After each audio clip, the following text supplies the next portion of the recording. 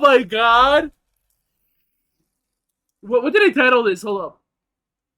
Oh my god, it's still on the direct fucking screen. This is gonna be fucking one hell of a stream. Conspiracy theories. Not theories. USA and aliens. Okay. So, where's the fucking where's the fucking alien, dude? Mm, fuck, he's like right here, right?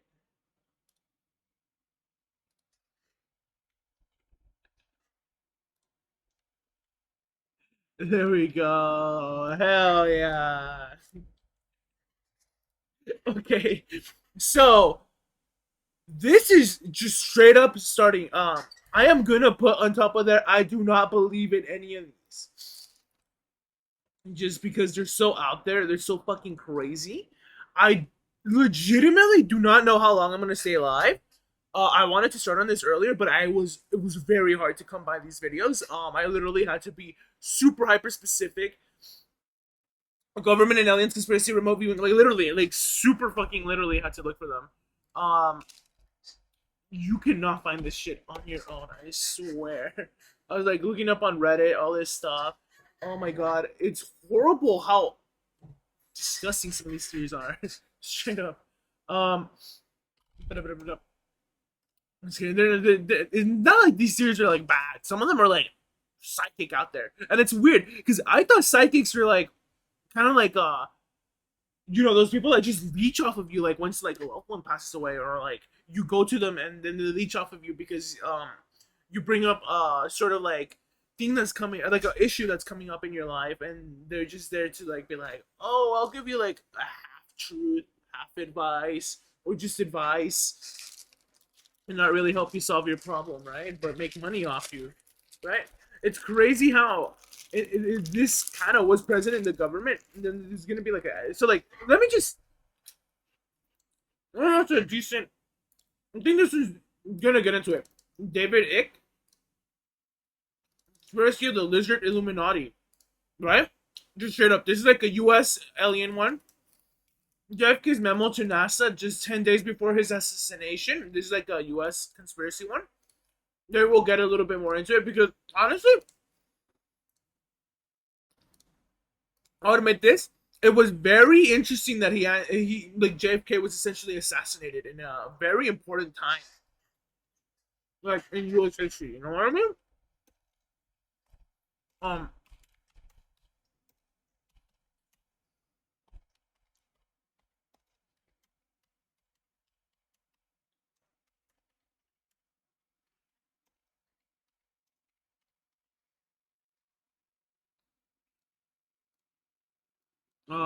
Let's see. Let's see. Oh my fucking god! I should have just done the other way instead of scrolling all the way around. Uh, and yeah, sorry that I'm late. Like I said, I was having a hard time coming by these, and I was also like coding. It's like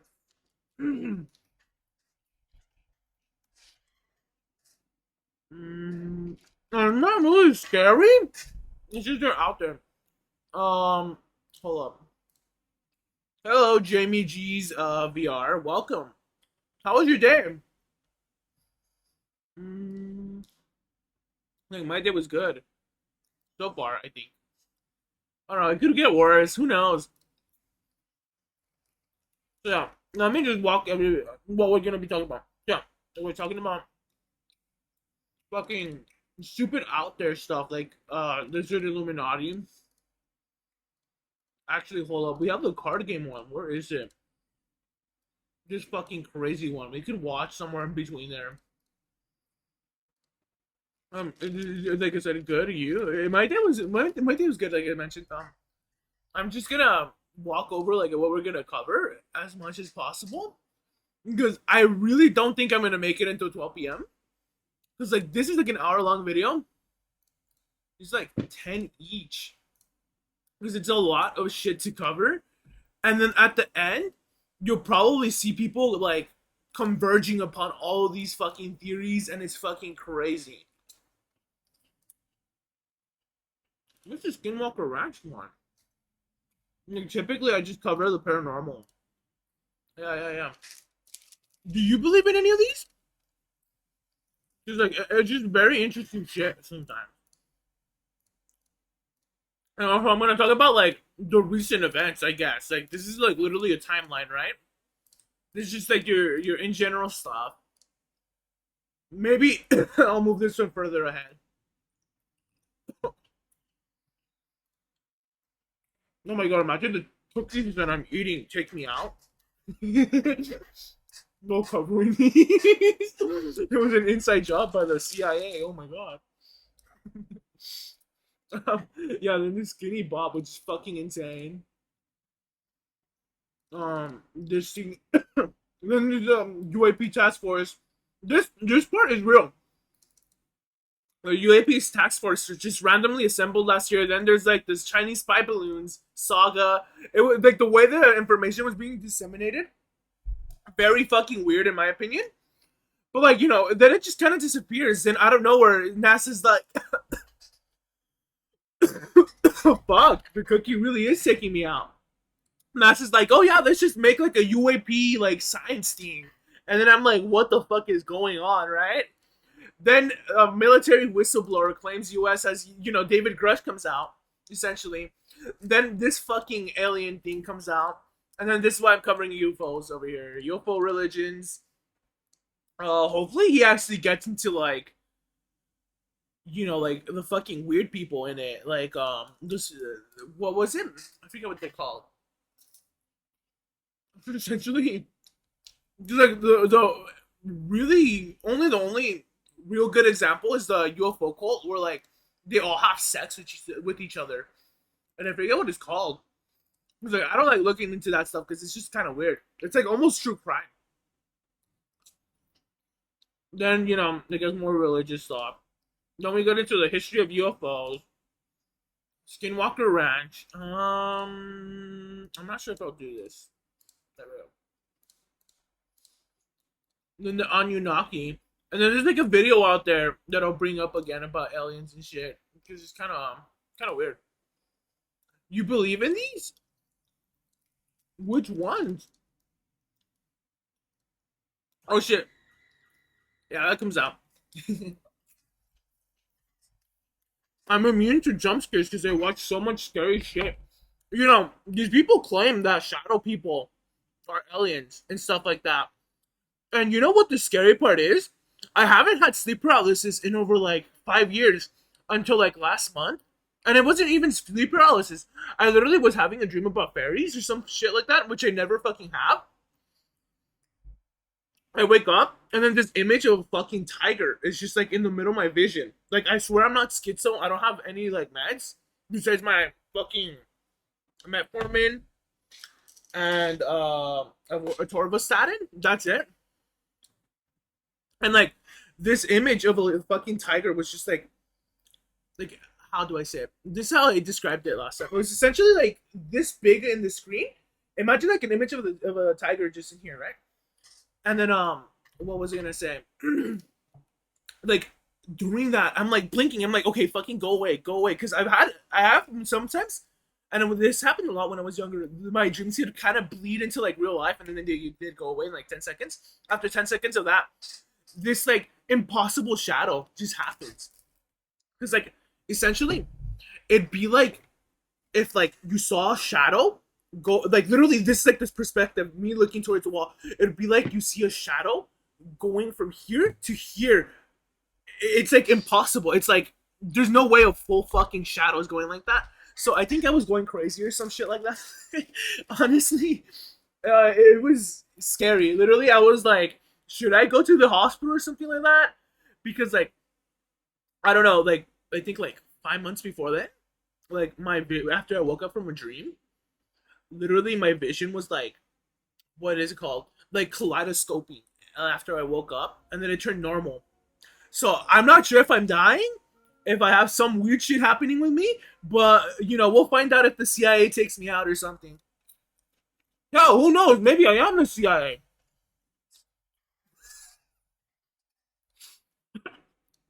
Let's get on with this because it's crazy. There's a bunch of crazy shit. some people condescend Yeah. to the term conspiracy theory. You see, I was born November 22nd, the anniversary of John F. Kennedy's assassination. And Oh my every year God. on my birthday, there's been televised specials. There's about a stupid various Lincoln people one. talking about You're 9/11 getting bullets, John F. Kennedy passing or norms, related. other shooters, as well as CIA, FBI, and mafia involvement. Even by the age of 10, this spoke to me.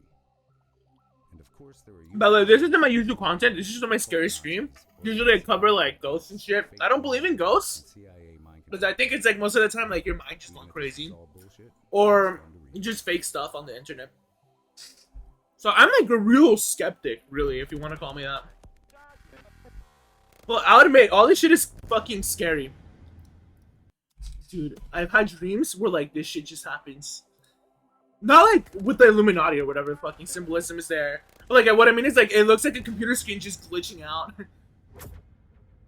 It's kind of beautiful, but then I wake up and I'm like, am I alright?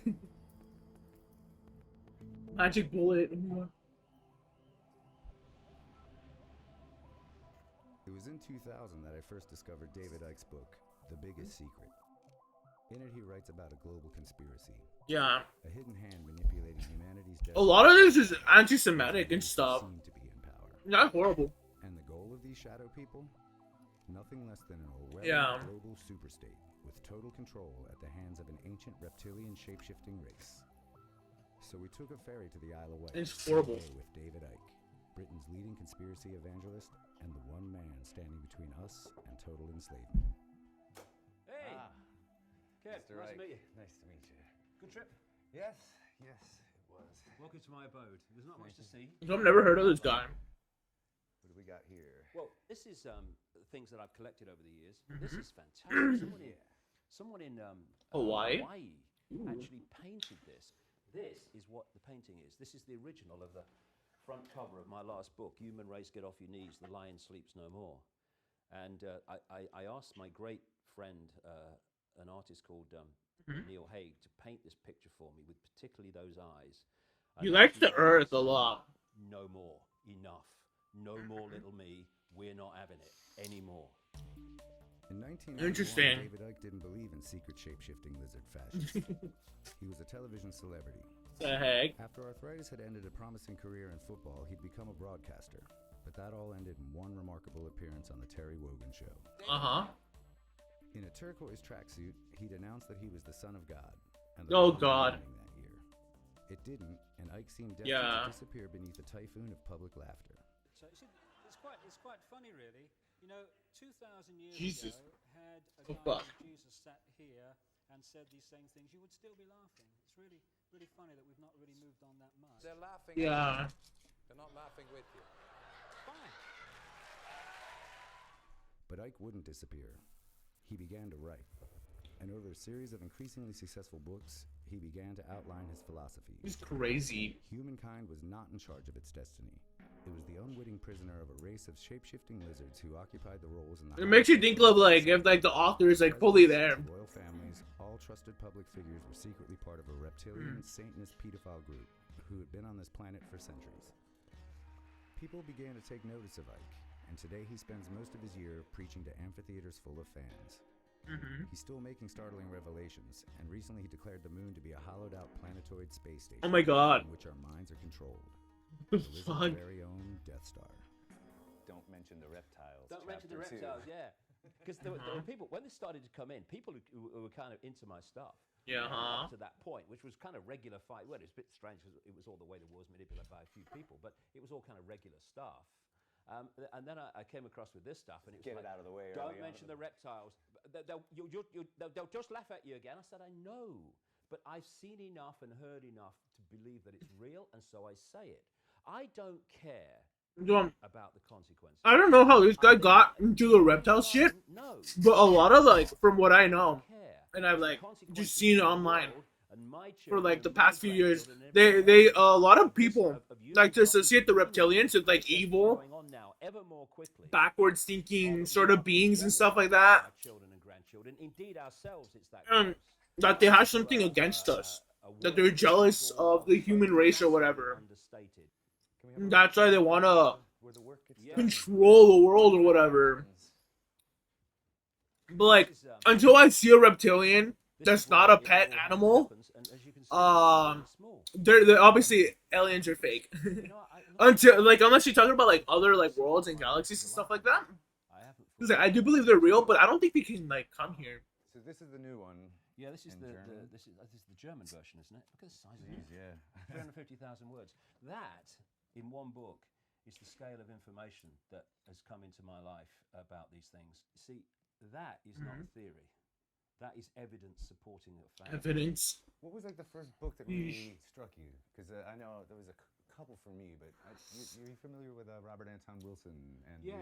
and I It's liked just it because kinda it was like so running off of, funny like, and it tied stuff. a lot of points of interest together, and he sort of pointed me in different directions, even though he wasn't really a conspiracy theorist trying to say anything. He just he put things together I never saw. You know, Right. he'd connect dots that had never occurred to me, which turned me to like Holy Blood, Holy Grail, and some of these. I other mean, things. that Yeah. hit the nail right on the head of my work and what So- we need to do to understand what's going on. Connect the dots. See, there are dots like banking, What is he on government, about? all these different things. 9/11. A lot of things. themselves are interesting, and you can see that something's not right. But when you connect the dots, A lot of people like saying 9/11 is an inside job when it clearly wasn't. that's when the tapestry appears, and you go, You know, it was just like an unfortunate event that happened in U.S. history. David had told us that his first moment of enlightenment had occurred when a voice entered his head while shopping with his son on the seafront. And it's just like it's horrible to claim otherwise. about where basically it all started. I was walking along here, and I walked in this door. Like, also, I feel like this video is very turned to where, interesting. the Gareth Just was. because, like, I don't know, I feel like I This just is where kind I of threw stood myself outside into the like door, where I'm like, fucking lake what's going on? and don't know what to do. Like, I feel like I'm just sinking. What? And that's where it started, 1990, March 1990. It's like there's, I don't know. In my opinion, I don't feel like there's like a good way to kind of just start into this Yeah. because they're all crazy theories Platform fun. that you just like the way you start getting into these. Honestly, is just reading into like people on Reddit mentioning like this one idea that comes from these theories, and then slowly you start going through like the through the better breadcrumbs and stuff like that. And then you just start, yeah. Feed off the energy of children. David's latest revelations have been about It's the- crazy. It's crazy. What else sounds like that? Ghosts, demons, energy vampires. You know what I mean? There's so many from a lump things of like that. benign rock orbiting us. It is in fact an artificial construct, a gigantic spacecraft, probably a hollowed-out planetoid. It is from the moon that the nefarious Illuminati manipulate the collective human mind, warping our perception of reality. Saying it's broadcasting something, that it acts as a blocking frequency. Right. It stops us seeing and perceiving things that we would normally perceive. That is creating what I call the moon matrix or the Saturn moon matrix, and it's basically having the effect of the fake reality in the Matrix movies. Like I told you, or like I said, a lot of these theories are fucking out there. They're just insane. He literally went from like the Illuminati control us to like these people were reptilian and Illuminati to like these people live in the fucking moon and they control the Matrix. Like what the fuck? In my opinion, this is like literally the start of like a UFO cult.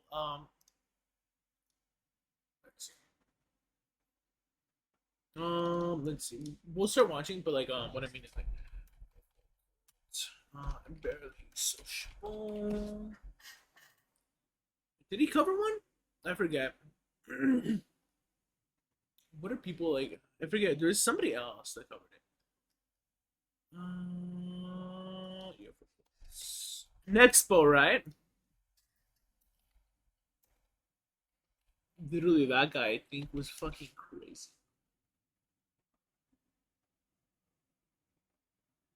Let's see. I would like watch a bunch of Nexpo and stuff like that because he kind of covers that. Golden and Dead. Yeah, Heaven's Gate, what you didn't know and stuff like that. And some crazy stuff. So yeah. Because like I feel like he covers it factually and objectively. In contrast to me, who's just gonna fucking say all this shit is fake because I don't have enough time to actually fully like whatchamacallit, go through all the videos, sift, extract information, construct arguments. I'm just here to kind of like show this shit off and how crazy it is. That's it. Kind of like sensationalize it, really, because like it's just horrible. There's so much stuff. Except for these. These are like factual, basically. Like David Grush's like UFO stuff is like pretty much factual until he's proven wrong. But like that doesn't mean they have a UFO because like I feel like the government could be like, we have a UFO, but they really mean like they have a nuke. You know what I mean? Because like I don't think a whistleblower is just gonna come out there and just be like, yeah, all this stuff happened. Anyhow, let's get on to this one. Yeah. According to Ike, the Isle of Wight is a world within a world, with Freemasonry and Satanism at its center. Gone. The What ancient the ley fuck? lines scoring the landscape make it a powerful spiritual hub. I think the plan is he's going to show us this stone, which is part of Keep in mind, a old stone circle the people that call themselves Satanists nowadays, on a regular basis. some of them are part of a political movement. So this is a place here then where you think these rituals That kind of preaches like rebellion and stuff like that against like the social norms put in place In fact, there's two stones. when it comes to like One standing up and uh a beautiful ideologies such as conservatism. Let's go. After you, Cheers, sir. mate. It opens out eventually, and you get a fantastic view. It's interesting when you look at the traits. This is mainstream science. When you look at the traits of what we call the reptilian brain, reptilian genetics, which And then there's a whole satanic panic one of the that happened when I forget when it happened. Hold up, satanic. The 80s, right? Satanic panic happened. Yeah, 1980s. Spaceless conspiracy theories about satanic cults, right? Crazy. ritual. So when you look at all the pomp and ceremony, Like nowadays, we're kind of in one the royal family, where you know, we're calling the palace and all whole that, and transgender all the movement ceremony like, and the guards oh, and people that are the part of the colours. transgender movements You're are, looking at, you know, insert expletive or whatever. But you say When they're not people that actually live on pedophiles, the they're not island, pedophiles at all. there are They're just people there's trying to a live network on the island. under, big time. you know, I mean, their identities, right? and if you pick up If you don't identify as a woman, well, vibrational levels, you know, it's very you identify as what you want to be But because my it'll just be goodness me, calm, there and is that's a how it should be, network of honestly. Freemasons, Satanists, and pedophiles that run this See? island. And this is They run its police, government. the government, Oh, everything. So we're almost here at the top. Oh, See the nearly. long, there it is. The long stone. There we go. What is this? Is it like Stonehenge or something? Funny that you come on a day like this. It's a nice day, and there's families around, and you see these stones. Yeah. You see these on May the 1st, Halloween, that kind of in these ritual periods of the year. And you'd be a totally different story. You would see something very different So here. this is the center point of this energy then Yeah. that they're trying to tap into. What they would do. Oh my with the God. earrings, you'd have them in their robes Oh fuck. and hoods all around. Hold up. Why did you get it on YouTube? Roca en México que tiene energía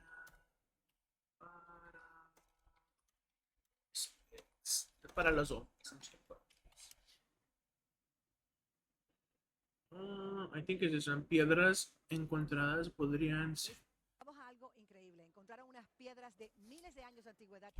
So she's just saying like thousands of years old, like these rocks. En esta cueva en el centro de México, un lugar sagrado que permanece en secreto, como hasta Look at this stuff. Like there's a lot of like I guess like ancient symbolism and stuff like that. It's like for all you know, this like rock could be ancient, right? And a lot of like religious folk that are like into like weird conspiracy theories to and use those conspiracy theories to kind of get an audience, like to like point to a structure or to like some sort of like thing and say this structure emanates some foreboding energy and this is how they communicate. You know what I mean? And it's just Here, insane. You probably have you would have the sacrifice on the slab This is here. the altar. This Yeah. is their altar, yeah. And what they're Like, doing, I swear. Well, let's get the truth out. What they're doing is It happens in all sorts of medias, all sorts of cultures and stuff like that. There's different people and stuff like that. Midnight or something. No one. And what they then do is they sacrifice the victim and they drink the blood immediately, which has this chemical substance in it, and they go crazy. I mean, you know, I've talked to people who've been. Literally, I think it's referring to like adrenochrome. And the blood runs. These people go Oh my crazy. god, I'm like, what the fuck is that? And it's some music. Listen, There was a man called it's Stanley crazy. Kubrick, one of the great filmmaker. I'm just gonna keep on saying that. Have a crazy counter. How many times they say crazy? And his last movie was called Eyes Wide Shut. You know. Now, Eyes Wide Shut, he died very, very soon after it was presented to executives at the film company and was given no fanfare whatsoever when it Didn't came they out. It re-edit just the hell out disappeared. of it as well? Yes, they did. They took 25 minutes out of it, which he refused to do. Now, What is he on about? Ritual with Tom Cruise in it, in which I only know. Like I said, they get everywhere. So, didn't Tom Cruise start like the what was that church called? The Church of Ufology. That's just coming to mind. That's not his name. That's not his name. Scientology, right? Did Tom Cruise start Scientology? They believe in a fucking alien or something, right? I don't remember. The point is, he was like, he's prominently like with Scientologists and stuff like that, and they believe in some fucking alien and like Child Mansion. crazy. I mentioned. And what he filmed is a mild version of what goes on, because he knew. Oh my god.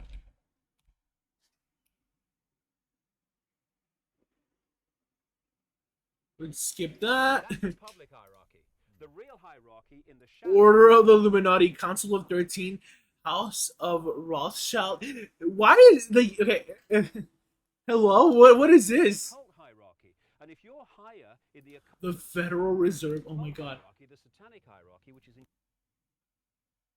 in Notice how there's a bunch of like half truths in there. You know, he's basically just kind of outlining like systems of government, systems of order and stuff like that, and just putting them together. Except, to fit his perspective, he's adding Order of the Illuminati, Council of 13, the whatever the fuck the Bilderbergers are.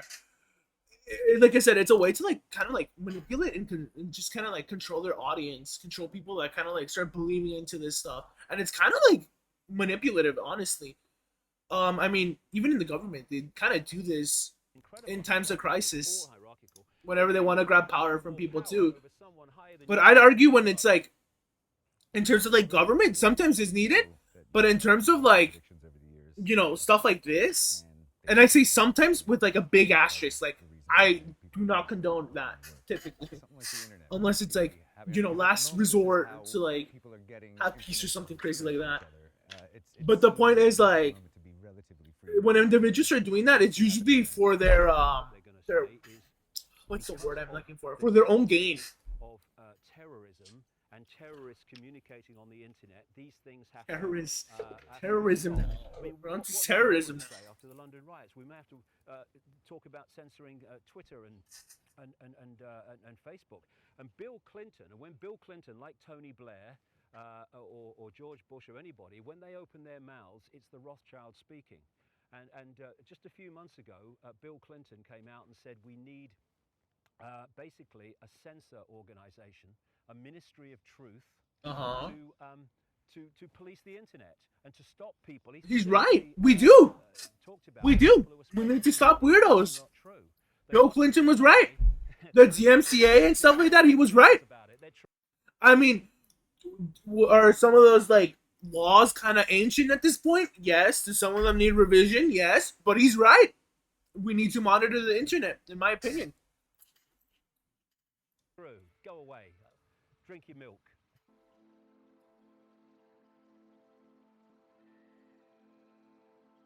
Do people just turn up at your door, though? I'm sure you have fans that Well, they find do. out where...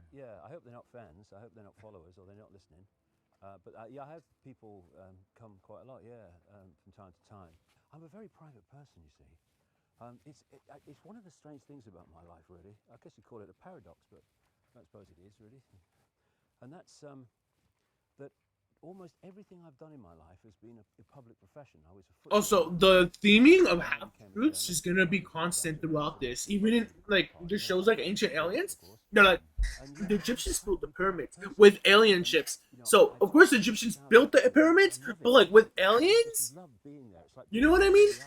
There's a massive interaction going on energetically. Also, I don't know how to like kind of like commentate on what he's actually talking about because like he's just kind of preaching his crazy ideology, and it's crazy. All I can do is add homonyms. I'm pretty sure. That's it. The false sense of like, limitation, and I can't. I'm just like blocking him. Feel the true magnitude of what we are coming off the audience. What we need is not Coming off the audience. Telling you, he's benefiting. where we beat to a different drum and we dance to a different drum. Where we refuse to acquiesce to this control system that seeks to enslave us even more than it already has. Non-comply dance. Do this, comply. No. No. Enough. It's time to fly. It's time to fly. Thank you very much. Thank you. Weird. It's funny, Kev. You brought me here, and it's kind of a real strange, kind of spooky, kind of surreal feeling because Spooky. I used to stand here. I was a little boy. I could just about see over the top of this bloody fence. Same fence, I think it is anyway, repainted. And I used to watch the steam trains come up, and I wanted to be a footballer. And I wanted I love steam trains and all the rest of it. And nearly 60 years later, I'm standing in the same spot, and I've been talking to you about a moon bloody matrix, shape-shifting reptilians, a few families run the bloody world. I mean, whatever happened to you? Just keep watching the steam trains. All the trouble you've got me into. And it's just a strange where life goes. You never know where it goes, so all you can do is enjoy the moment. And I love this moment when I was watching them steam trains, I was in my heaven.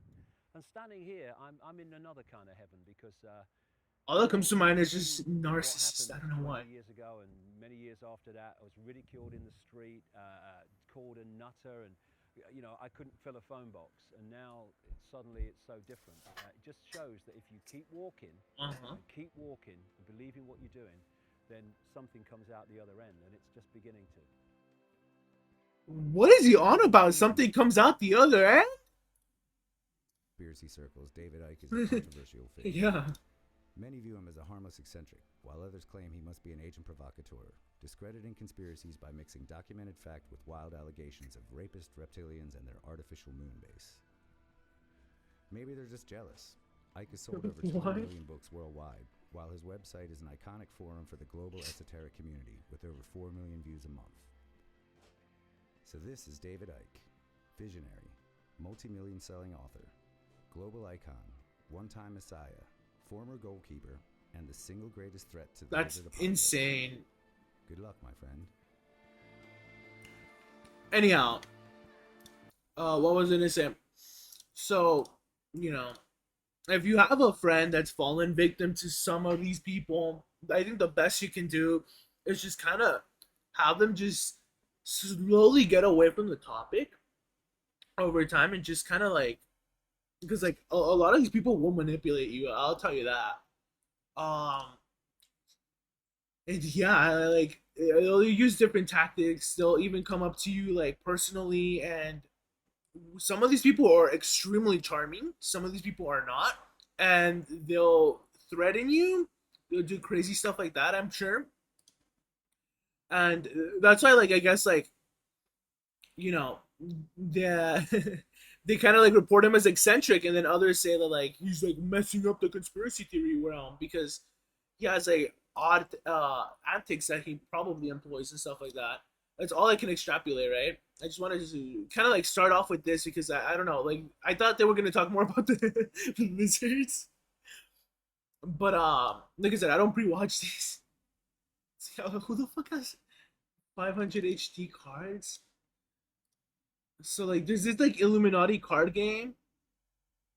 Let's see how fast this goes. And they're like, ooh, terrorist nuke. They're like, ooh, this stuff's gonna happen. Supreme Court nomination, ceasefire. It's like weird shit. You know, all these cards have been in play before. Except I think where's the alien one? It's not this one, right? This one isn't the alien one. Requires magic action. There's like a card apparently there's some cards that haven't been in play before. And apparently according to some people, I'm just gonna give you the TLDR because we're not watching this for an hour and 50 minutes because it's probably just gonna be the guy just talking about it. Pretty sure the fuck would work you. Yeah, literally. And currently they're talking about the Mayday card. It's some crazy shit. It's like this whole thing. This is for like somebody savvy into this to maybe talk about it. I'm not that savvy into this. Anyhow, let's start with this one. It's by the Science Channel. Memo from President Kennedy demands that the CIA share its UFO intelligence with Yeah. NASA. Oh my god, UFOs. Letter is dated 10 days before the assassination. Yeah. Some people, so we're moving on to JFK and the government, more government stuff. At least here in America. The most shocking murders Oh. in history. Fuck. Okay. That's not. Wait. There's a. This document is absolutely sensational. Were Kennedy's probes with the CIA I don't think you can get in trouble for that because it's like a rendition. or even possibly assassination? Your secret NASA file.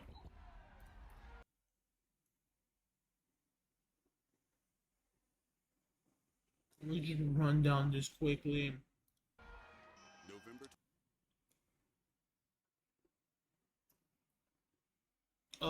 Okay, I'm gonna put on the fucking Christmas tree I have. Where are you? Here we go. Ah, fuck it, we'll do that. 22nd, 1963. 12:30 p.m. They're not gonna. Ring out across Dealey Plaza in Okay, they're just gonna do their intro. So I don't want to hear any of that, and want anybody to watch this because I'm pretty sure this is like kind of like TOS. So I'm not sure if those are reactions, but I know the beginning was probably a rendition because I don't think they show those tapes off to that many people. I mean, they are a news organization, I'm pretty sure. Polarizing cases in American history. It's a decades-old question. Who killed JFK and why? Yeah. Oh my fucking god. Okay. I'm gonna have this on, unless they show like something interesting. Over the last 50 years, there have been numerous theories about Kennedy's death. Yeah.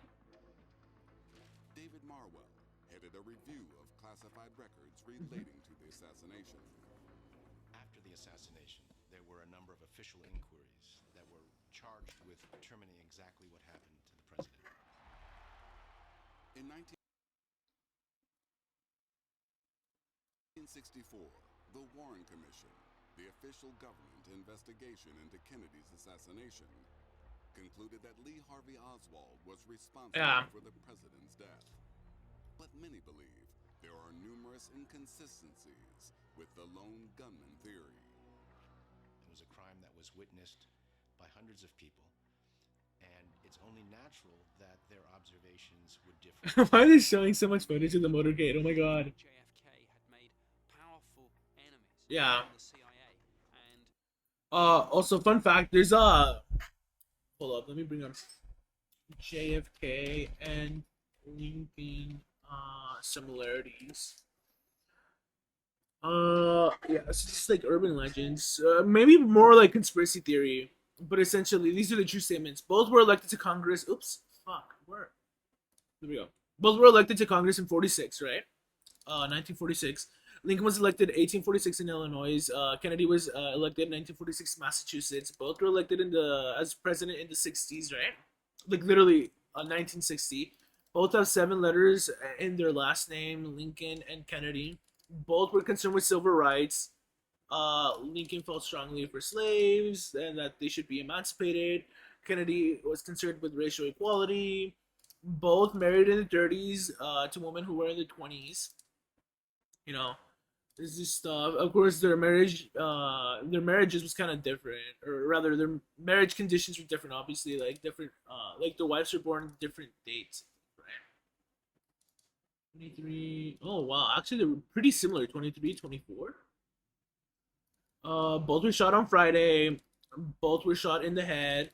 Both of the president's successors were named Johnson, which is fucking weird, honestly. Both were succeeded by Southerners. Both successors were born in '08. Both assassins, John Wilkes Booth and Lee Harvey Oswald, are known by their 3 names. Although this is common for many notorious assassins who are covered by the press. See Mark David Chapman. This is routinely done by the press to avoid tarnishing the reputation of people with similar names. Yeah. There are many John Booths, the Oswalds, and Mark Chapmans. Each assassin's full name is composed of 13 letters. And it's crazy. But, like, keep in mind, these are, like, small, sort of, like, coincidences and stuff like that, right? That they were responsible for his assassination. Yeah. Conspiracy theories linking the CIA to Kennedy's death are well documented. Yeah. But in 2010, a sensational declassified government memo emerged that some thought provided new possible motives for the agency's involvement in the assassination. A document written by JFK himself. 10 days before JFK was assassinated, he had drafted a letter to the CIA requesting all UFO documents to be released to him. Because the Roswell happened like 10 years before, literally. Also orders the agency to share their secret UFO files with NASA. It says to the CIA, you will share this information about these unknowns, which means UFOs. You share this so that NASA's mission directors will be assisted in undertaking their defensive responsibilities. The date of the letter is intriguing. Yeah, November 12th, 1963. In this short time period between the letter being sent and the assassination. Literally, ironically enough, as much as I hate this guy, Donald Trump, literally, he's actually the most recent president to actually, I think, declassify a lot of this UFO stuff. And I find it interesting, like, out of nowhere, I think, too, during Trump's presidency, he wanted to declassify some sort of, like, UFO stuff. Trump declassify aliens. We can look at these articles. Chill yourself. How cold it is. Trump says he's heard very interesting things about aliens and stuff. UFO event.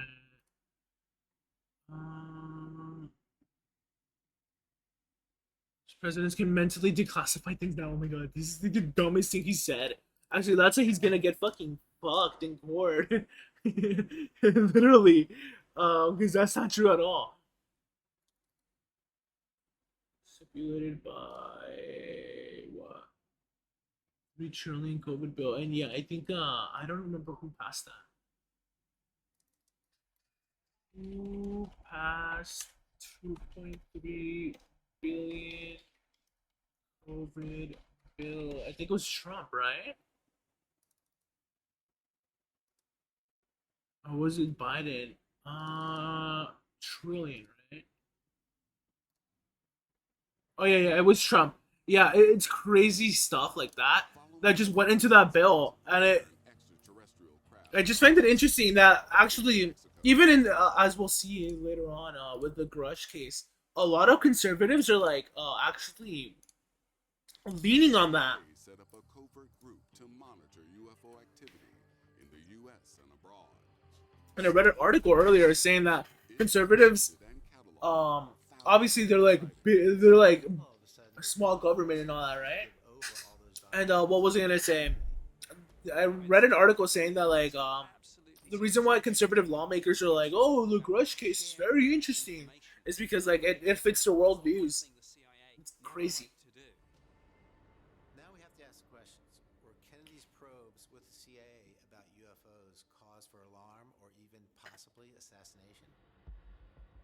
Yeah, I don't, Sick no, I don't think so. is unconvincing.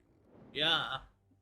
But to the CIA, Kennedy's letter may also contain a second, greater threat. This document also goes on to talk about a program of cooperation with the Soviet Union in space. Yeah. It essentially instructs the CIA to initiate a data sharing program with the Soviet Union. The request follows a speech Kennedy gave at the UN. Like I said, it's very interesting. Like the events leading up to like Kennedy's like literally death. Biggest prize in space. Because like like this is like the Cold War. Like there's conspiracies that the CIA literally took out Kennedy because he was literally not like wanting to be in line with what the CIA wanted Kennedy to do and stuff like that. I find that interesting, but I wouldn't say possible or plausible because like at the end of the day, Lee Harvey Oswald, right? What was his name? Where is it? I forget this part of history. Just a little bit.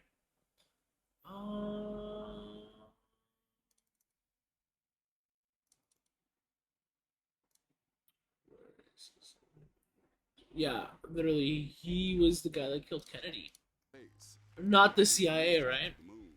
In the field of space, there is room for new cooperation. Kennedy was actually interested in starting up a joint program between the Soviets and the U.S. to combine our efforts to try and get to the lunar surface. Honestly, if that pulled off, I feel like that would have cooled off the Cold War by a lot. Among these possibilities, a joint expedition to the moon. Some authors and historians suggest that the CIA was infuriated by Kennedy's repeated Yeah. attempts to cooperate with America's Cold War enemy. Mm-hmm. This is a period of extreme tension between the superpowers. The theory was that he was killed by the CIA, who feared that he was going soft on the Soviet threat. Yeah. The revelations in the 2010 JFK memo spark a media frenzy. Mm-hmm. They appear to provide crucial Yeah, actually they revealed a lot, for the most controversial murder investigation of the 20th century. and I'm pretty sure there's still files that they don't want to release on John F. Kennedy's death. Since the letter was discovered, some have claimed it is a fake. Image analyst Mark D'Antonio assesses its authenticity. Usually we might expect to see top secret down at the bottom in a big stenciled outline or a stamp. The director's name and the top heading are not in the same place as in his other letters. There are discrepancies, that's true. But that doesn't mean it's a fake. David Marlowe Ooh, okay. questions why only one copy of the letter has been provided for investigators. Right. Makes you think if he was in a rush or whatever. It's like a carbon copy, so it begs the question where the original is and also why the top has been redacted. Yeah. Documents do not exist on their own. In 2017, the CIA will release thousands of classified files relating to JFK's death. Yeah. Fun fact, here in the US, I think a file needs to reach either 70 years or 75. I'm pretty sure it's 70. Declassified. Let's see, documents happen every 70 or 75. Oh, fuck. Come on. Work with me, Chrome. At 50 years, there are two exceptions in classifications. Beyond 75 years requires special permission. Yeah.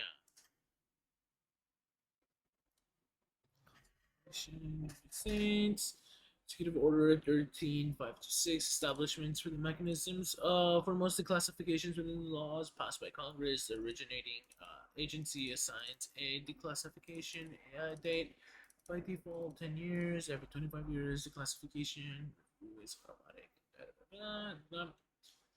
At 50 years, there are two exceptions, and classifications up to 75 years require special permission. So yeah, anything like 75 years and older, you're pretty much gonna need like, it's pretty much up to like the United States people that, what is it called? Because I'm not too literate in this.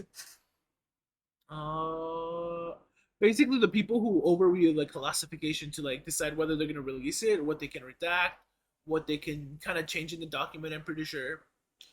And yeah, because like they've literally there's a bunch of CIA documents, and actually, for example, they have a bunch of things they've changed, right? Or weird code names that they have for like certain individuals. Like I'm pretty sure one of the documents mentioned like Santa Claus, and it's like yeah, they're referencing some sort of like uh individual. Hold up, CIA document mentions Santa Claus. Santa leads archives. George Washington. Cold War icon. It's very interesting stuff. But yeah. Perhaps they contain the original letter and will shed more light onto who was behind the assassination. Until then. Oh my god, please stop. Please stop putting this footage. It's sad. Continue to rage about exactly what happened on that fateful day in Dallas in November 1963. Okay, there we go. I don't know where my Christmas tree picture went away. Anyhow, this is how the CIA dabbled with psychics, definitely. This video is brought to you by Blinkist. The first 100 people to go to blinkist.com/mega. It's not the first time they did something like that. I'm pretty sure. Like concurrent projects occurring.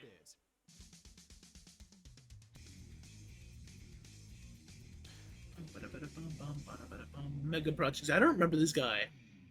The Cold War was a bizarre. I remember clicking on one of his videos, like, oh, no, he's actually pretty decent. I remember him talking about like plagues or something. Spurned on by their relentless pursuit. He has like a video on that. Heralding weapons. Spies openly operated in both countries, but were tolerated because the other side was doing exactly the same thing all the time and to insane levels. But while the world may at times have felt on the brink of war, the reality was that the US and the Soviet Union pushed themselves to a stalemate fairly early on. Yeah. Full-scale global conflict was always unlikely, with the two nations instead choosing to test each other's mettle with a wonderfully outlandish array of devious plots, propaganda tools, and faux diplomacy. Both sides, it would seem, would stop at nothing to gain the upper hand, and they didn't come any stranger than the Stargate project. Yeah. Disappointingly, not about wormholes to other worlds. Imagine though, that would change a lot in the world if we fucking applied wormhole technology or something like that. To leave your reasoned mind at the door. Do we have to? The story of the CIA-led attempt to read minds that began in the 1970s will sound entirely ludicrous. Yeah. Including your boy here. The fact that it continued for 25 years and included the fantastical tale of people projecting their minds to Mars over a million years in the future will either cement the lunacy for some or utterly You know, this also leads to like ideas behind the CIA, or like different like because like there's like the MK Ultra stuff, which was confirmed real. Like I actually, where was MK Ultra?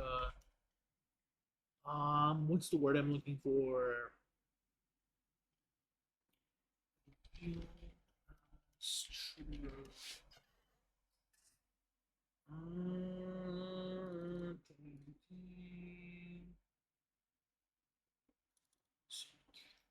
think it was like pretty recently, no? Like it was declassified. In the 1950s, they were like experimenting with LSD and stuff. They were trying mind control, and it led to that killer. I think his name's like the Unabomber. It's a project that the most powerful country in the world. It's crazy. Pumped millions of dollars into, as well as multiple decades. Yeah, the setup was crazy because like the CIA would dump money or would get money just to like try different plots and stuff like that. And I'm sure they still do. It's just like top secret. Will I? This was clearly nonsense. Extrasensory perception. Oh my god. ESP. Righto, so let's dive straight in. The CIA Stargate project was focused on the potential use of extrasensory perception. That's ESP. My car has an ESP button. Right. Sometimes described as the sixth sense, ESP attempts to gather information not through traditional physical senses. Yeah, like a sixth sense. But rather sensed with the Yeah. mind. These include the power to read somebody's thoughts, telepathy, future predictions, and the ability to remotely view a place or time without actually being there. While substantiated science has failed to prove the existence of ESP, it remains hugely popular around the world for.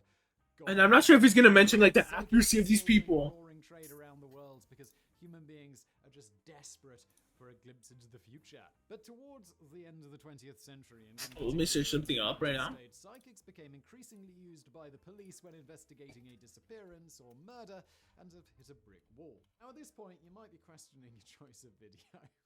Honestly, I'm questioning my choice to get this script made, but bear with me. As much as we'd love to conveniently dismiss these stories as utter lunacy, there's no denying that sometimes it actually works. But let me just reiterate that word, sometimes. And let me just add that that's just chance. They do it many times. It's going to happen eventually. The murder cases of Andre Daigle in 1987, Armie Hoffman in 1982, Elizabeth Cornish in 1987, Susan Jacobson in 1976, and Ashley Howley in 2004 were all solved to some degree with the aid of a psychic. And believe me, there are many more. But you know what there are more of? Ones that weren't solved by bloody psychics. But right. Let's be honest, for every success, and I know finding a dead body is a strange kind of success, there were countless failures. I'm not about to try and prove or disprove any of this, but those are just the facts. The Cold War, yeah, they were just... That's a lot. As I mentioned earlier, the Soviets and Americans quickly found themselves in a stalemate during the Cold War. Battle lines had already been drawn. Countries had been swayed by dodgy promises or outright political meddling. And both countries, now and again, exchanged a few spies who had been caught in the act. But the charade had to go on. I mean, how else are you going to keep power and retain control of a fearful nation? And it was here that we saw the first tentative steps into ESP research done. Hold up. I'm literally reading something from like Columbia University, clairvoyant.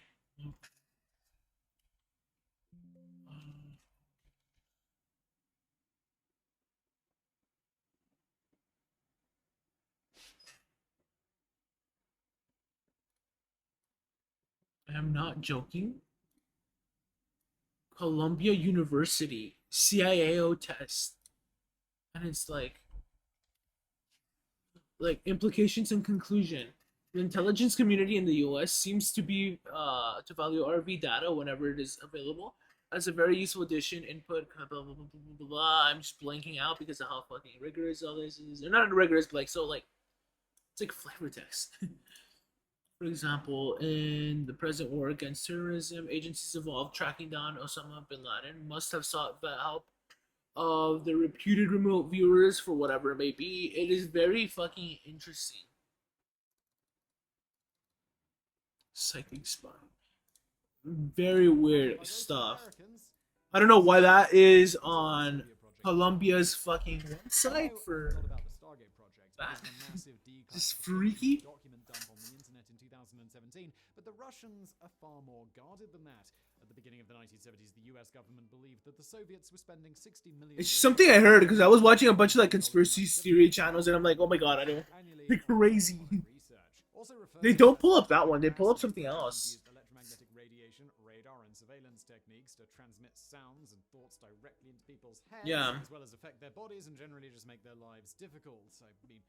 tell you this video is going to be a little bit unusual. One thing you need to remember about both the Soviets and the Americans was that if one was doing something, the other was going to follow suit. It was a matter of pride and prestige, and neither side could be seen to be falling behind, even when it came to minor. So what I'm showing off tends to be historical, but like I don't think it like worked out right. Yeah. I don't think this works. Like I don't think like the CIA suddenly made like a elite group of people that can just be like, this will happen in 2030 or this will happen in like 3030 or like sort of like Baba Vanga, right? I think that's her name, right? Like Baba Vanga predictions. Like literally, let's just fucking watch one of these, right? Let's see. 2022. Over the years, the blind psychic gained cold. Blah blah blah blah blah. Though she passed away, yeah. They always explain this. Several parts of India, including the Osman, were marred in floods in 2022 because she guessed something or something crazy like that. You know what I mean? Like, here, let's just watch this video. Trying to predict the What the fuck was that commercial? is as difficult as trying to herd cats during a hurricane. Despite this, in war, Bioweapon. all the countries make a promise to never, under any circumstances, or method of protective or other peaceful purposes. They also agree to use What? true Where's her prediction? Is it like back here? forces in an relatively successful predictions. People are always interested to know The solar storm. Okay. storm. With all the rather dire predictions made by Baba Vanga, it could be tempting to call her a pessimist. One of her more Yeah, for reals. predictions for the year ahead is that we will experience what is known as a solar storm. Yeah. A solar storm. What's freaky is that actually we're in a time where solar storms are actually heightened, but that's scientifically we're in some sort of like cycle like that that's bound to happen. But like not like an omega like fucking world altering event sort of solar storm. I would advise watching solar storm. Physics girl. I advise watching this one. Lately, my skin seems. Hey, have you ever heard something like? In 1859, there was a geomagnetic storm so big Yeah. that the aurora was visible in Hawaii. Yeah, it's stuff like this, you know what I mean? Like, she's actually a very interesting individual when it comes to like physics and stuff. I like her channel. But the point is, like, Baba Vanga guessing that is like a fucking mega coincidence in my opinion. It's a pretty neat app for anybody who loves to pick up helpful skills or thoughts of, a more. Like, keep in mind, like, recruiting psychics and stuff like that has been part of like our world history for like the longest time. Kings, queens, leaders have recruited people like this. Like in World War II, she literally aided fucking I think Russia, right? And stuff like that, and was like, oh, this will happen, your outcomes look bleak, your outcomes look good, blah blah blah blah blah. You know what I mean? And like, I'm pretty sure like the U.S. tried to get into it once the Cold War, like, or wanted to get into some sort of like version of this with the CIA backing these psychics, and it kind of like failed because obviously, as we all know, there's no such thing as psychics. Like, there's premonitions and stuff like that, but those are like different because those, in my opinion, if a premonition comes true, that's just a coincidence. There are more than 3,000 of them on the Blinkist platform. And it's more of a feeling like oh, this is gonna happen, rather than like how do I explain it? It's like the truest reflection of like what a possible outcome could be, right? If it's like, oh, I had a premonition that like my dog would pass away, right? And like, the whole week maybe your dog was actually looking down, right? That's what I'm talking about. Not like the premonitions where like I saw my loved one die sort of thing, because those are completely different. That can be, a lot of these premonitions come out of like stress. Sometimes it's unrelated to like what's happening in your life, sometimes it is related. Innovation, which is all about how AI is affecting businesses and the workplace and stuff like that. It's a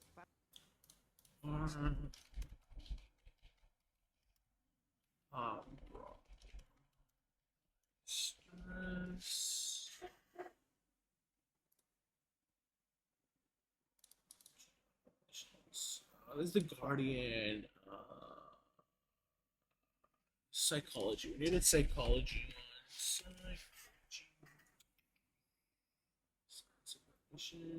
Stress. Potentiates decision biases. Yeah, a stress-induced deliberation to institution model. Decisions. Is there, what is it called? Premonition. No. But I'm sure this gets similar. Yeah. I'm sure this gets similar to the point I'm trying to make. Dreams predict the future. Sleep foundation.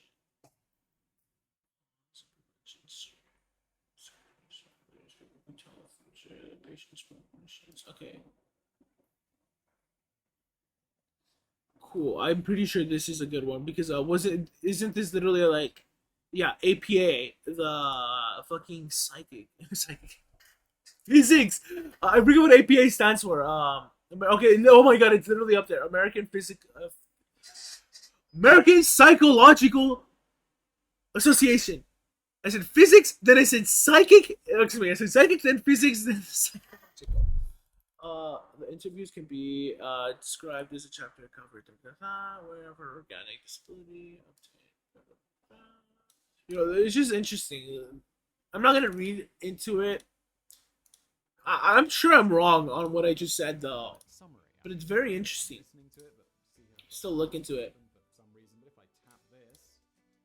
That's my personal theory because whenever I don't think I've actually had a full-fledged like premonition. Like I've had like half ones or like something comes true. Or like weird coincidences and stuff like that, but like nothing great. I really want to close my bathroom door. Let me go. I'm gonna close it. Blinkist.com/megaprojects and now Wait, I'm wearing pajamas. shall we, in their crazy adventures in mind reading. Like it's just like it's getting to the point where I'm like, Let me just say, I don't want to like while there were undoubtedly successes, finding legitimately like and the remote use up my clothes anymore because like criticized ever fuck. since, including right now. Much of the work was Literally, I'm like, damn, I'm moving out in review like not even a week. I'm like literally it's this The week. CIA made this And I just don't want to like astonishing assessment. fuck A up. large body of Whoa, reliable what happened experiments here? Whoa, shit, this shit's bitten. Oh my god. as a real phenomenon. The work at SRI using gifted individuals has There's enabled holes. scientists What is to going striking on? demonstrations of the existence of paranormal perception and has demonstrated, perhaps less convincingly, the possible existence of psychokinetic influences upon sophisticated physical instrumentation. Let's still bring this. What was it that made the CIA so sure about the existence of extrasensory perception? Right. Well, it was certainly a little bit hit and miss. Sometimes it worked, other times it just didn't. Yeah. Over time, it became clear that the level of research done and the results were not exactly at the level to make sweeping claims of success like that one we just read. The testing started in fairly rudimentary fashion, with participants asked to describe what was in a box sitting on the table that was in front of them, but it was soon scaled up to see if people could use remote viewing skills to visualize and sketch large target sites in and around San Francisco. Right? Sounds fucking crazy. Straight the fuck up. Yuri Geller. Now that's probably Geller. familiar to many of you, and impressions of him tend to range from the idea that he's Oh my god, he's bending. yeah, to some kind of psychic superhero. His role in the research was said to be extensive, ranging from simple mind projections of an image to apparent matters of national security involving nuclear weapons and experimental technology. But all of this was called into question when Ray Hyman, professor of psychology at the And University like of Oregon, was asked to do there's like I guess like people on the internet that believe that like the US has like a small group of elite psychics that will just literally go to an office and just start guessing on shit, or not guessing but like remote viewing and stuff like that, and that's how like they get their intel, and it's insane. Review in which he accused Geller of being a complete fraud, which led to Russell Targ and Harold Patoff losing their government contracts. But the program persisted, and despite the CIA backing out, the Army Literally. Intelligence Agency took up the mantle, and in 1977, the Gondola... Why are some hits better than others? It's like, what is evaluates this? potential adversary applications of remote viewing. The following year, it became an operational program in its own right under the name Grill Flame. Best Grill name Flame, ever. nice. At Fort Meade in Maryland. What? They come up with the most epic names for these projects. Operation Hughes. Oh god. What is The this? Stargate project was used operationally up until 1995 when it was Yeah. closed down. A lot of this remains classified. Which is fucking crazy. It's crazy how long it was used. Basically began like what, like the 50s? And then like 1995 was the last time it was really used? Even went as far as to call it beyond top secrets, but there are a few Yeah. fascinating and bizarre stories that have emerged. Perhaps the most famous and most successful case came with the pinpointing of a crashed Soviet Tu-22 spy plane. Yeah. The US knew that the aircraft had gone down in the Central African Republic, but despite the full weight of satellite technology behind them, they consistently failed to find the crashed plane. Up stepped young Rosemary Smith, an Right, which is crazy. Okay, I'm gonna bring up the summary stuff. It's crazy that like you know, the U.S. for like literally days so far. So if y'all don't know, this submarine recently or excuse me, it's not a submarine. It's what the fuck is it called? Essentially, it's like a little like it's supposed to have like a wire, and it's hooked up to a boat, and it's like a submersible. There we go. It's a submersible. And it's like a submarine, but it has like a wire, and essentially it's just supposed to go deep, deep, deep, deep, deep, deep, deep, deep, and then reach its destination, then go up and get pulled up by like the boat, right? But essentially they turned the submersible into a makeshift submarine, but it's still submersible and it can't go that deep.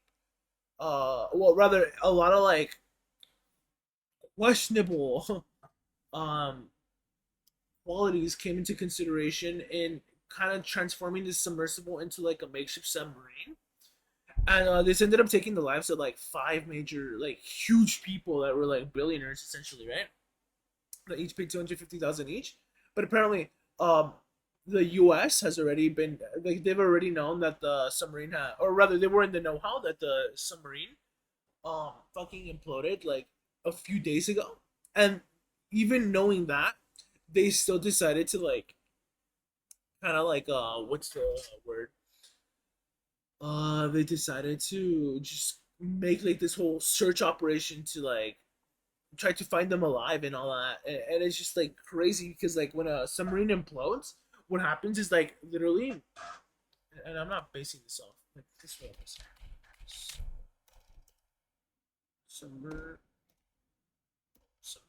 How do you submersible? Literally. Titanic submersible live updates. Catastrophic implosion killed 5. Yeah. Where is it? U.S.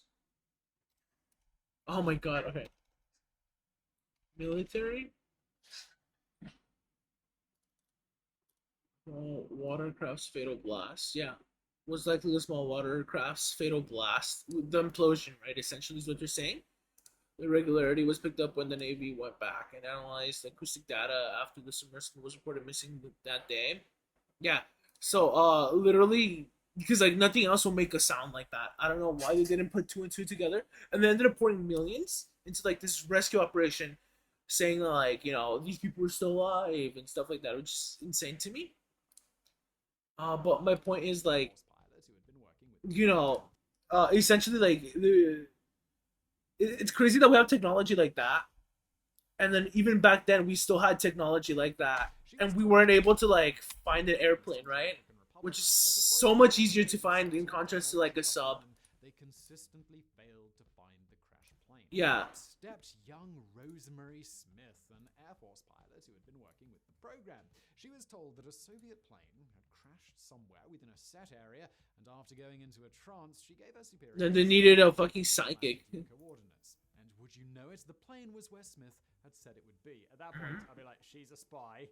We need to investigate. Yeah, exactly. President Carter even described the recovery mission and Smith's role to reporters, with one asking him how he processed the news the psychic located the plane. The president replied with skepticism. Yeah. Another case involved Angela Della Fiora Ford, who, in 1989, was asked to help track down a former customs agent on the run. She concluded that the man was hiding in Lowell, Wyoming. Shortly after, the man was apprehended about 100 miles west of not Lowell, Wyoming, but Lovell, Wyoming. So she got the town wrong, and also 100 miles wrong. Jason McCoy, exactly.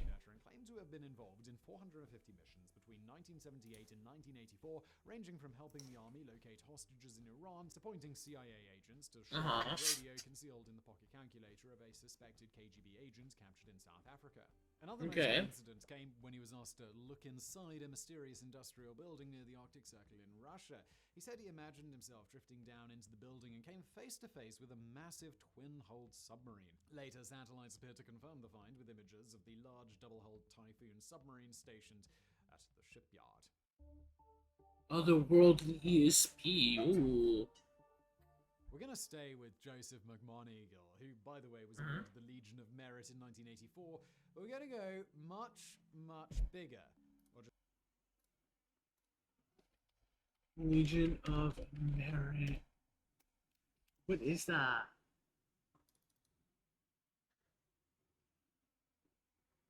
What the fuck? Okay, that's crazy. Much crazier. In 2017, a huge What the appeared fuck? to be declassified. We're talking millions and millions of pages. That's insane. And this guy probably was like not in. He wasn't in a battlefield either, probably. Well, hold up. Is it like for like fighting?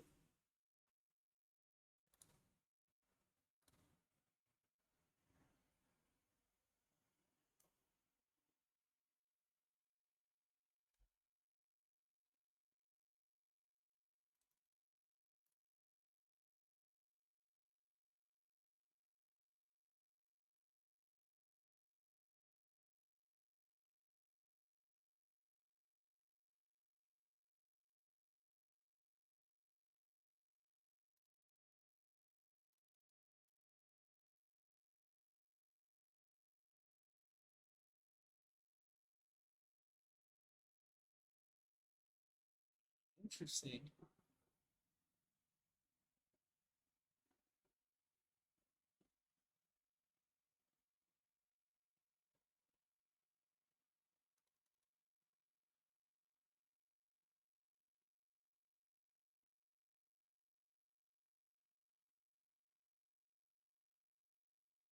Yes, they have a metal replica.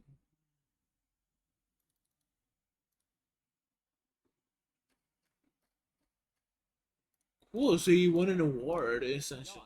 The experiment is described in the document as an interview between a participant, Joseph McMoneagle, and a moderator. On the table in front of McMoneagle was a sealed envelope, and inside was a location along with a time period.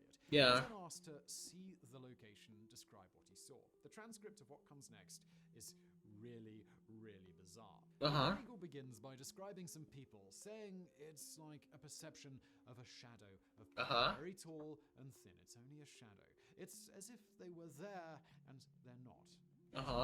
He goes on to describe a large obelisk that reminds him of the Washington Monument, rounded bottoms, carved channels like road beds, and most noticeably, pyramids, like shelters from storms. In those structures, he finds the shadowy people who he had seen before hibernating. They're ancient people, he says.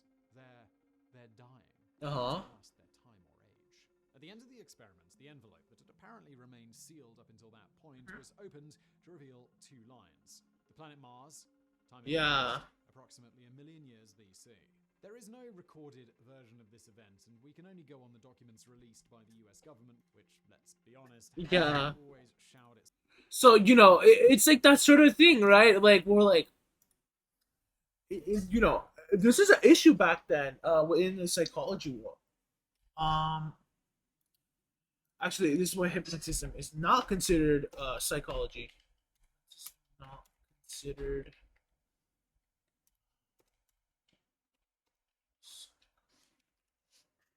What the fuck? Why is he doing? I hate this. Hypnotism not considered.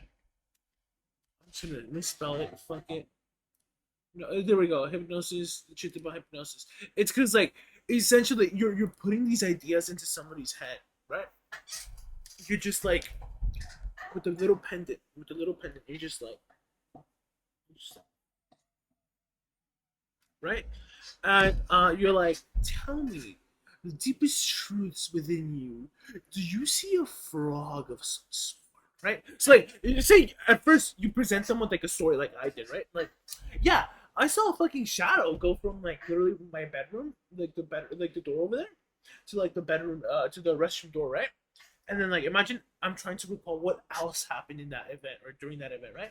So I essentially relay that story to the hypnotist, and the hypnotist starts like hypnotizing me, right? What they'll do is they'll try to like to get me to fully remember or truly recount the original event. They'll maybe feed me information, right? They'll be like, tell me, Ruben, do you see a starry night of some sort? Do you see this shadow figure? Did this figure look like you? And I'll be like, yeah, I see all these events. And then, bam, a false memory is formed.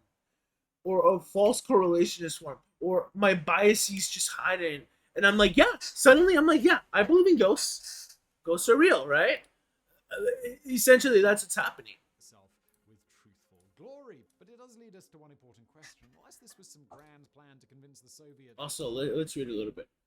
Hypnosis is perhaps one of the most misunderstood myths and misconceptions. The truth is essentially a theatrical performance, and as much common with bona fide clinical hypnosis as many Hollywood movies in life. Or hypnosis is a genuine psychological phenomenon that has valid uses in clinical practice. Simply put, hypnosis is just okay. This is psychology today. I don't know. Follow what the APA has to say. This is a state of highly focused concentration. Positive suggestions that people are given while hypnotized are referred to as hypnotic suggestions.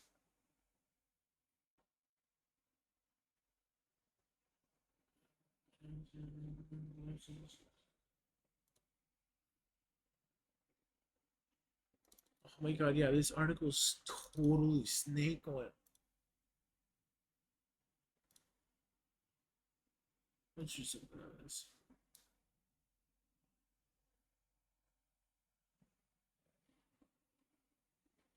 This is just the abstract, keep in mind. Yeah. About claims about hypnosis that are pseudoscientific and unsubstantiated at best, and patent nonsense that worse. These claims are often faced. But are based largely on anecdotes and testimonials, nevertheless. As well. Okay, yeah. When was this article? 2018. This is pretty recent. Yeah. Stay in the remain. Let's see. Sometimes on the root of the myth, mythlets. Inculcates? I've never heard of it.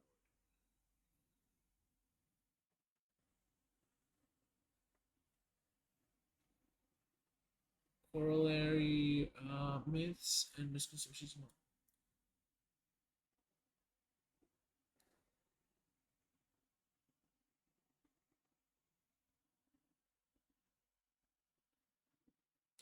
Benjamin Franklin. Wow, what a weird thing to call.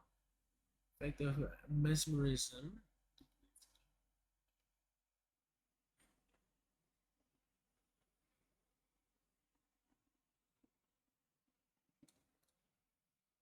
Yeah, so they're just rebuking that, kind of, right? Perfected ESP. Why would you lie about something like this? I don't know. Right? Plans to convince the Soviets that you've perfected ESP sounds like a perfectly good reason. Yeah. Oh my god, I was gonna say, is that hair? Because that looks disgusting. It's like a steel wool, right? CIA, who immediately carried out a thorough assessment of the entire program. But even this was strangely inconclusive. Ray Hyman, who you'll remember helped torpedo Yuri Geller 2 decades prior, was again involved in the evaluation. Again, his findings were fairly scathing, but these were in contrast to those of parapsychologist and statistics professor Jessica Utz, who claimed the results were evidence of psychic functioning. Well, of course she would. She's a parapsychologist. Yeah. It doesn't even sound real. But the CIA had had enough of the program and officially came to a close in 1995. That is shockingly recently. After an estimated $20 million, close to $50 million today. Like, okay, don't get me wrong.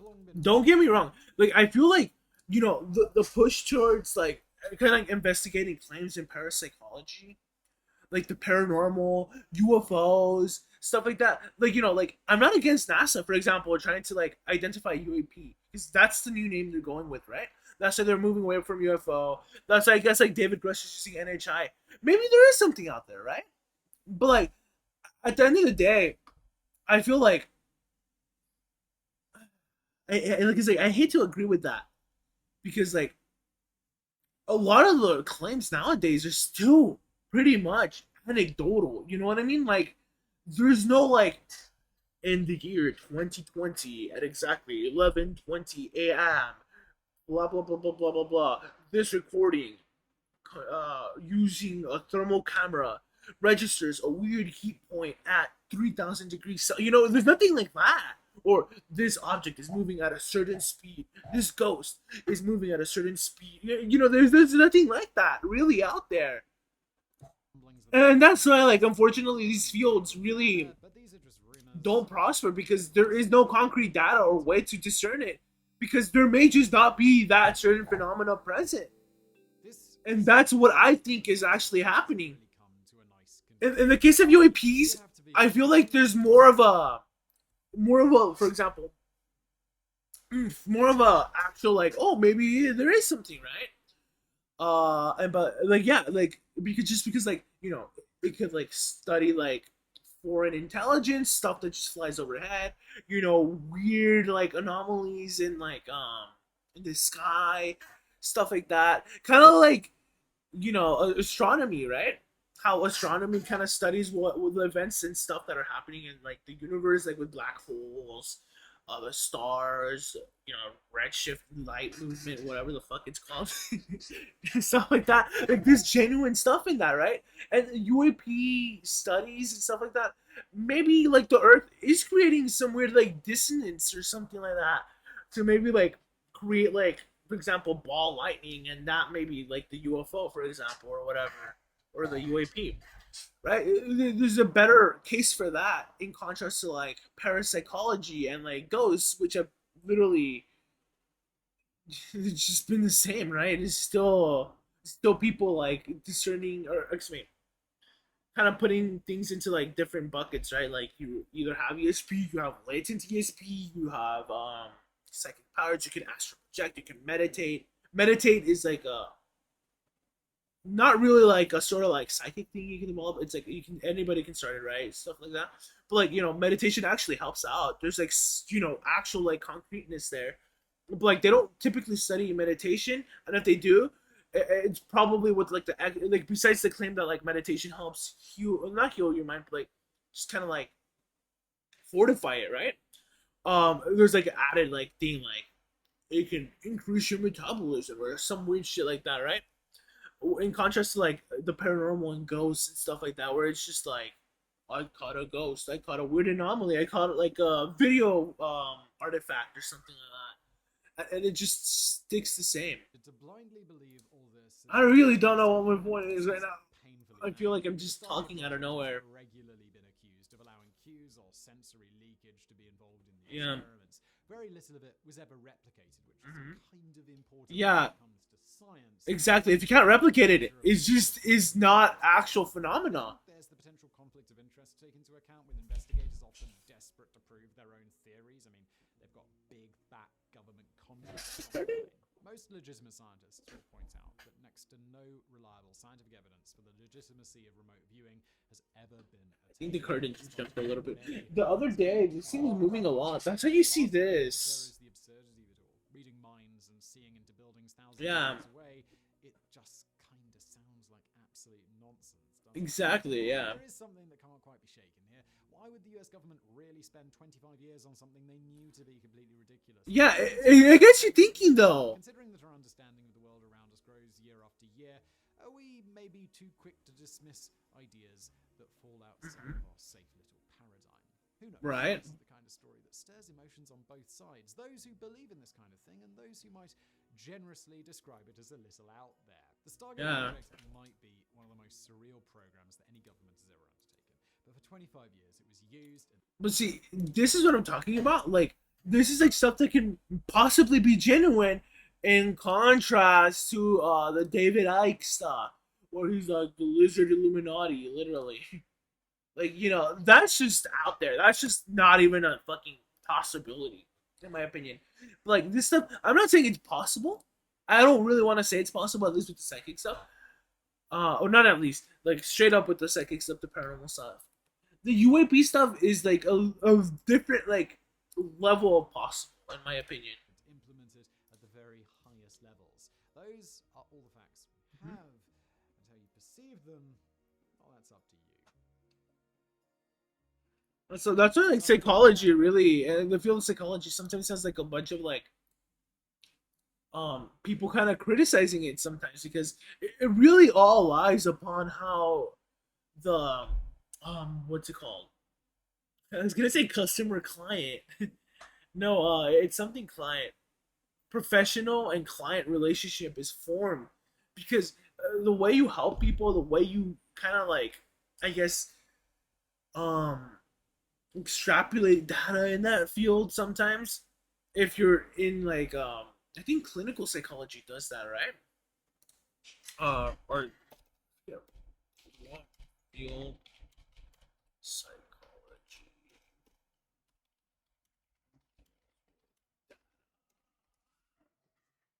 Yeah, quantitative psychologist, right? Uh, what was he talking about? Oh yeah, essentially like quantitative psychologists.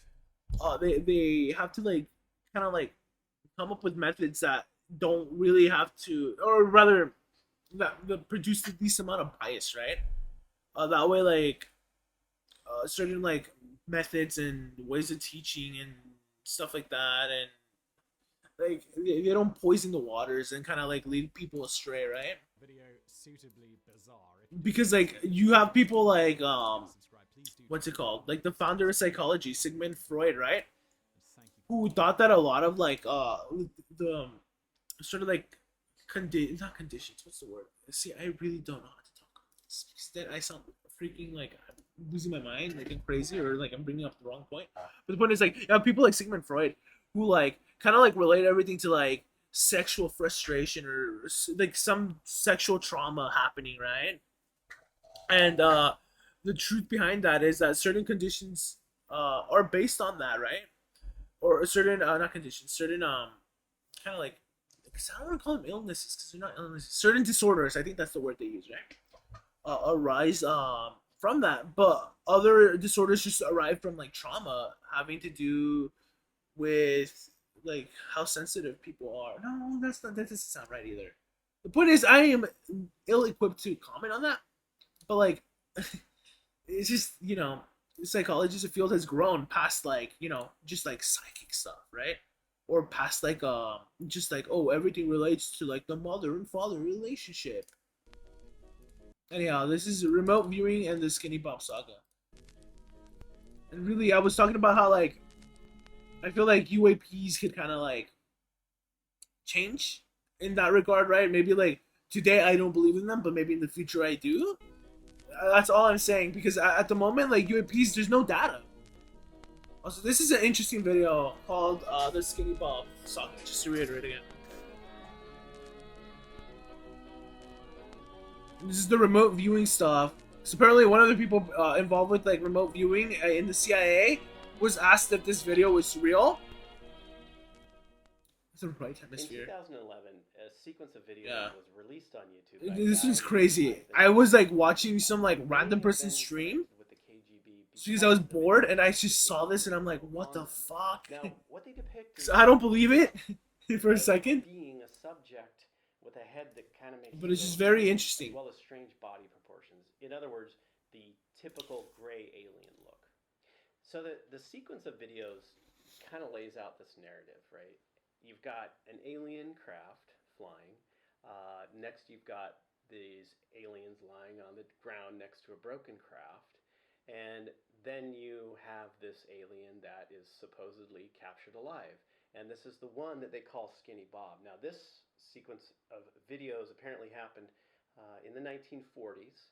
And then later on in the sequence of videos, you've got, supposedly in the early 1960s, a group of 3 aliens who are working with whoever captured Skinny Bob before on a treaty.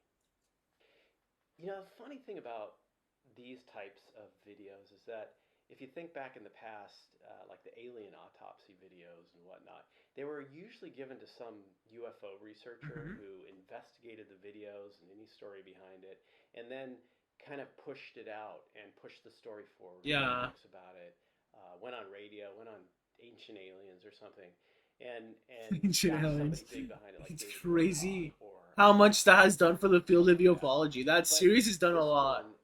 You know, it's weird. It just shows up on YouTube with nobody. This part's true. And through the years, it's like it never by a random channel because of that, baby. Yeah. I don't know. To me, it just seems like a weird little anomaly around the video. Then the other thing you think of too is that, well, most people seem to argue around the blurry images of aliens and UFOs, and it's almost like if there's a really strong image, everybody will just write it off as being CGI, because we're so used to thinking in terms of, well, it's got to be blurry if it's real. The video could be anything. It could be someone in a costume, a kid in a costume, or a midget Literally, in a yeah. costume. It could be Let me say that, CGI, small photo person. CGI, or a mixture of the 2. Mhm. When you have this sort of sheen of Keep in mind, 1940s, 1960s. he's not really a critic. He's actually, I think, a believer, because his whole channel is about like remote viewing, um, or like, so like in other words, he's a censor of authority when it comes to remote viewing and the ideas behind it and stuff like that. Yeah, thus you see like giant skeletons and stuff like that.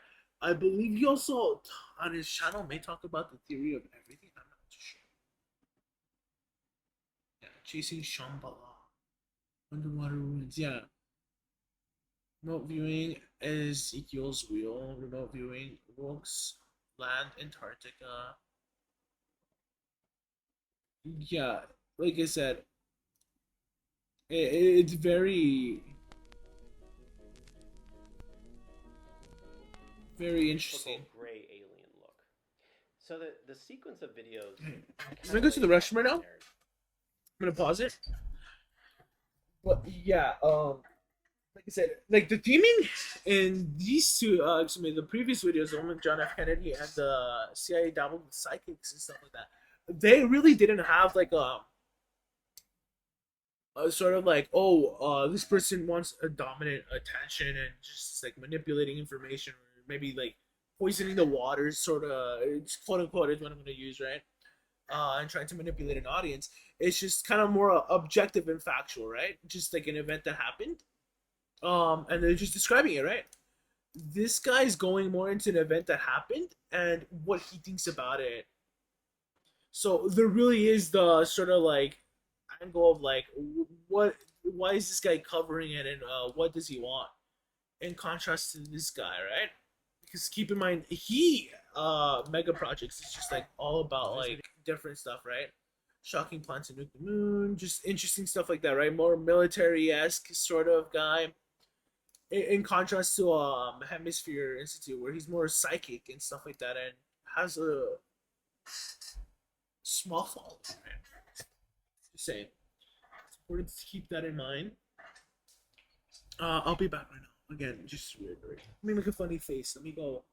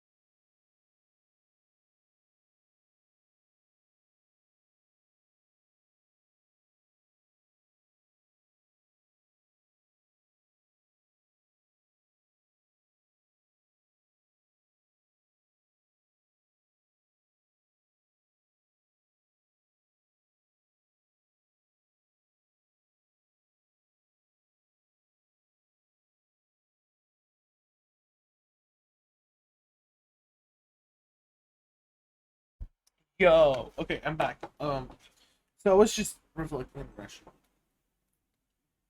Like what I could talk about. Sometimes some of these conspiracy theories, sometimes you have to take them at face value and just be like, okay, so what if the U.S. government did this, right? What does it mean for us? And you know what I mean? That's how you disprove them, right? I'm not sure if we'll get to those sort of like conspiracy theories, or because like my whole point is not to disprove, just more, just mention them, kind of like investigate them, because some of these, like I said, they're very interesting, very intricate, and then there's others that are just like, okay, dude, like this is literally made by like the most red pill person, like straight up. Um, you know what I mean? Because I'm not kidding you. There's people out there that believe that Donald Trump is currently being indicted and going through the court system to help reveal aliens. I am not even fucking joking you.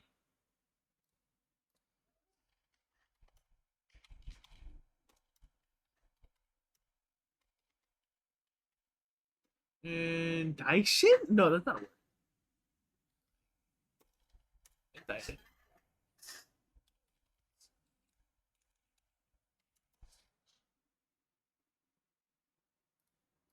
Swear. Let me see if I can find it. Maybe I won't.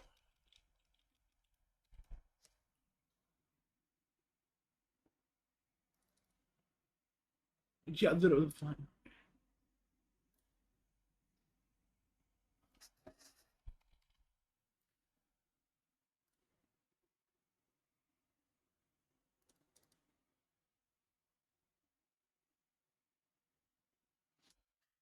Stuff like that. But like maybe they mean aliens in like the illegal sense.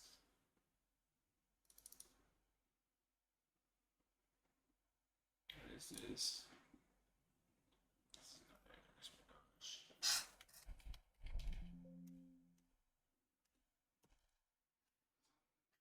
What is that? Hold up, is this just like the same thing?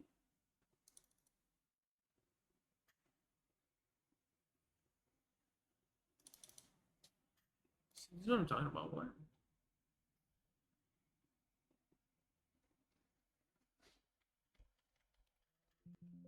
Well, I don't know. Point is, one of these like Reddit ones on my well, this is like I think a week or two ago. I was looking at it. It was very interesting. Right? You've got an alien craft flying. Next, you've got these aliens lying on the ground next to a Let me see if I can find it. And then you have this alien that is supposedly captured alive.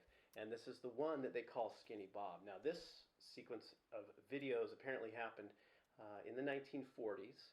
And then later on in the sequence of videos, you've got supposedly in the early 1960s a group of. Well, there's this very, I guess, like interesting theory, right? Also, that's like UFOs in the news cycle will not be interrupted by the Trump indictment. Just what the title says, I see the whole news cycle refocusing back on Trump. We need to keep the new relationship, the new revelations coming up. Yeah, literally. Like some are like, oh, this is like a whole distraction. This is an r/UFO. Donald.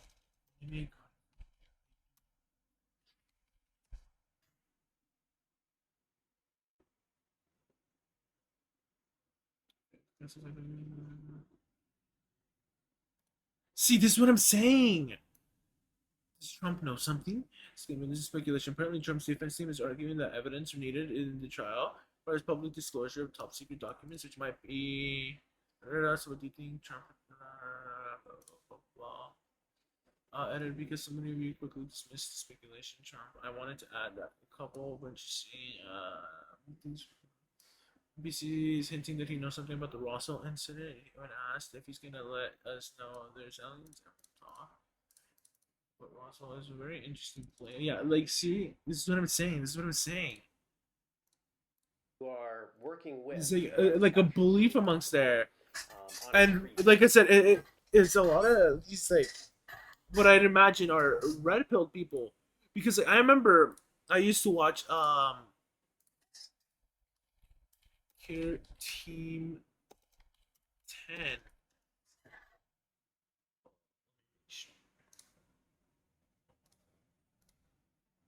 remember I used to watch them. And like they used to cover like a bunch of interesting stuff, like when it came to like UFOs and stuff like that. And I think it was recently, a lot of the people have been getting, not recently, what am I talking about? Oh my, they still have their intro? Oh my god, the music. Yeah, like it's giant off-planet objects discovered. You know what I mean? These people are crazy. Like, I mean, like maybe like the videos are actual events happening, but like I'm not dismissing that. But like, I don't believe it's like aliens. Or something weird happening.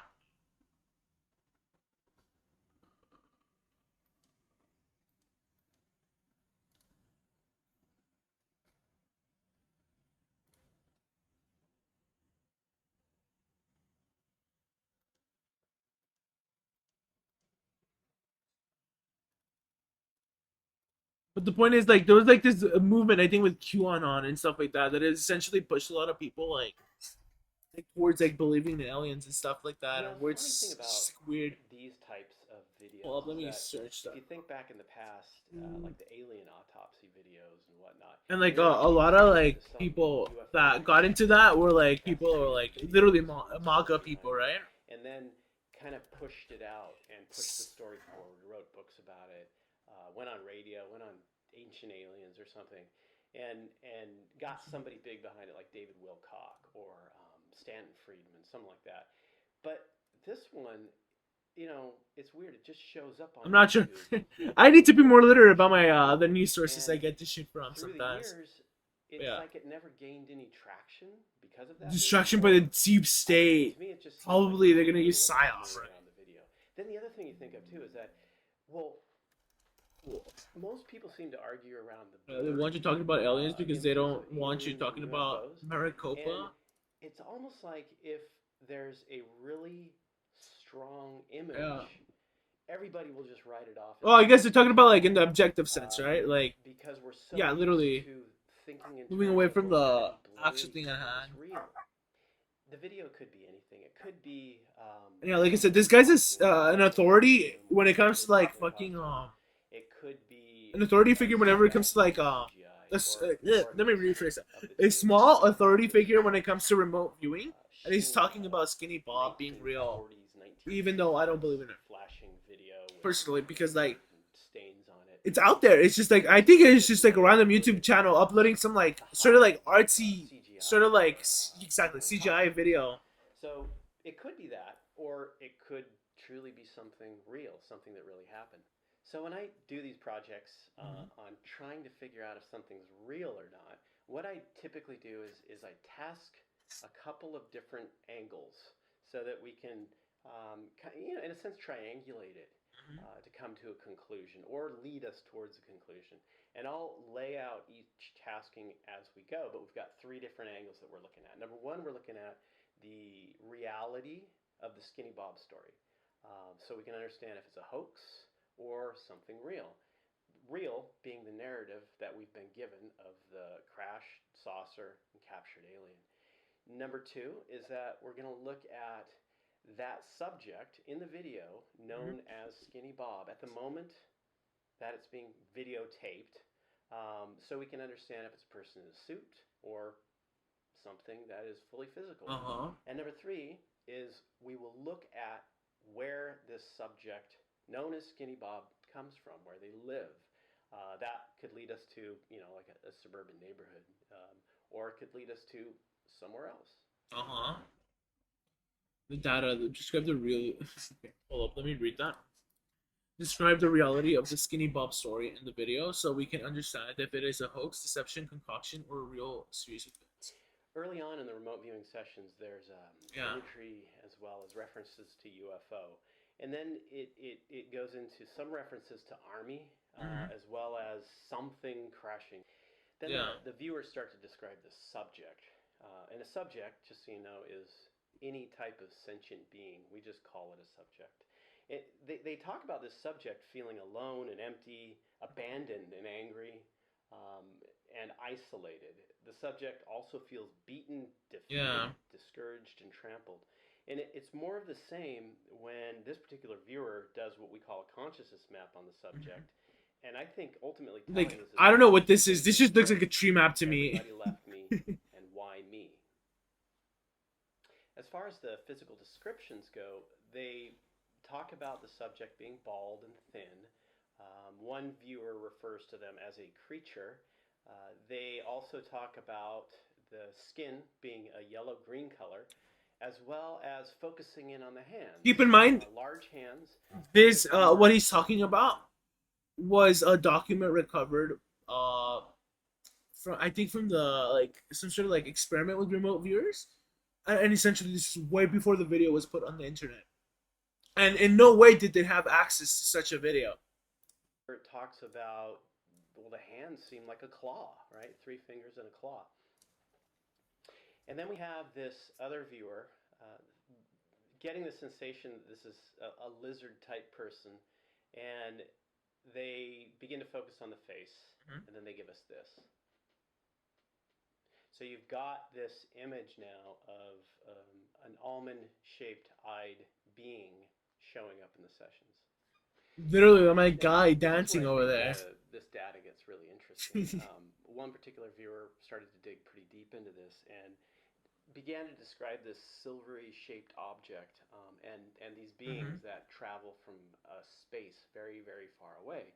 And the viewer draws this picture of this rocket ship with these subjects around it. And then they have this, what we call an analytic overlay or a deduction, which is a high level concept of the Planet of the Apes. And this is fascinating because think of yourself as an advanced race. You perceive yourself as an advanced race. You're able to jump from planet to planet. You know of this planet across the galaxy that contains life forms, as well as a lot of resources that you could probably take. And there's a small window for you to get there. You go to this planet, your ship crashes, they capture you, the rest of your comrades die. How are you going to feel? You know, you've got these, you know, Find actually a QAnon stuff that is bothering me. I feel like I am spreading. You're stuck on the Planet of the Apes. This viewer also goes on to describe that for them to get here, the timing is crucial. They've got a small window, a small aperture to go through, and they talk about astronomical calculations. They talk about what they're doing here. They talk about exploration, scavenging, mining, looking around, as well as harvesting.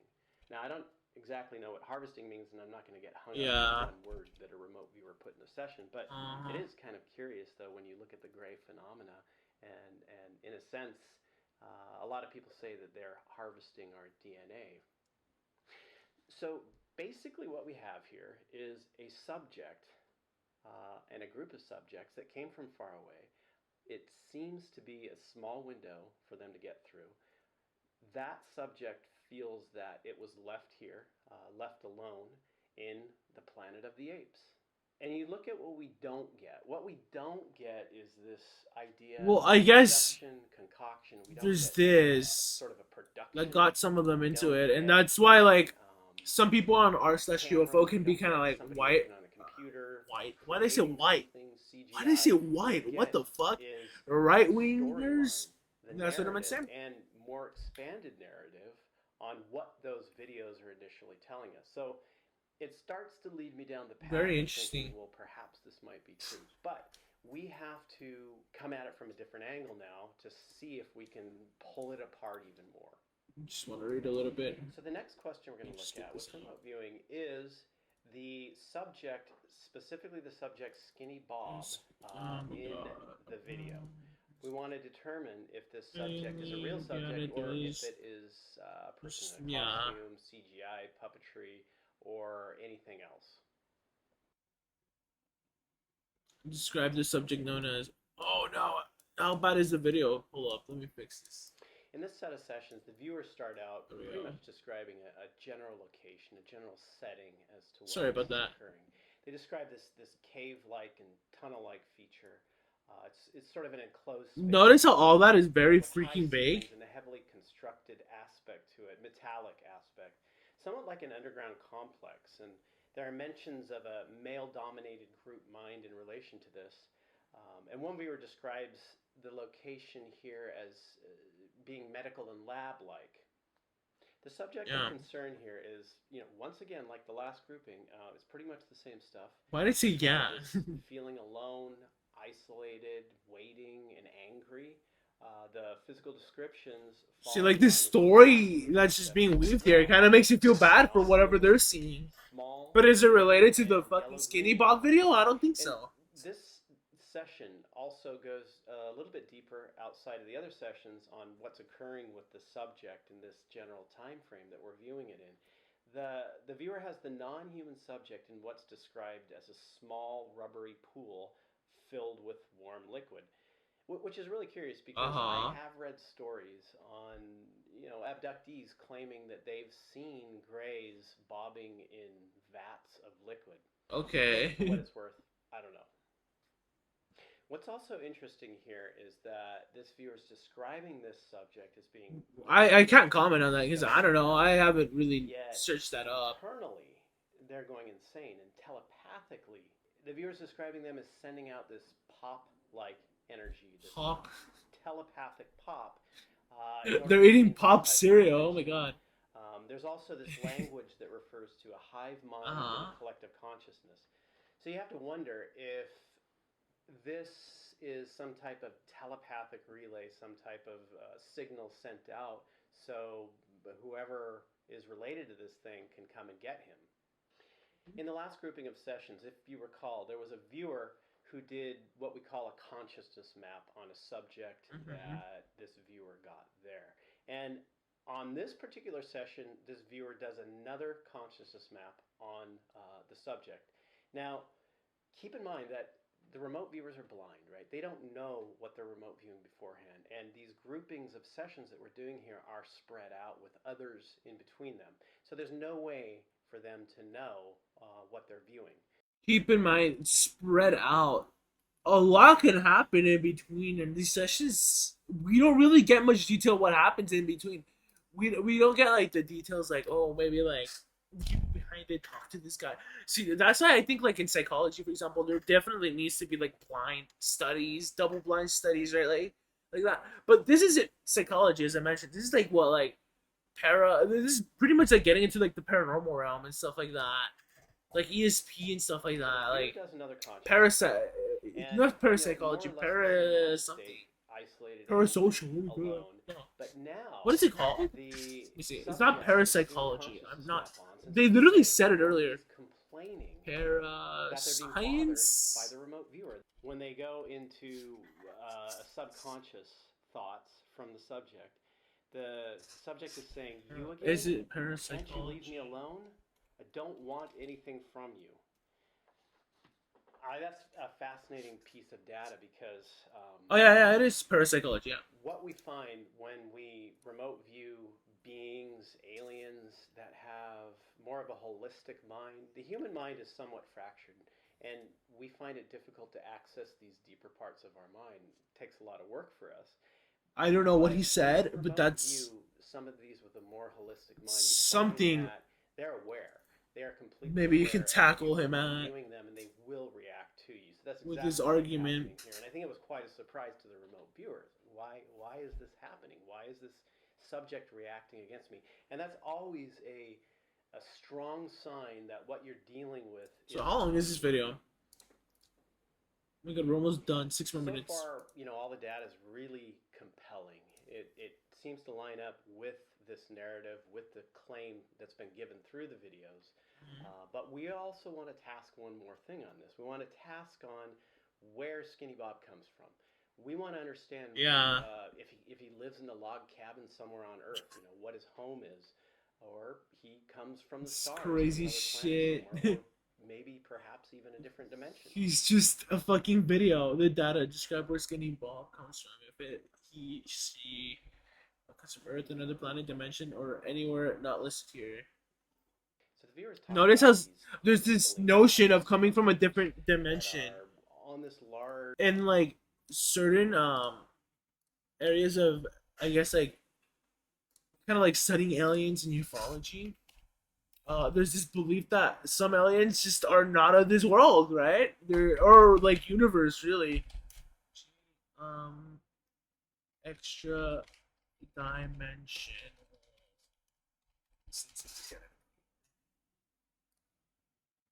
Yeah, this is literally the interdimensional hypothesis. I have no clue about all this. I'm just literally searching it up. And literally, what I'm doing is just searching up an article. If it fits my notion, bringing it up. And it's just my bias showing right there. Literally, I admit to that. Because like I said, I really don't know where to tackle these conspiracy theories, really. Besides, like, I guess, like, talking about, like, a center of authority and what they want out of this, right? Do they want us to believe? Do they want to manipulate us or something like that?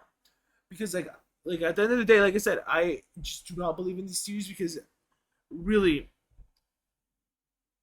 it's just so out there that like if they were real, like how do I explain it? There's a different way to explain it. Essentially, for example, if this fucking guy's ideas that fucking there was a lizard Illuminati and like the moon was real, like essentially we would all be in the know-how at this point, right? We'd be like, oh, look at the moon and the lizard people on there. So what I'm saying is like they're out there, like they're not real because there's no real like tangibility, right? Which is why I'm a little quiet in the sense that like I'm not really tackling their argument because I don't want to argue using their point because I feel like that would give validity. Is that a word? Validity? Something. Yeah, it's validity.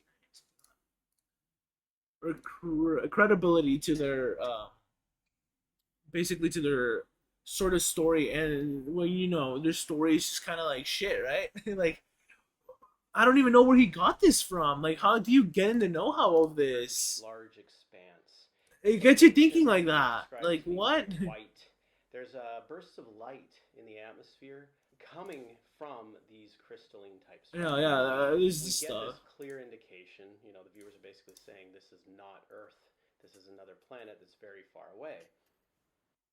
So we have this crystalline structure on a planetary surface. Crystalline type structures. But what we really get in relation to that is this mind, this sort of all-pervasive intelligent mind that's moving and spreading out. And this mind that Skinny Bob defines also as home seems to be part of the crystalline structures, as the remote viewing data is suggesting. It's got this connection, or perhaps this mind, the core of the mind exists within these crystalline structures far, far away, and it being very telepathic and intelligent. They're perceiving this mind has an awareness of them remote viewing it.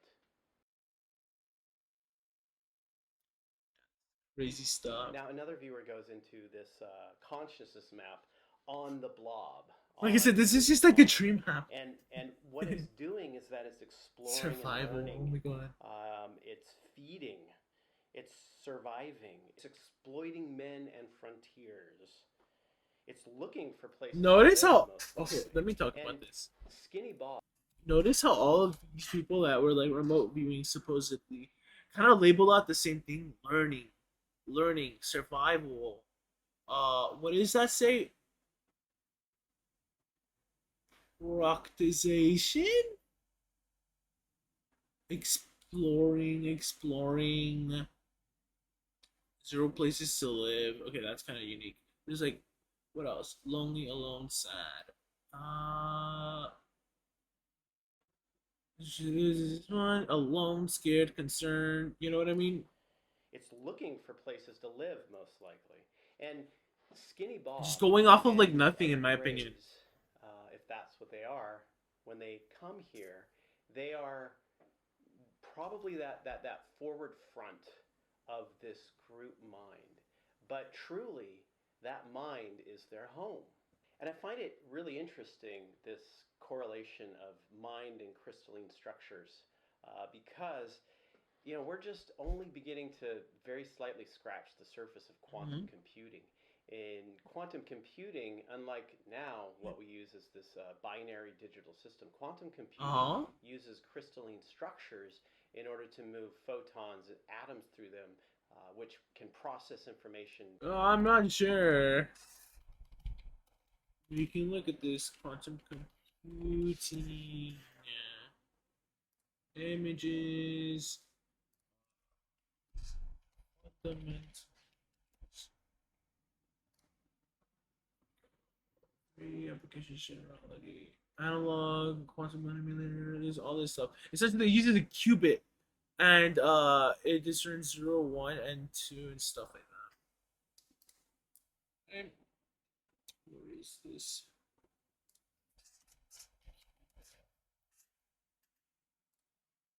Ones and zeros. Yeah, there's this stuff. I don't know where the crystalline structure part comes from, but yeah. Keep in mind, this video is like, what, like 7 years old at this point, almost 6? Light years ahead of how we can now process information. So it makes you wonder if this is, well, some type of biological AI intelligence. It's like, where do you get this from? Let's synopsize the data. Like, you see? Asking, and the reality of the Skinny Bob story. We don't get a concoction. We get a subject who is very unhappy. We do get the alien face. We do get an alien. We get references. You could have just extrapolated all of that just based on, like, on the video. You don't need to go through all this and just guess that. This is what I mean. This is like pseudoscience. This basically is pseudoscience. And yeah, now we're on here, talking about basically like America kind of like slowly just leaning into like this whole UAP narrative. Like, don't get me wrong, it's good we're investigating this stuff, but like I find it like I just find it interesting. Like, why now? Like, you know, typically in history, from what I've known and like read about, in times of turmoil, you know, UFO and UAP stories rise, alien abductions rise, right? And it's pretty much only an American phenomenon, right? So when you hear stuff like this, it gets you skeptical about our government a little bit. I'm not saying we should be skeptical of the government, but it's just like, what do they know that we don't? That's what comes to mind, right? But I'm not making a conspiracy theory. However, it is the department's Maybe their UAP task force really is just to like some sort of like way to analyze like foreign intelligence, right? Like satellites that just kind of come and spy on us, right? And it's a way to find that. Who knows? With regard to the importance of transparency, the department is. Oh, let's watch this. Hopefully they give a bit of commentary on this, because this is like objective news, right? However, we are. This is last year, I think. Me give the date. Our goal is to strike that delicate. Yeah, congressional hearing on unidentified aerial phenomena, while preserving those capabilities that are vital to the support of our service personnel. In closing, the department is committed to this effort and welcomes the challenge. We thank you for your committed support and look forward to your questions. Let me share with you the first video that we have here today, Mhm. which shows an observation in real time.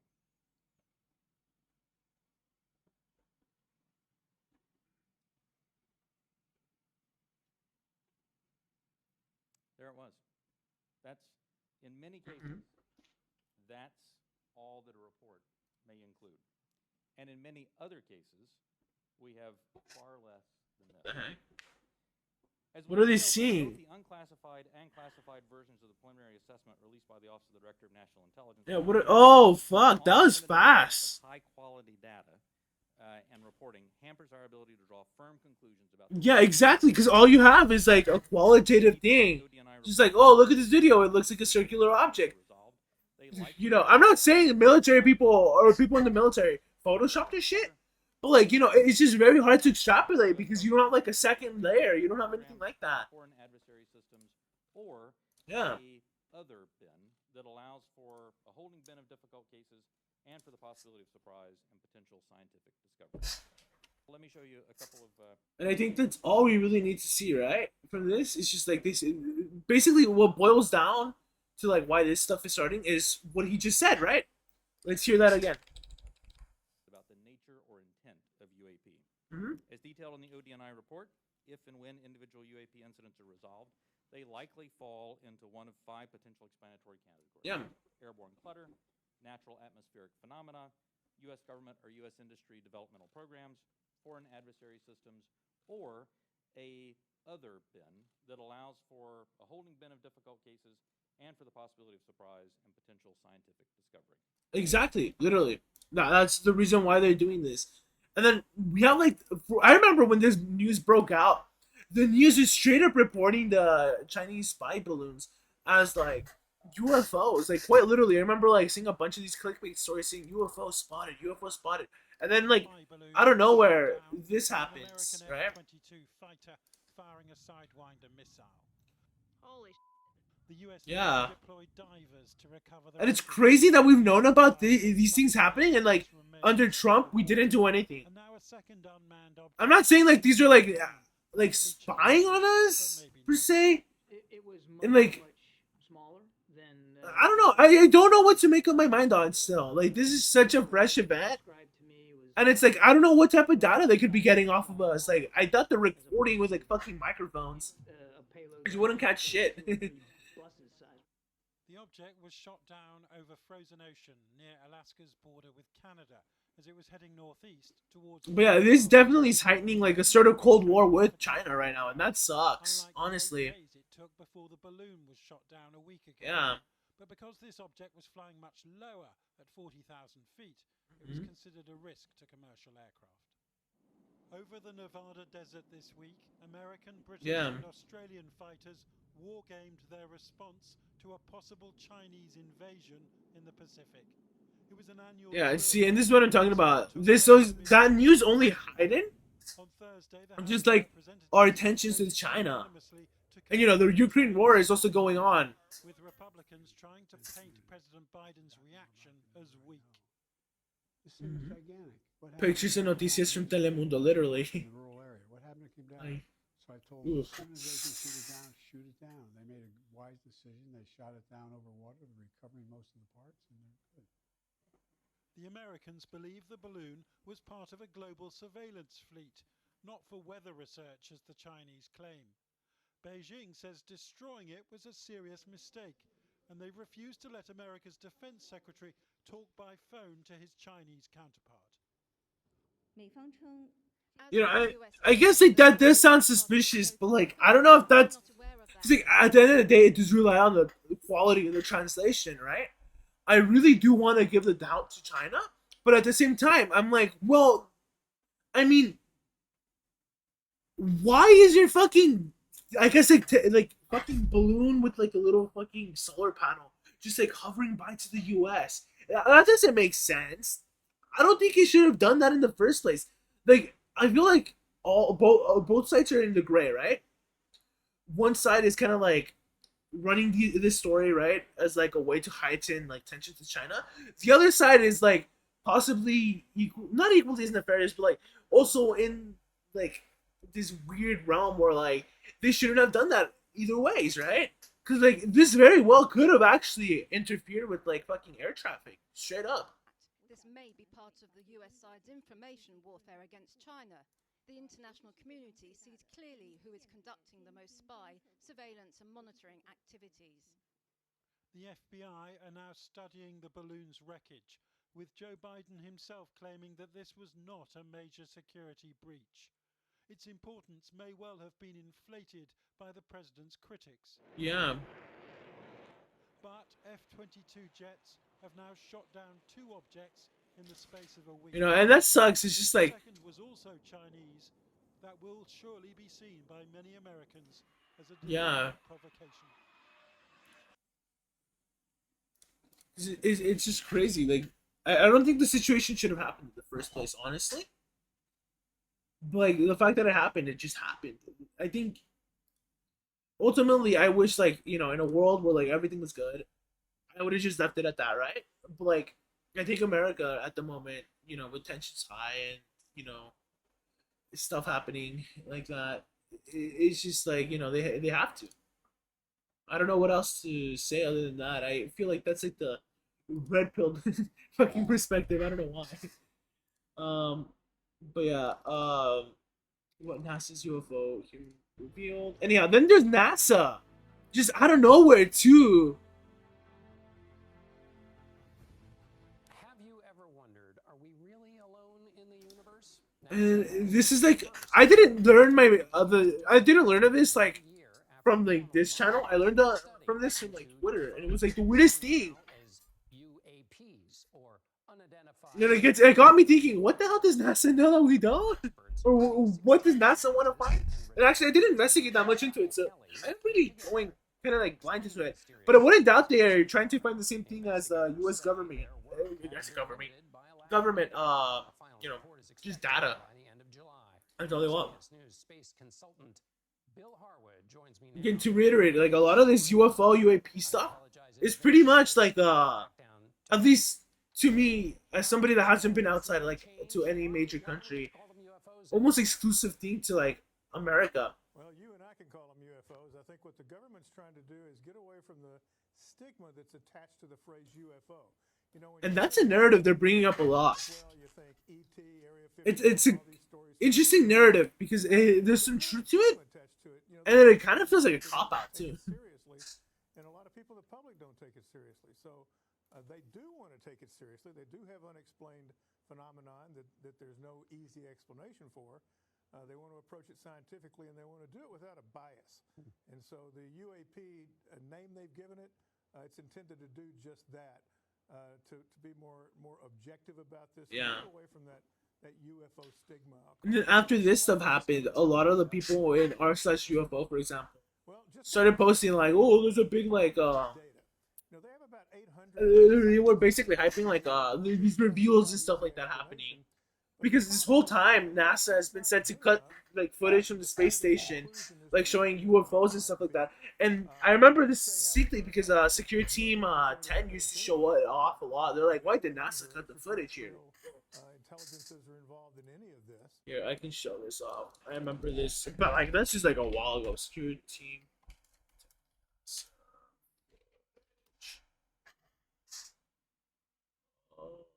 Where is it? Okay, this should show. Damn.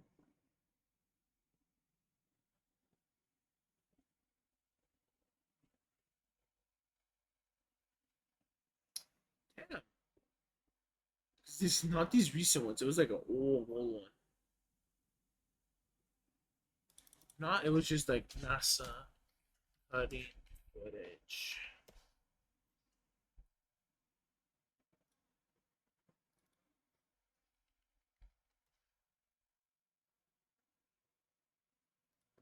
Yeah, look, stuff like this made it on the news. I remember. That shoots down UFO claims. Recent live video stream from the International Space Station had amateur observers buzzing for about a possible UFO. Blah blah blah. Appears to show an object approaching the atmosphere. What made it interesting is that the camera cuts off when the UFO seems to stop. Yeah. Oh fuck, wrong one. Yeah. At least not yet. And the whole point of this panel is to come up with recommendations to NASA for ways to improve data collection. Yeah. Get more valid sets of data that shed more insight into the nature of these things. And that involves everything from, you know, knowing how your camera works, operator error, the weather, lighting. Yeah, literally. Also, what I'm saying too is like sometimes I feel like weather phenomena can actually be under the UAP category, right? For example, elves, red thunder,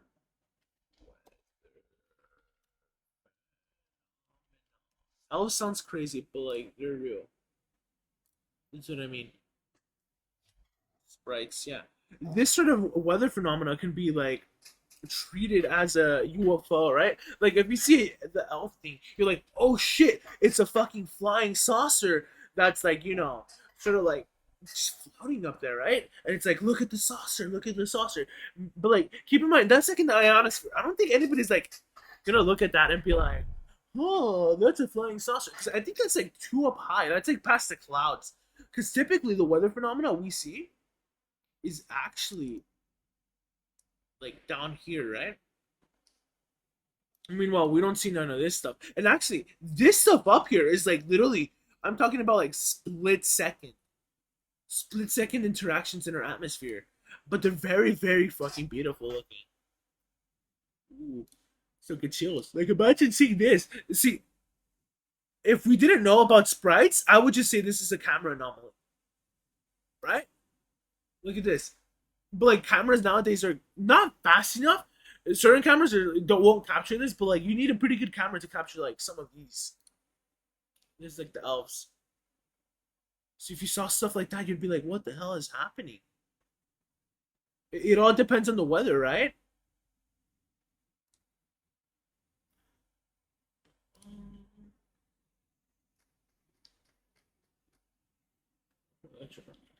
And it looks beautiful. I'll dare say that. Oh my god, please pause. There's all Yeah. kinds of issues that go into muddying up the data that they want to come up with techniques to make better. Going, yeah. In this process, Bill, I understand that NASA says that there's been some online abuse leveled at some of the members of this committee. What's that about? Yeah, what the heck? Yeah, you know, that caught me off guard too, but when you think about it, it kind of makes sense. We live in a very polarized society today, as you well know, covering politics. And when it comes to UFOs, alien intelligences, you know, things like that, there's really very hardcore camps on each side of that question. There are people out there that believe UFOs are absolutely real phenomenon with, you know, ET and everything involved in it. And there's others that think all of these things have rational, normal explanations that are required. And so online, you know, when you have a hearing like today, even while this was going on, and if you look at comments, you know, some of them are pretty harsh, you know, about, you know, you know how that works. Sure, you should see and my so comments, that's what they're Bill. talking about. People, I don't look at mine, but that's really what we're talking about here. It's you know, there's some very hardcore people on both sides of that equation, and they make their voices known.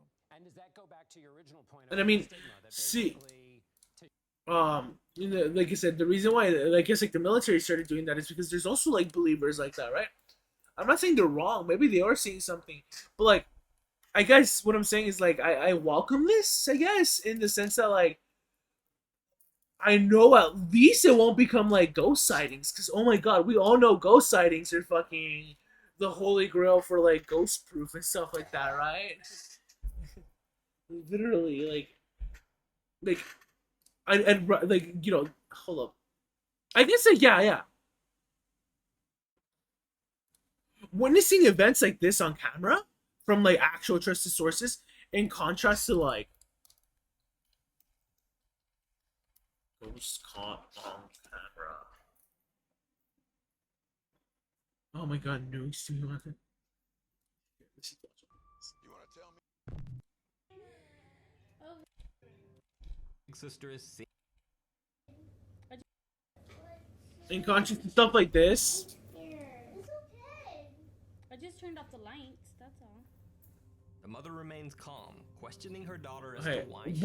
what happens in this one? I think a shadow or something. The younger daughter looks back, doesn't see anything, and then laughs at how her big sister is seemingly scared of nothing. You know, in contrast to like stuff like this, like capturing ghost footage and stuff like that, kind of dumb. What was that? It's like you don't really get stuff from this, like. You know, cut the video to like where you see the ghost. Apparently, the younger girl takes I don't know. That's like a bad video. And suddenly, okay, stuff like this. Is this the fucking ghost over here? You know what I mean? It's like some of these sources are just not trusted or trustworthy at all. Like, what the hell? In contrast to like military stuff, right? And like, I guess like NASA capturing weird footage of aerial phenomena. Like, this stuff could just very well have been like somebody present in the scene and these two not noticing. Literally. To shake off some of that calcified opinion on either side that was before. That's why I welcome kind of like this more. Yeah, just like. Because like, maybe it'll prove something, maybe it won't. Like I said, do I think aliens have visited Earth? I don't think so. Because if they have, I think our world would be like radically different. Radically different at this point. Says you want to report that, and the guy goes, "No, I don't want to." And one of the points they made today is they want to get commercial airline pilots, for example, to feel more comfortable reporting incidents like this so that they won't feel like they're going to be ridiculed or embarrassed later. They want to get beyond that so that people feel comfortable reporting what they see. Because, John, clearly, if you've seen some of those Navy fighter pilot videos that we've all seen in recent years, I mean, there's some... Kind of weird. I feel like that's a camera thing with the dots. And they want to get more people to chip in and help them figure out what that is. And then, very quickly, what do you anticipate will be? It's like those very well could be like camera artifacts. You know what I mean? That's a good question. I think they're going to have some procedures and techniques they hope will improve it. One of them they mentioned that's really interesting. They point out that the cameras in your cell phones have all sorts of sensors. And if you had a custom app for that, you know, you could feed data directly to a central website where location, you know, the magnetic field, all kind of things like that. Yeah, no, literally, he's right. A lot of the sensors actually are able to do that. Believe it or not, there's certain. This is like a little chip that can just literally detect like the temperature. That's one of my labs. Because I study computer engineering at my school, and yeah, literally, you can just like get a little chip, put it in like the circuit. Suddenly, you can just detect the temperature, and with the temperature, you can like discern the voltage of things, and just make like a voltmeter and an ohm meter and stuff like that. It's crazy. It's crazy efficient how these chips nowadays are, and a lot of our phones have it. So yeah, I don't doubt that. Yeah. Again, why I'm like open to this. Always a pleasure to talk to you. Thank you. Kind of getting discovered because I don't think UAPs are UFOs, but UAPs can include UFOs. But again, have UFOs come and visited us? I don't think so. Yeah. Here's what's interesting though is like I guess like as of recently, and I mean like really recently, out of nowhere, this like fucking David Grush guy comes out of nowhere, and sorry for saying fucking.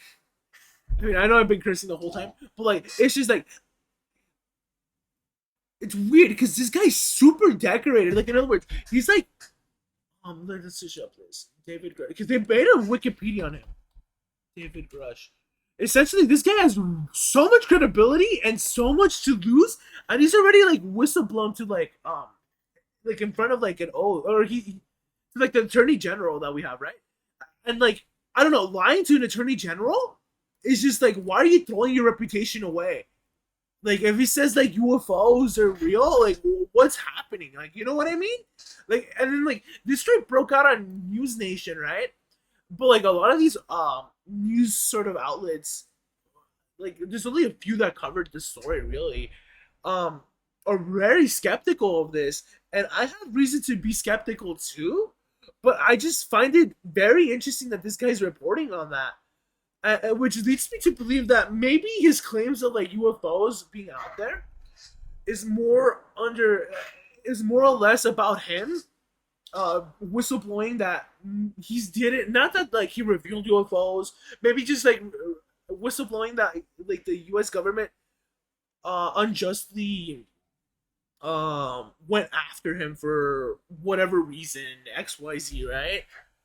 And less, there's UFOs, and maybe these UFOs could be as simple as just it could be as simple as just naming something a UFO, but like people internally are like, oh yeah, you're talking about fucking Vladimir Putin, right? Or something like that. It's like, he may not even be lying, based on context, is all I'm thinking. See, it really gets your mind kind of like speculating, but yeah, this is David Grush. Grush, 1986. He worked in the U.S. Air Force, National Geospatial Intelligence Agency, NGA, National Renaissance Officer. He has a bunch of he has an elaborate background. Like, this guy kind of checks out to me. And that's what he says. Here's the crazy part though. In the actual interview, he mentions how we retrieved like stuff from like basically like fascist Italy, right? When Mussolini was around, through the Vatican. And see, that's where like my theory kind of gets poked at, right? It's like, well, fuck. He just straight up did say we have UFOs, and I'm like, I don't know. It's like, it's so odd. It's very odd situation. Like I said, I feel like they're using aliases or something here, though. Because like, if there are aliens, then fuck, why have these not been used for like the betterment of like society and all that? Why don't I see like flying cars outside? You know? Also, I'm like hungry.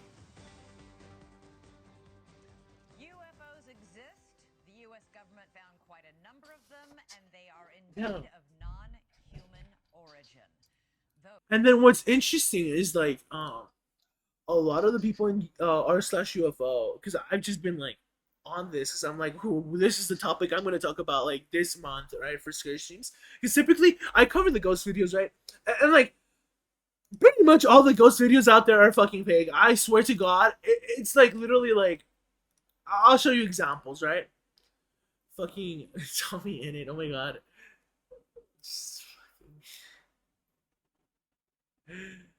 Like, what is going on? This guy. Let's just see one. Let's just see one. Literally, the camera is artifacting. That's all it is. It's like the camera footage is just burnt into the camera that it's starting to do that. It could be like aging. It could be so much. There's so many factors that could be doing that. Literally, and they're just trying to pass it off as like a ghost. And then like the commentators sue some of them. I'm not saying this guy, but some of them are like, ghosts are real. Could this be a ghost? I think it's a ghost. You know, they just push a one-minded and singular argument and narrative to just try to say ghosts are real, ghosts are real, ghosts are real, right? And it just gets repetitive, boring, and then like, you know, you start getting weird stuff like this, where like people literally are making shit up. Like, you know how easy it is to rig the door like that? Like, look at that. That's just Photoshop. In contrast to like whatever like the military and NASA wants to release in regards to like, you know, UAPs and whatever. 36-year-old Air Force veteran David Grush is exposed. Like I said, there's something else happening with this story. That has reportedly found wreckage of fully intact And like, I guess the red flags that are going off in my mind is that he starts bringing up the notion that like, you know, something about like China and Russia, and that was a red flag in my mind. I was like, okay, I feel like this guy's like a bad faith actor, and all this is getting through for whatever reason. Now calls them UAPs, or unidentified anomalous phenomena. For years, there have been whispers and rumors that the government had aircraft of non-human origin. This report is the first evidence it might be true. The Inspector General has called Grush's complaint urgent and credible. Tonight, we have a World Television exclusive interview with the whistleblower in which he claims we not only have the aircraft, but the government has been keeping... Please, feel free to discuss with me. I am not afraid to, you know, put my perspective out there, or just, you know, try to understand the perspective out there. Just because, like, you know, stuff I'm covering is like out there, literally. Over the last couple of years, it sort of became mainstream to discuss UFOs. The government has released videos. They've acknowledged that we don't know what some of this stuff is out there that we have on camera, but this really takes it all to another level. For the very And again, I don't know why they just released it on this like network. You know, there's so many red flags to this story, but like the guy checks out, which is so fucking interesting. And apparently, like a famous fucking like Australian journalist fucking reported or was the main investigator in this story. But apparently this guy is into like ufology too, and it's just a mess. That old tales of UFOs may not all be conspiracy theories. In recent years, Congress starting an official U.S. government unidentified aerial phenomena task force, recently renamed the All Domain. When they were asked,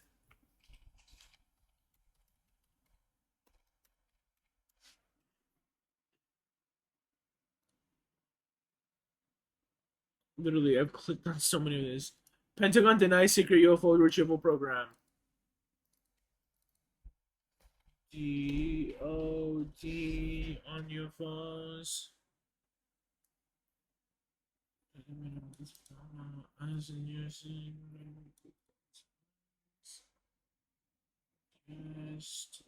Well, I don't think the DOD has really made much on this besides like the UAP task force, and I'm not sure even if that lies under that program.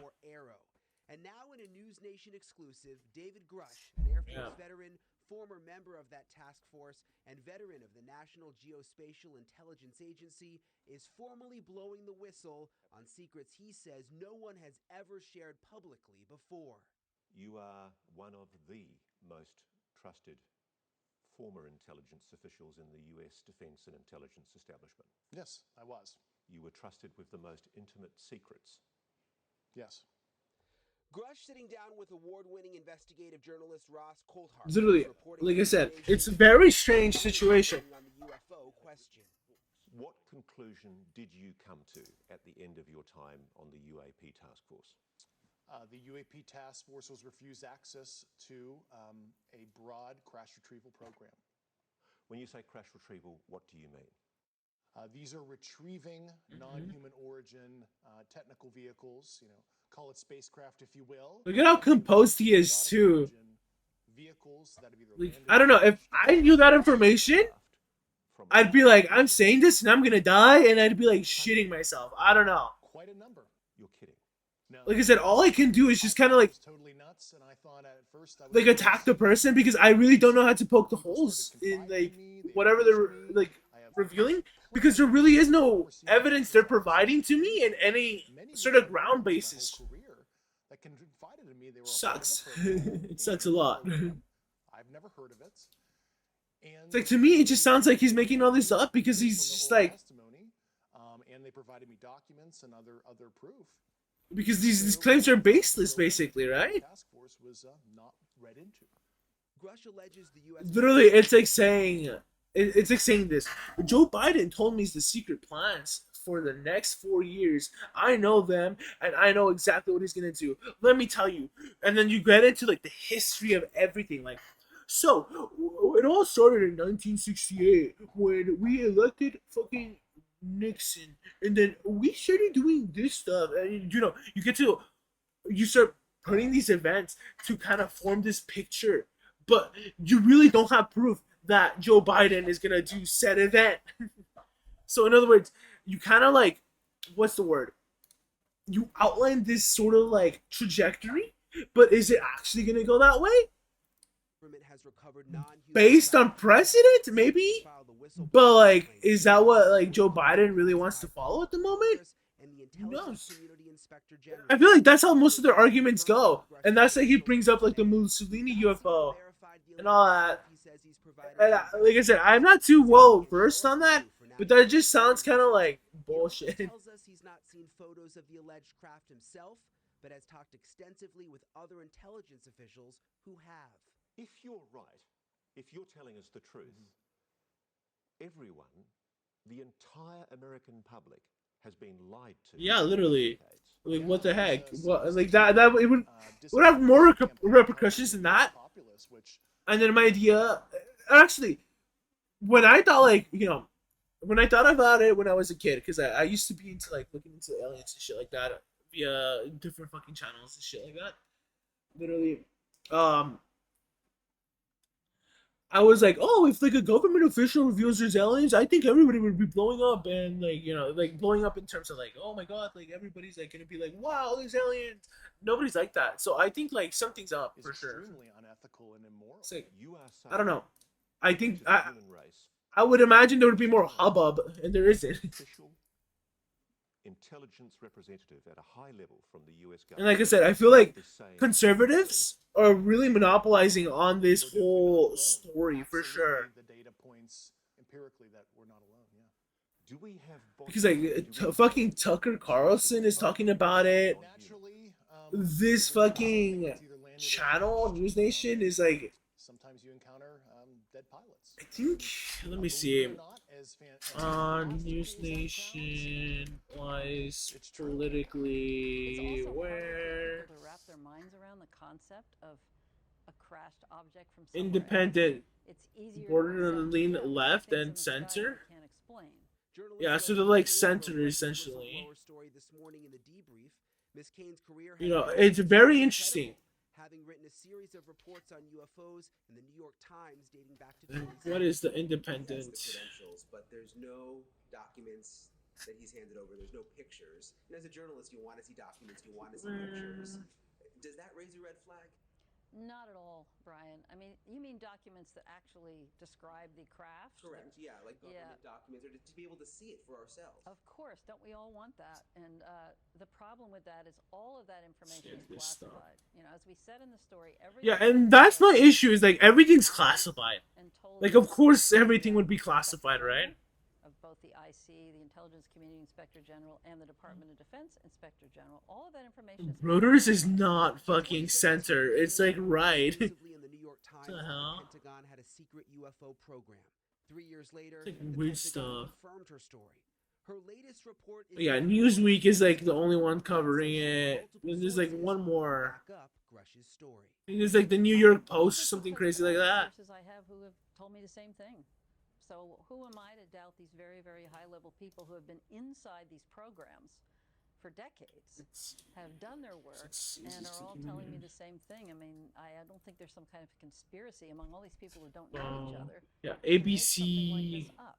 So I've got to be blunt about this. You're not No, making but that's like lie. Oh yeah, that is related. Because everybody watching this right now. Opinion, what the heck is going on with your phone? The New York Times, but like just an opinion article. I am for real. Newsweek, Morning Sentinel, the U.S. Personal Sun, risk and obvious professional risk by talking to News, New Nations. I've never heard of that one. Washington Examiner, Mint, the Jerusalem Post, ABC7, Snopes, The Hill, The Guardian. Discovered any verifiable information to substantiate claims that any programs regarding the possession or reverse engineering of extraterrestrial materials have existed in the past or exist. And then this guy says that, of course they say that because they don't have the right information. And that's just ripe for like, that leads the whole area, or the whole comment ripe for speculation, right? For individuals to come forward with information to aid I'm hungry right now. congressionally mandated I get some food. review. Arrow's historical review of records and testimonies is ongoing. Oh, right. I need my... By June 2024, Yeah, Arrow welcomes the opportunity to speak with a former or current employee I'm gonna go eat right now. who believes they have information relevant to this historical review. And Elizabeth, we know that David Grush, he's filed that whistleblower complaint. He's been on the record under oath, testifying to many of these things that he said in our report tonight. Right, and it's important to point out that this statement from the Pentagon, from Arrow, Grush is alleging that this top secret program is keeping it secret from Arrow. So. Yeah, exactly. And if Grush is what he's saying is true, the spokespeople, all of those folks at that level wouldn't even know this was going on. And like, if he's lying, basically he made a whole fucking conspiracy and he's just gonna go to jail and he's gonna ruin his reputation, right? But where it gets weirder is that the previous Inspector General is this fucking lawyer, and then the Inspector General kind of like passed it through, just checkmarked a lot of this stuff, said, yeah, you can discuss about it. Here's what you can discuss, you can't discuss with Congress or whatever, right? And then the even weirder thing is that, like, this stuff started happening. And, like, it's like you just see Las Vegas area 911 call not hoax, sources say. So what happened? Yeah. Seen across the sky, now seen. Hold up, let me get food right now. I'm hungry. Otherwise, I'm not gonna be able to concentrate. I'll be right back.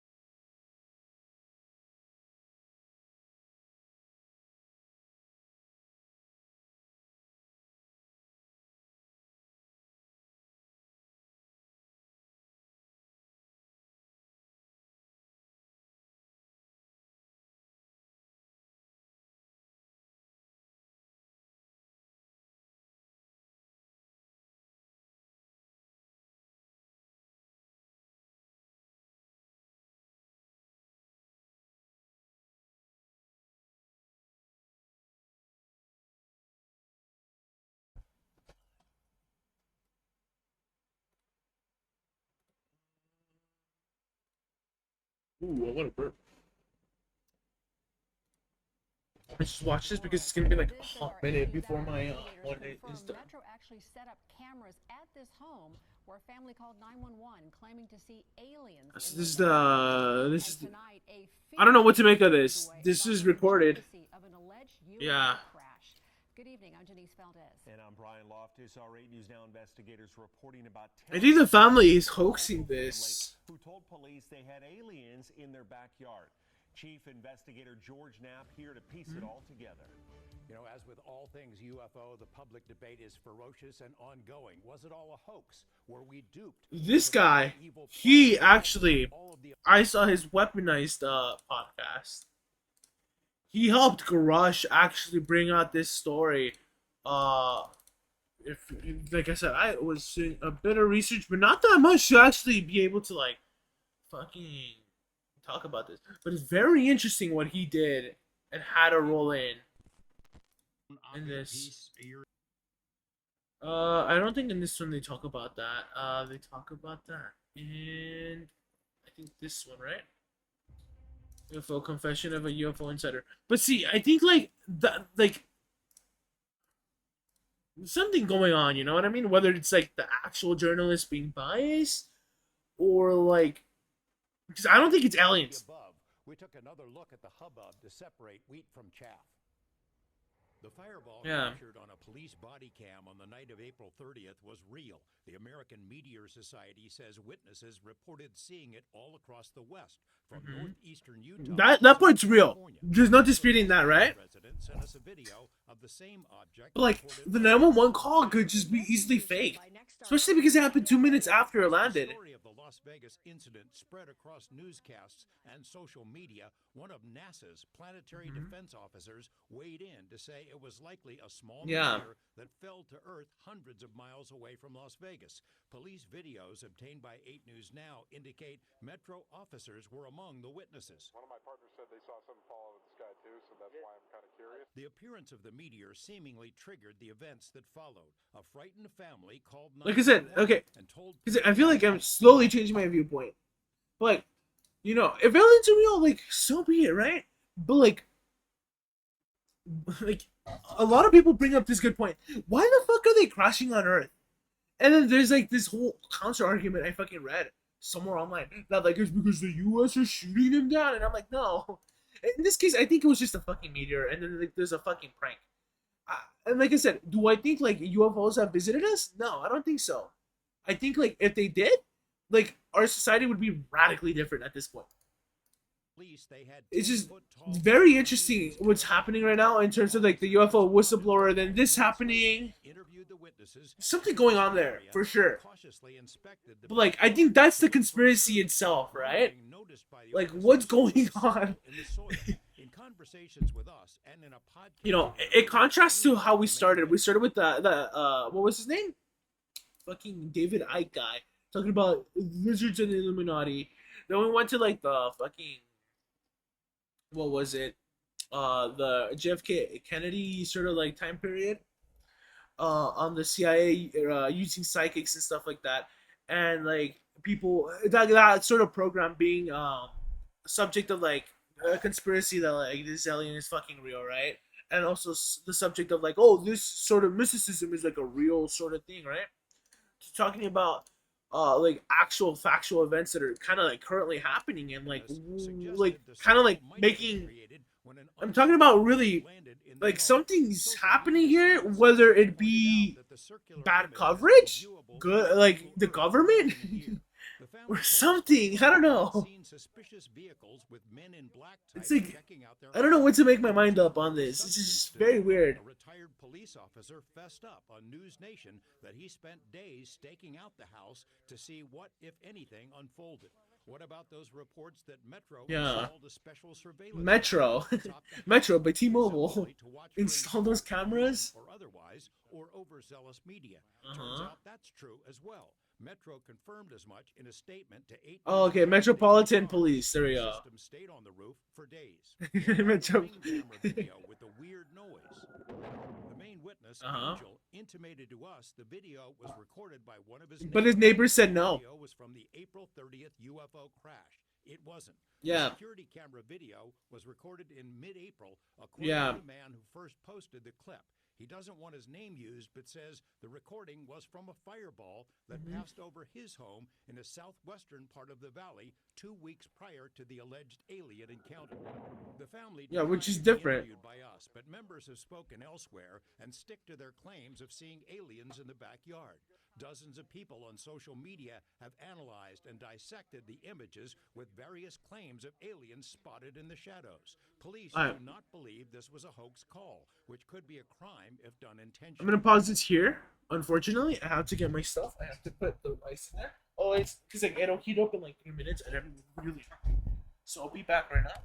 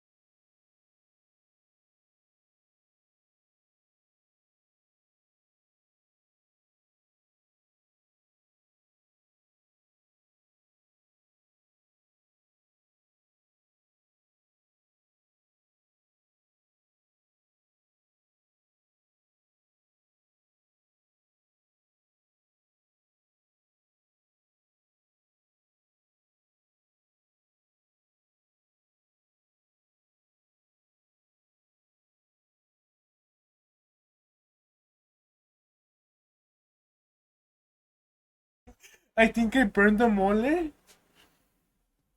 Um, and like, oof. It looks like an actually it's maybe I cooked it. I don't even know. It actually looks pretty good. It looks like chocomil, but like I don't think it's supposed to look like that.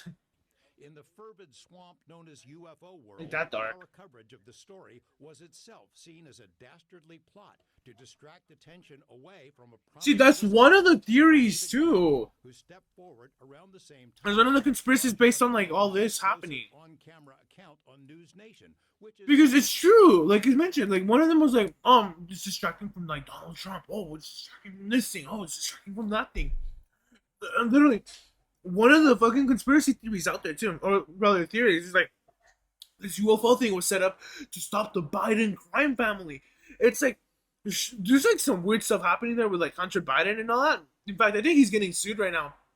But like, it's like no, none of this fucking story. I don't think is distracting from that. If they wanted to distract from that, I think we would effectively have like the U.S. government just be super what's the word I'm looking for? Incompatible, like some synonym like that, right? Just you would see like halts in like the court system not working. You would see like things not working out as they should, and really we're not. Like if like the CIA wanted to, they'd probably do some fucking other things like cause all this, cause some sort of distraction, media all over the world. Curses foiled again. All right. I mean, so what do you make of this whistleblower, David Grush? He first reached out to me about a year ago. We've been in contact ever since. He's the real deal. I mean, he had a distinguished career in the Air Force. Then he went to work for a three-letter agency you probably haven't heard of, the NGA, which basically tracks... And again, I'm basing most of my information off of his words. David Knapp. I think that's his name, right? Security clearances in our government, and in that capacity, and what was I gonna say? 2,000 SAP, special access programs. Cobalt, whatever his name is, Colbert. I think that's his name. The guy that interviewed David Grush. And I think they'll probably bring him back. So it's a pretty intriguing story. A lot like what we've been hearing about. It is interesting. The last thing I need is that it's a bunch of sensationalism. This one has really gone worldwide. That stuff can run rampant in like odd times like now. We're not done with it. We'll see where it goes. This is not the last of that story. No. Where you see like sort of like Cold Wars kind of emerging, or rather reigniting. Oh my god. Get the blood on my forehead. I'm just kidding, that's not blood. It's mole. I swear to god. This shit gets everywhere. This is what I'm talking about. This is what I'm eating. It's like chicken. It's like not curry. I don't know what a mole would be considered in English. It's not a stew. It's not a soup. I don't know. It's good though. It's delicious.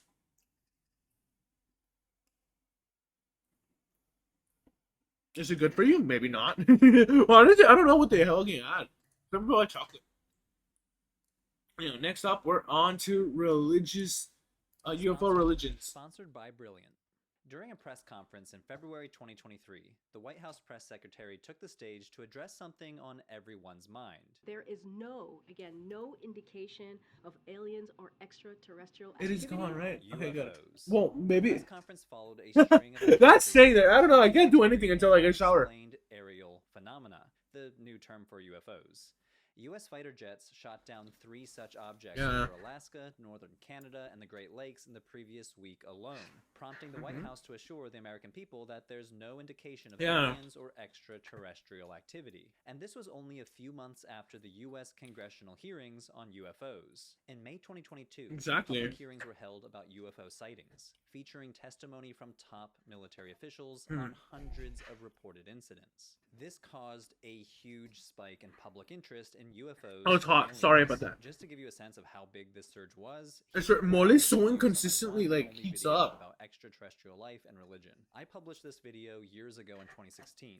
Some spots are like just right. Well, their spots are like they burn your tongue off. That's May 2022. And while some of these aerial phenomena have been explained as optical illusions, Right. spy drones, or airborne trash, for many UFO believers, the hearings vindicated their beliefs that UFOs were real, intelligent extraterrestrial life exists, and the government had kept the evidence secret. Now, definitive proof that extraterrestrial life exists and potentially surpasses us in intelligence and technology would profoundly challenge our perception of humanity's place in the universe. And For sure. speculation about us not being alone in the universe has provoked profound questions. What is the Ooh, nature I of thought- these beings? Are they aware of us? And could Right. they, in some sense, be involved in our past or future? But for many people since the 1950s, these ideas have prompted not just scientific or philosophical questions, but religious questions. Perhaps aliens are benevolent, enlightened beings who can teach us how to reach higher spiritual potential. Something like a Buddhist bodhisattva, a spiritual being who helps people reach enlightenment. Religious ideas like this led to the formation of groups that scholars call UFO Yeah. religions. UFO religions are new religious movements that take their primary inspiration from the vast constellation of beliefs surrounding UFO encounters Exactly. and speculation about the existence of They're extraterrestrial not bad. life. Scholars of religion generally These take claims at best are speculative. At worst, they're dubious. Because, you know, somebody can be making up that story. Somebody could just be recounting a dream. You know what I mean? broad definition of what It doesn't mean you communicated with aliens. these are movements that may have founders or members And that's what a lot of people like. experience Like, with UFOs, if you want to start a fucking cult, you could easily target weak-minded people on purpose and just claim something like a half-truth and kind of recruit them slowly but surely, and then like it's crazy. There's a whole sort of like it's been studied and stuff like that. But like, yeah.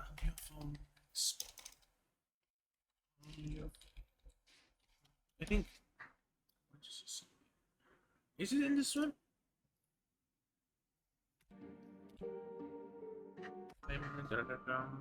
Heaven's Gate was a cult that Yeah. led to a tragedy that took American news by storm in the mid-1990s. A charismatic and inherently insane cult leader had convinced 38 people Mhm. to take their own lives. Mhm. The reason for this was to be able to ascend to an allegedly high Exactly. level of being. But I named think it was Tela, just which taking stands for advantage the of the people. evolutionary level above human. Upon reaching Tela, they'd be living on a spacecraft as it flies behind the Hale-Bopp comet. Crazy. Marshall Applewhite and Bonnie Nettles were the infamous masterminds behind this tragedy, and they leveraged the rise of the internet as their engine to Mhm. drive this insane ideology and gain a following. Exactly. Their members partook in outlandish acts, such as castrating themselves and giving up all possessions and relationships that make up basic human life, such as friends, family, material things, sexuality, you name it. Just They horrible also believed stuff. Crazy things, such as the idea that God was an alien, they were living in the end times, and that their bodies were nothing more than vehicles for their consciousness. Also, they thought that if they stayed on Earth, they'd have to eventually battle demons, which Applewhite had called the Luciferians. Mhm. It was absolutely insane how their members believed any of this. Yeah. Anyway, in March of 1997, But again, it the was entire because Heaven's he Gate cult targeted took their weak own lives people while wearing black on tracksuits. purpose to get them to be They part took of to his cycling religion. Vodka and eating applesauce laced with barbiturates. In doing this, they were finally going to be able to leave their vehicles behind and board the spacecraft to live in an infinite heaven. Awesome, right? Mm-hmm. Well, it didn't go this way, and Yeah. police eventually found their bodies after an ominous 911 call. Yeah. It's pretty much all you need to know to like make assertions. Phrase divine intervention refers to a god intervening on humanity's behalf. In a UFO religion, the divinity would be an advanced alien species. Thus, UFO religions represent an intersection of religion, science fiction, and cultural responses to the advance of science and technology. A classic example of a UFO religion is Raelianism. Now, we'll study this more fully in a separate video, but briefly, Raelianism is a UFO religion founded in the 1970s. I feel like this guy's take on them is that these are good. Who later took the name I don't know why I'm getting that impression. had an in-person encounter with a member of an alien species called Uh-huh. Elohim, who Raelians believe created humanity and have been identified as gods in religions throughout history. Raelianism is one of the most successful UFO religions, with the organization claiming over 100,000 members around the world. Scholars call this a classic UFO religion because an extraterrestrial species is central to its beliefs, practices, and mythology. But there are other examples that are edge cases. For example, the Church of Scientology is sometimes categorized as a UFO religion. The scholar of religion, Hugh Urban, defines Scientology as a complex mixture of self-help therapy, modern esoteric and occult currents, Asian religions. That is dubious. I've heard that the Scientology members actually go after you if you try to leave the church. That is bad. Don't believe that. For some scholars, Text that he put. Daily practice doesn't involve UFOs. History and cosmology, as it's understood by Scientologists, involves extraterrestrial life and an interstellar war, as described in the writings of L. Ron Hubbard. There are many other examples we could mention, and they all deserve their own video, but here are a few examples. First, we have the Etheria Society, a UFO religion founded in London in the 1950s by George King. King was a taxi driver who claimed to have been contacted by an extraterrestrial entity known as Sirius, who designated him as the voice of interplanetary parliament. Didn't you have a communication?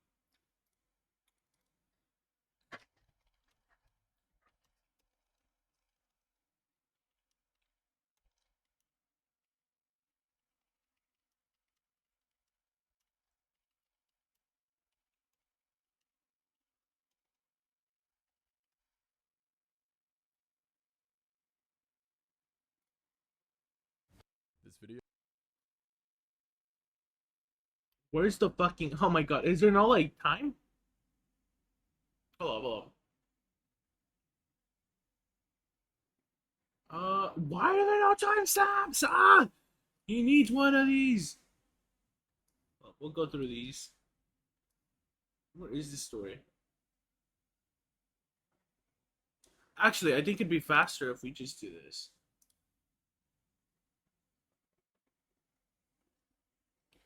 Where is it? Where is it? He has like I forget what game, what cartoon it's from. When I see it, oh no.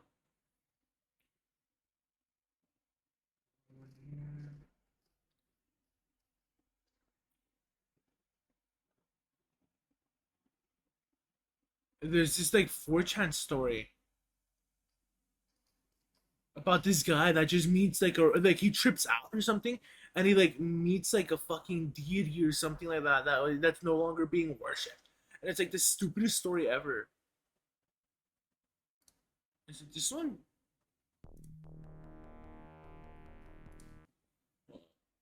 Man, okay. Well, the point is like, just let me find it. Had frequent communications with Mars and Venus, yes? This event. This is what this guy reminds me of before Reddit. Hold on. Extraterrestrial entities that he called cosmic masters. I am known is. Jesus, this guy's crazy. Members of the Etheria Society believe that religious figures like Jesus and the Buddha are cosmic masters. Another example is the Unarius Academy of Science, an organization founded in 1954 by Ernest Norman and his wife Ruth Norman, a channeler who took the name Uriel. The Unarius Academy teaches a cosmology that blends reincarnation, psychological and spiritual healing, and the existence of advanced alien civilizations. According to Unarian belief, benevolent extraterrestrials called Space Brothers are waiting to help humanity achieve a new age of enlightenment and technological progress. More broadly, some scholars have interpreted UFO beliefs and experiences as a form of religiosity in and of itself. No, not cult of Even if a person doesn't formally affiliate with a UFO religious movement, many people speak of UFO encounters as deeply transformative and meaningful experiences that we can perhaps compare to the born-again experience of an evangelical Christian. In the words of scholar Michael Ashcraft, UFO experiences share the same emotional and cognitive terrain conventionally called religious. As with all religions, UFO religions emerge out of specific historical and cultural contexts. G-Mac, I think that's his name.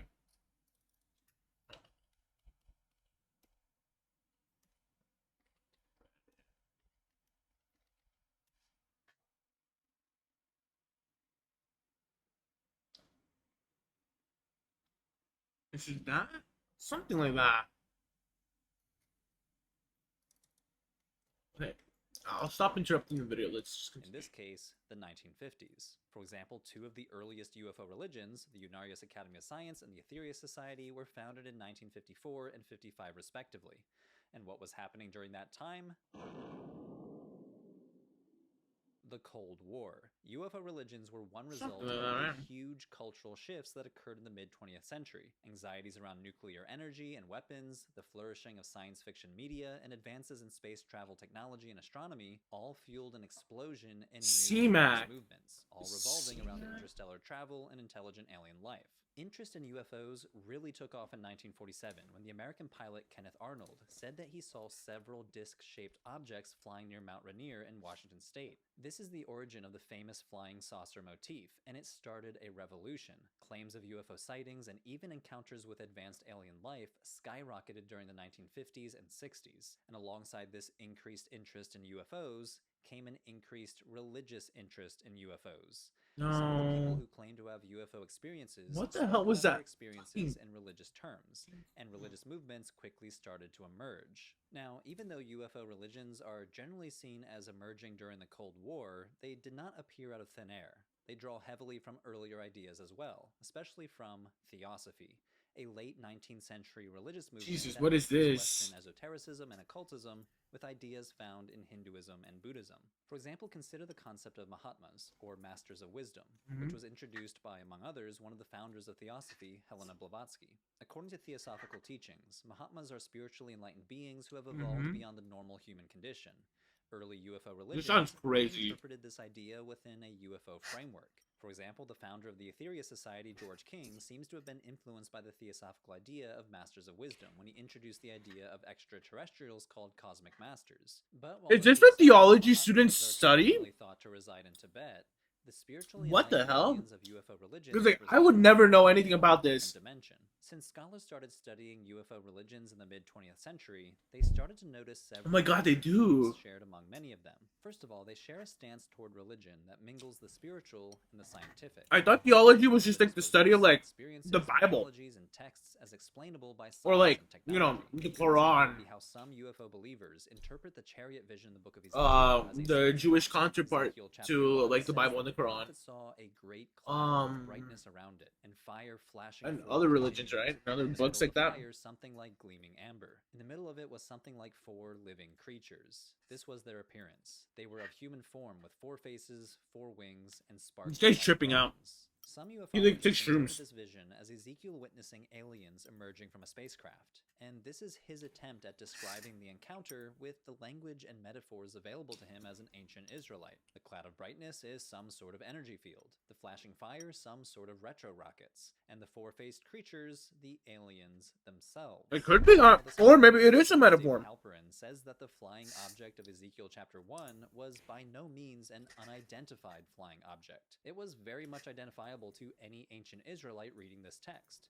It's the chariot of God, a fiery vehicle befitting a divine king, and the strange creatures are one of several hybrid divine beings mentioned in the Hebrew Bible. But from the framework of UFO religions, the vision requires a technological explanation, and not a supernatural one. Mhm. Some scholars call this attitude taking a physicalist perspective, meaning that all things are physical. Now, this framework doesn't necessarily mean aligns with science. In fact, many beliefs found in UFO religions are at odds with the findings of modern scientists. Rather, we're talking about a mode of religiosity that interprets religious ideas, texts, and experiences through a lens that assumes everything can be explained by science and tech, even if that technology itself is speculative or draws from science fiction. Another major theme seen in many UFO religions is millennialism, a belief commonly found in apocalyptic worldviews that anticipates a future golden age or paradise, Right. a mass salvation event, Yeah, sometimes in tandem for like with a 1,000 mass years. extinction event. In the case of UFO religions, millennialism might look like a golden age being ushered in by the benevolent guidance of an advanced alien species. For example, let's return to the Aetherius Society. The founder, George King, claimed to have been contacted by extraterrestrial beings called the Cosmic Masters. Why is he wearing those They believe glasses? These beings have visited Earth throughout history to You're warn making me look humanity funny. that an apocalypse is coming if humanity does not turn from its self-destructive ways. Because humanity is aggressive and spiritually immature, Where have we heard that we threaten again? not only our own self-destruction, but the destruction of other alien civilizations. And Okay, members of the we haven't Aetherius heard that yet. Society view themselves as builders of I've the read new that age, a lot working to bring from a about lot of people. paradisal future. This millennialism is a direct result of the Cold War. Apocalyptic movements often emerge during times of social and political anxiety, and there are Mhm. few periods in history more associated with fear and anxiety than the Cold War. Fears and we're entering another Cold War soon. That's my prediction. There's a prediction because like we're like literally we're like, what is China gonna do? Taiwan, Ukraine, Russia. You know what I mean? Literally, Ukraine is a proxy war right now at the moment. You know, it really is about like NATO and the allies versus Russia, and it's a minuscule influence right now, right? Well, not that minuscule of an influence because they're still going on. About nuclear But, you know, annihilation led people to yearn for intervention from a powerful, morally superior third party. In this case, an extraterrestrial third party. Another theme we see in UFO religions is mixing elements with pop culture, which some scholars call hyper-real religiosity. UFO religions often draw inspiration from science fiction media such as The X-Files, Star Trek, and Ancient Aliens, blurring the lines between religion and entertainment. The influence goes both ways, too, when religious ideology makes its way into science fiction and then makes its way back into UFO religions. A good example is the 1951 movie The Day the Earth Stood Still, truly an artifact of the Cold War, born out of anxiety around nukes. A Jesus Christ-like alien called Klaatu comes to Earth and issues a stark warning to humanity: live in peace or face judgment. And the threat of aggression by any group, anywhere, can no longer be tolerated. Media like this helped to solidify the idea among UFO religions called the sacralization of the extraterrestrial. In other words, the notion that aliens are not only technologically advanced, but also ethically and spiritually advanced. Yeah. They can intervene in humanity to guide us to a better future. The whole community of people that like have weird beliefs. UFO whistleblower, mega thread. There's this whole mega thread. You'll see a bunch of fucking things like that reflected. You'll see like the clean military intelligence. Timing and there's this notion of like they cannot control the revealing, blah blah blah. Project Bluebeam, which is a whole fucking conspiracy on its own, which is essentially fake aliens and control the world. That's basically what it boils to. Then there's like a fucking what else? The moderator say something.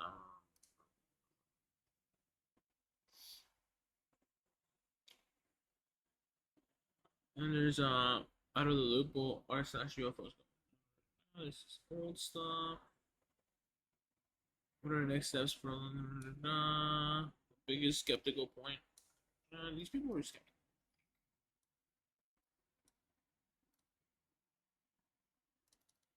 Yeah.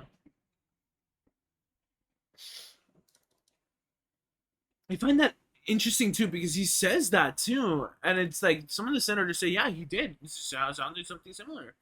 It's like very interesting, or rather, not exactly on what like Rush said that before. No, like I think like it just means like they heard something similar like the previous thing. That's what I read from the article.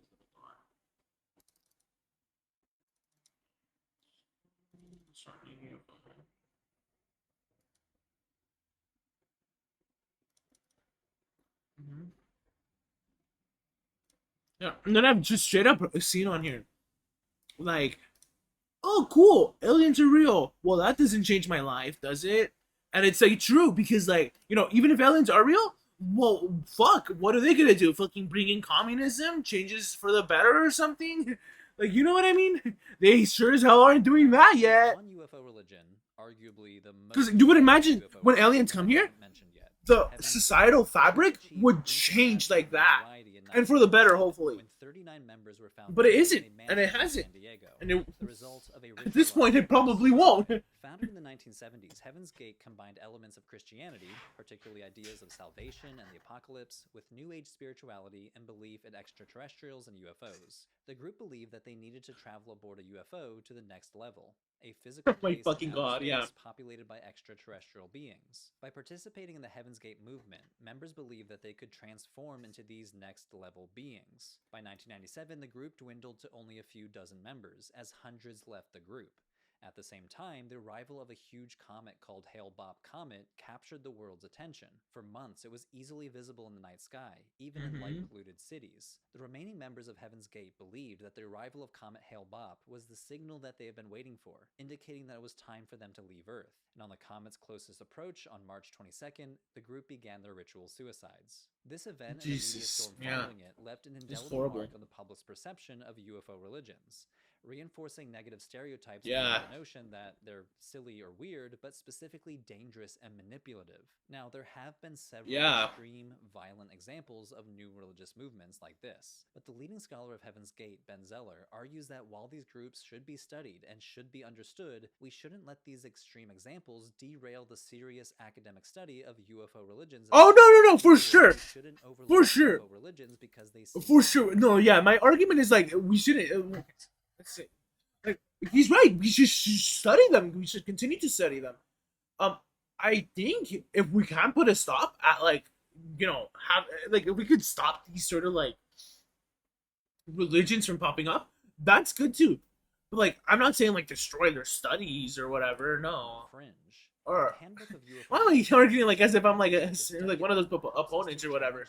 But yeah, no, like nobody's arguing like that. And so-called fringe religion. Yeah. He writes, fundamentally, there's little reason for scholars to accept one set of non-empirical or supernatural claims as more valid than another, or more appropriate for study. Yeah. These claims involve the mysterious aerial phenomenon associated with with the Fatima event. In 1917, when a crowd in Fatima, Portugal claims to have witnessed an apparition of the Virgin Mary in the sky, or the equally mysterious claims of people who say why is he wearing those glasses? Oh my god. Vehicles. Rather than labeling the former as an example of mainstream religion and the latter as fringe, Zeller argues that the fundamental mythology of UFO religions tracks with broader religious mythologies and reflect the same concerns that religious mythologies seek to explain. Exactly. And so what he's gonna get at is essentially they don't branch off from like what we know. They only add to or clarify. Like, you know, they don't add like, I mean, some do add like a mysterious new figure out of nowhere, but like they don't like seek to be like Jesus Christ didn't do this, you know, the ancient god and like Hinduism didn't do this, you know, they don't seek to do that, you know what I mean? A key axiom in the study of religion is to render the familiar unfamiliar and the unfamiliar familiar. This okay, maybe that goes a little bit against my point, but yeah. Challenge our preconceived notions about a well-known religion and examine them from a new perspective that we might otherwise have overlooked. And on the flip side, the study of religion should challenge our preconceived notions about a lesser-known religion that we might otherwise glamorize, demonize, or dismiss as fringe, bizarre, or welcome. Religions are not a... I can't read right now. What does say? What did Chris say? Welcome, Space Brothers. But it says, welcome your Space Brothers. UFO religions are not a fundamentally different type of religion. They reflect the same sociological phenomena. And there's a difference between a cult and a conspiracy. A cult is like people taking part in like rituals, like he said. Whereas a conspiracy is like people or an idea or speculation around a certain subject, right?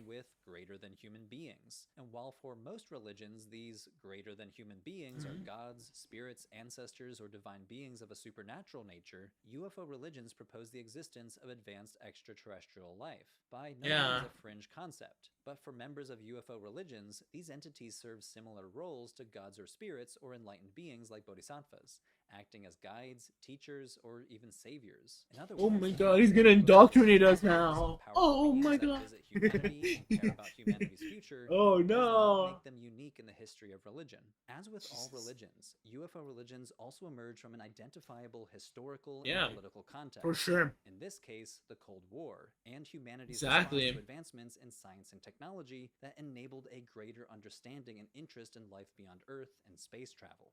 It was during this time that we saw the USSR launch the first Sputnik, right? Sputnik. Yeah, and people confused it for like UFOs and stuff, or spaceship. This period was filled with challenges as scientists and engineers from both nations pushed the boundaries of technology. And if you're a fan of space travel technology like me, you can learn more about it with today's sponsor, Brilliant.org. Brilliant.org, is an online learning platform that offers... Oh yeah, he was pretty nice. He was pretty insightful. Yeah, let's put this. UFOs This and bright the insight implementation of planet on Earth UFO is at an all-time sightings high. depicted in ancient And to be paintings. fair, more people than not think that aliens are visiting Earth. You know, I feel like the paintings of today are the pictures we take and the video we take Or have at nowadays. some point in the past. However, nothing is certain. But when we see articles with the Pentagon officially releasing actual videos of Yeah. unexplained aerial phenomena, this has people asking questions. In fact, we even have NASA Exactly. joining the hunt for UFOs. Like, what is going on again? How could they not have always been doing this? As if astronauts and other types of technology orbiting the Earth haven't been doing so already? I mean, come on. Now, many people have asked me what my thoughts are on this, and I have quite a few things to say. In fact, to be blunt, yes, I do think that aliens have been visiting Earth.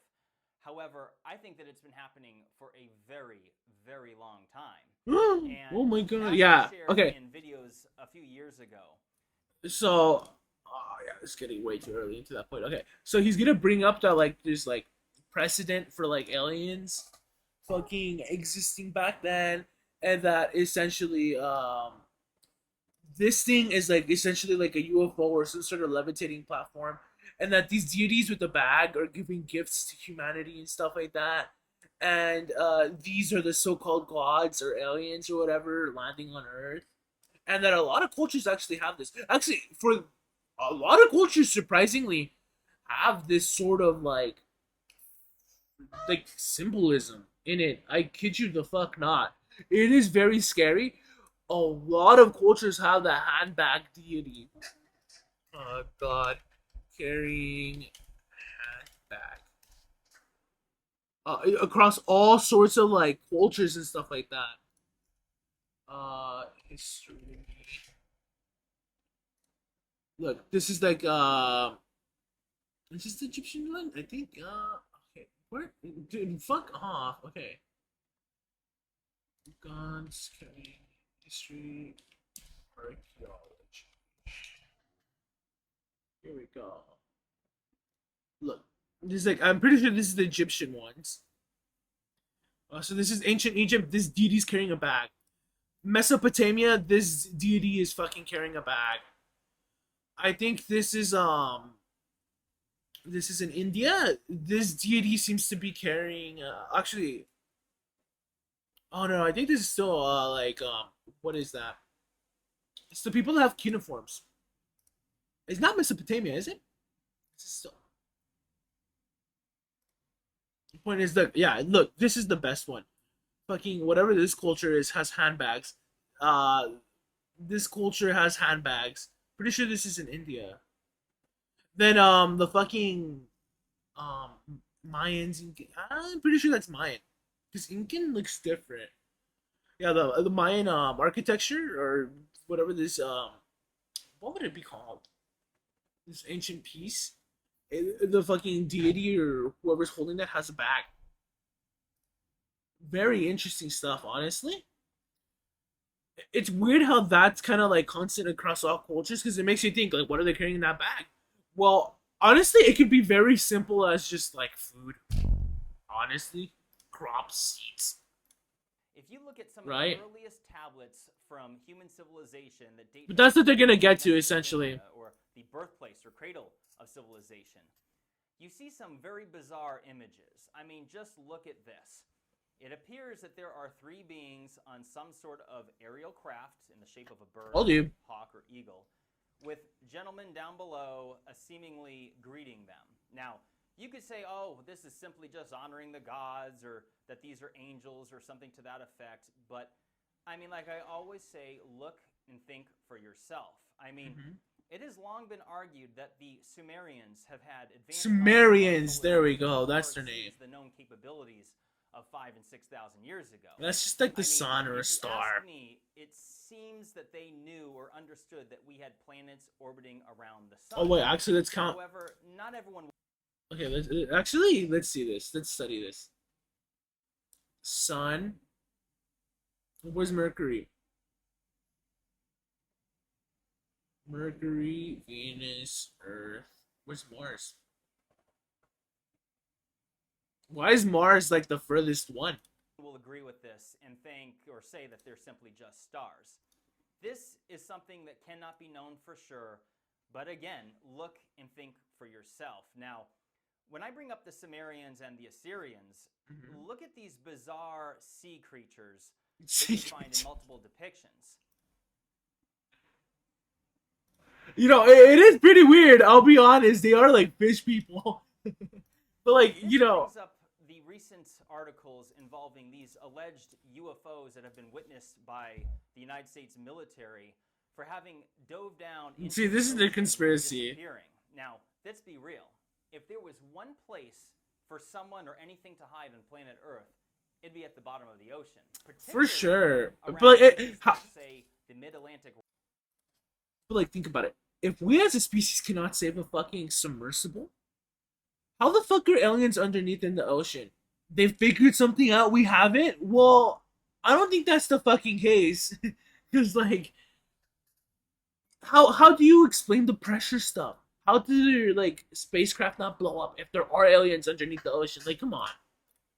Bridge, that's a vast mountain system, one of the biggest on Earth. And there could be cave systems under there that we would have no way of knowing, especially being several miles down. Now, Where is he getting this from? that date back so many thousands of years, could they be depicting that beings The merman, oh my god. and attempted I remember to hearing give some us point like that, these? like a After while all, ago. The Sumerians do claim that beings had come down and gave us advanced knowledge. Yeah, the fucking fish people came up to land and were like, yo, you guys are the apes? Here, have some of our technology in this little handbag. You know, it's like, you guys can copy the handbag design too, you know, spread amongst your cultures. Here's your UFO stuff. Do what you can with it, and then they like lose track of the UFOs because they think it's like the demons and stuff. Is that what he's gonna propose, or what's up? Paintings and other artwork that date back several hundred years. Oh my gosh. They show some things that might make you think. So, this painting, also known as the Madonna, this dates back to the 1400s. The Virgin Mary. When you look to With a the UFO. bizarre Ooh. detail in the upper right-hand corner, this is something that many people were not aware of until just the last several years. What you see is a gentleman Not and really. his dog literally peering up into some sort of craft. It could just be an angel. Like, How I the always person say, interpreted look an for angel. yourself, and I can't say it enough because there's different ways of interpreting this. Yeah. And it must be said that the painter, it's not exactly known why he painted this. This is subject to Exactly. debate. It's not widely documented, and nothing is known for sure. However, to be clear, scientists and historians do not think for 1 second that this could possibly be an alien spacecraft Yeah. of any kind. But again, when I look at this, it's just truly bizarre. It is. Now, many people have seen this painting before. Maybe they knew the actual meaning of like No. these weird This craft painting and weird here, arcs the and stuff. Crucifixion of Christ from the 1350s is on a mural in Spain. Look at the people flying. Or excuse me, actually Kosovo. But when you look in the upper right and left-hand corners, you see two bizarre images that have beings. Maybe that's interpretation of the angels. Who flying knows? craft That's, well, just look. Yeah. Now, let's be clear. This is said to be the sun and the moon. Yeah. But, I mean, when I look at this, I can't help but think that we're witnessing something different. And you know, different cultures have their own interpretation too. For example, rabbits and the moon. Moon rabbit. The moon rabbit or moon hare is a mythical figure in East Asian and indigenous American folklore. Based on periodic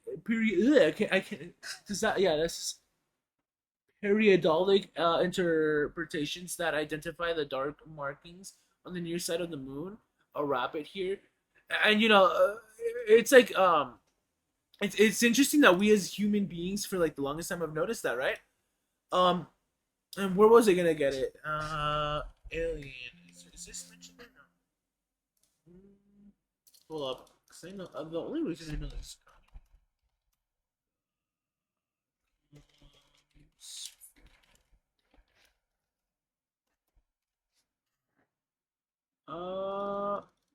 Moonshine. Japanese, folklore? No, that's not right. Moon tribe.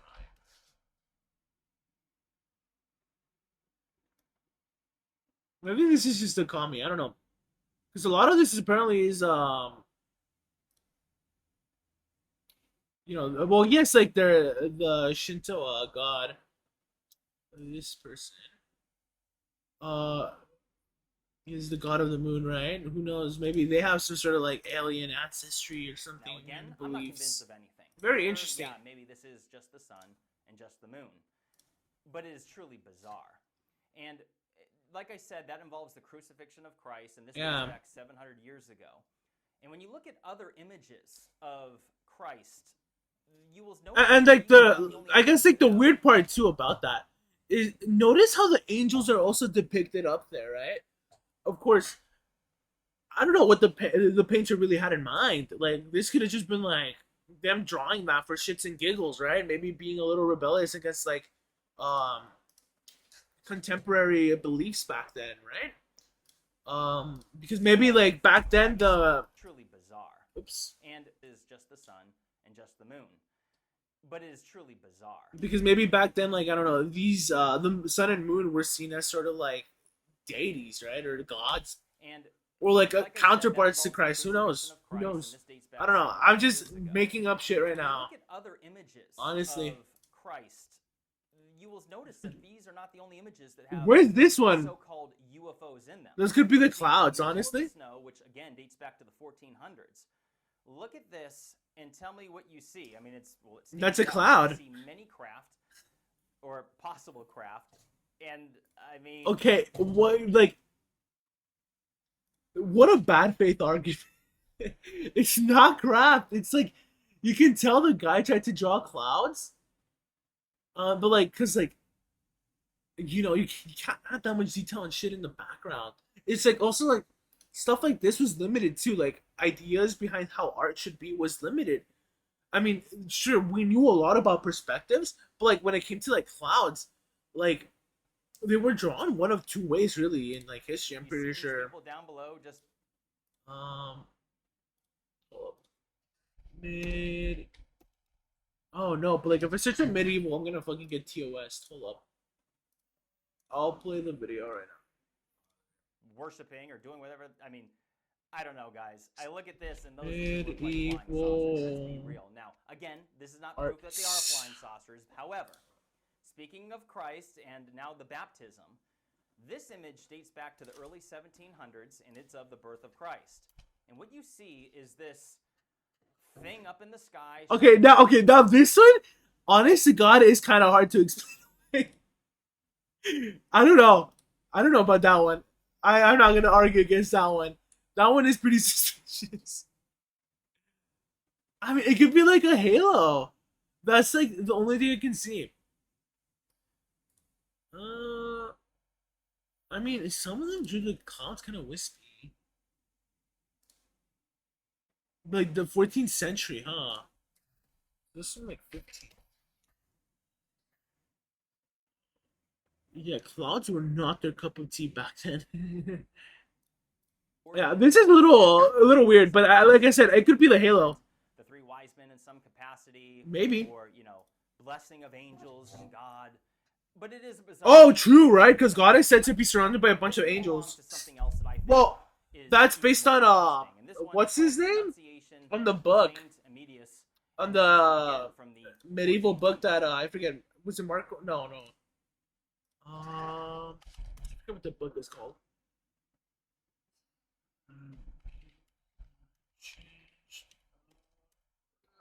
I forget his name.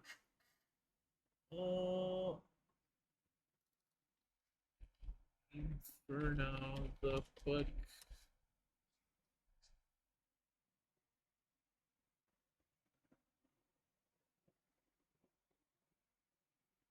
Robert Langdon.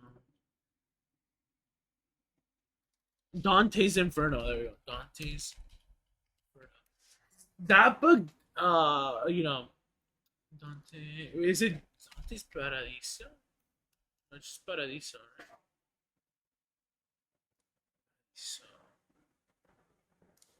Paraíso. I want to say Paraíso because that's how I grew up saying paradise. Things going on in the streets, and this beam of circular lights beaming down into this home or wherever it is, into this woman in the beam with the dove seemingly going into her head. And this could have so many different types of interpretation. This could be, again, a gift from God or something. Mary the angel had been visited Gabriel and the Holy Spirit, and there's different things you can read up on this. And one thing I've noticed is that if you read things in different places, you'll hear different answers. So again, not to be redundant, but I always say look and think for yourself. Again, this does not prove at all that there was some sort of alien visitation giving this woman knowledge or whatever else. But it's a bizarre painting. I mean, look at the sky. What's happening here? You have these other people down below on the street. Yeah, could it be a tornado? It just no, but like seriously, yeah, it's just a way to like it's like a metaphor in English, right? How we use them. It's like a visual version of that. This dates to Israel, 1600s. There's not a Paranormal whole lot Crucible, about it, to be honest. But what you see is this home with this, again, possible flying saucer. And crashing down, huh? This is on a tapestry. It's not the best image. And again, since so little is known about it, it's hard for me to really say anything about it definitively.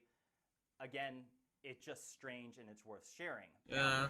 If we move on to the other side of the world, to Peru, you will notice what's called the Nazca lines, or in Bolivia, excuse me. And you have this being waving to the sky, and this thing is hundreds and hundreds of feet long. It's massive. And it's on the slide of a hill, and it's facing upwards towards. What's scary about Peru?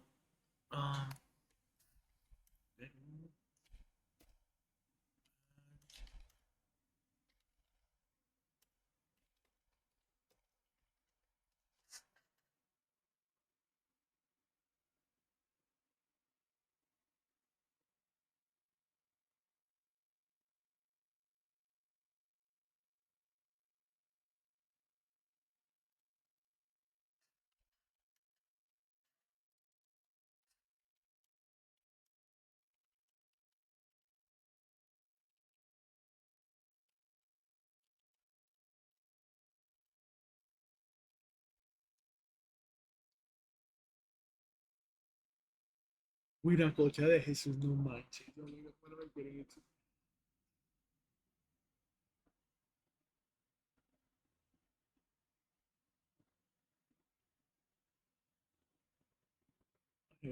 Because I saw this today. It's very interesting. So I'll relate to you the whitewash version. Sorry. Okay. So because I am not a Peruvian, obviously I don't have any Incan descent as far as I know, because I come from Mexico, right? But essentially, I saw this story. Actually, I'm gonna unplug the phone. I'm gonna look it up.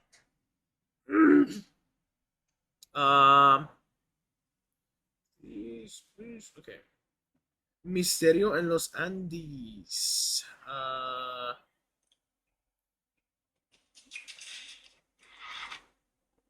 That's crazy. Like, are they big too? What the fuck? Hassan's been going on this whole time?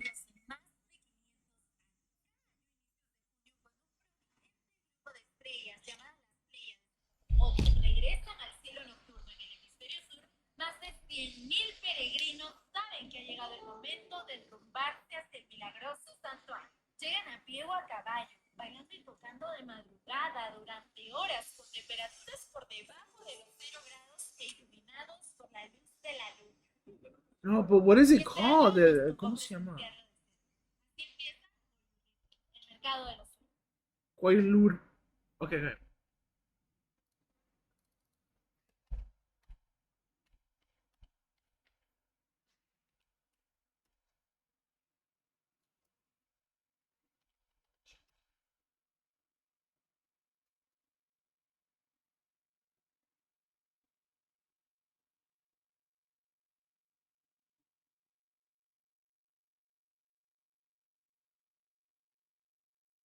Okay, so I guess we'll watch a video.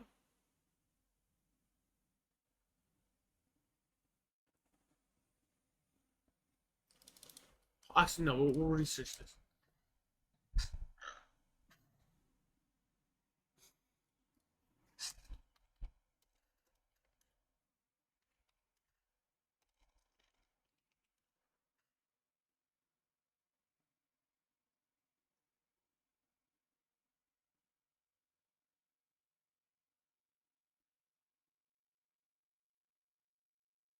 Ooh, they really don't have. Okay, they have it all in with it. You guys can hear it, right?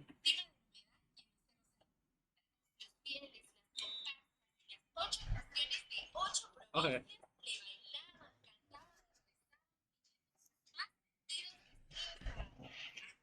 Al Señor de Coyurriti, un Cristo crucificado pintado sobre una gran roca resguardada en el atrio de la iglesia, Alapo Sinacara, un venerado glaciar en deshielo el que desfilaba en Ucus con pasión. No lo sabíamos, pero el asunto empezaba a ponerse tan sospechoso que quisimos averiguar. Antes de católicos, fuimos, según Bernardo Cobo, unos indios tan idólatras que adorábamos por dioses cuantas especies habían de criaturas. Y la piedra venerada guardada en el atrio parecía tener gato encerrado. Es más, por allá en 1613, un clérigo confiscó una piedra muy fea a la que los locales... 1613. Piedra.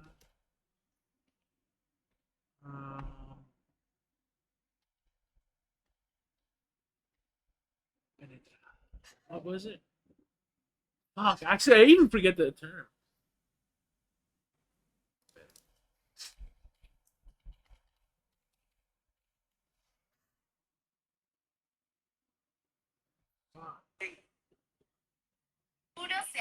La piedra venerada guardada en el atrio Go ahead, let's see. por allá en 1613, un clérigo confiscó una piedra muy fea a la que los locales veneraban en pleno trabajo de idolatrías y quedó casi desfallecido cuando después... It's an interesting story.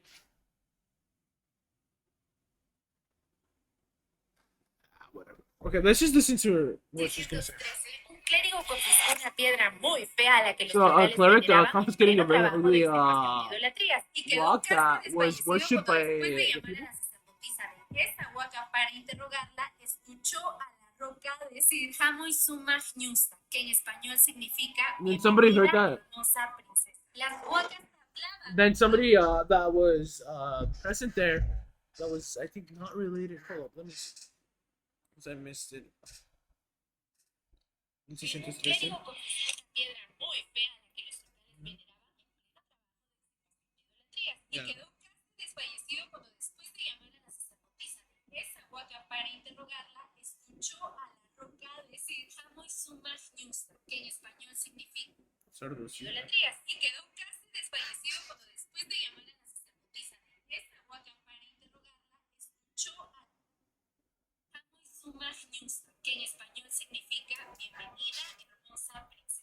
Oh, so like they essentially call a priestess, and Rock fucking speaks to her and says, "Hello, beautiful princess." And it's a weird, freaky, like urban legend sort of tale that has its roots in like history.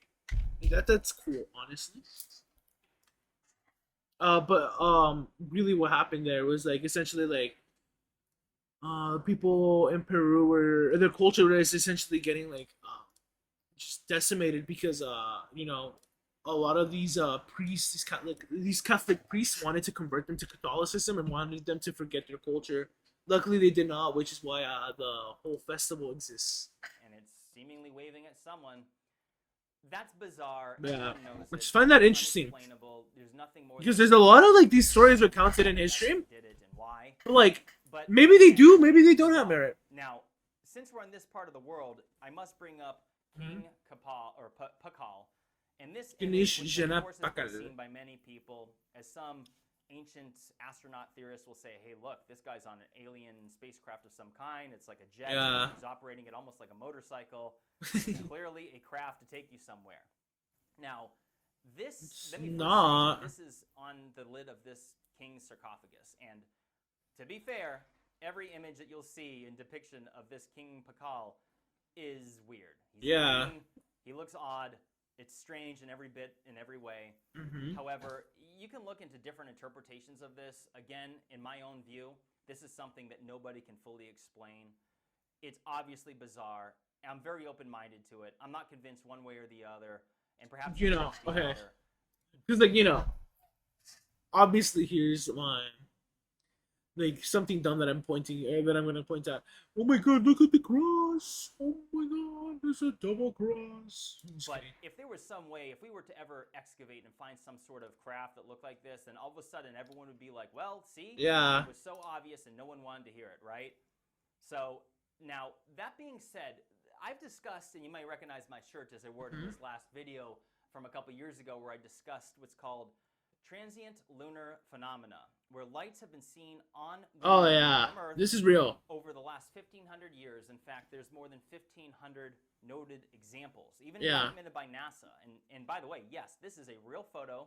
This is from the University of Yeah, right there in the middle. and this was taken in 1953. And this is something that's happened, like I said, thousands of times over more than a millennia. And these examples are absolutely fascinating. Yeah. You'll have documented cases where red lights have been seen glowing on the moon for hours on end.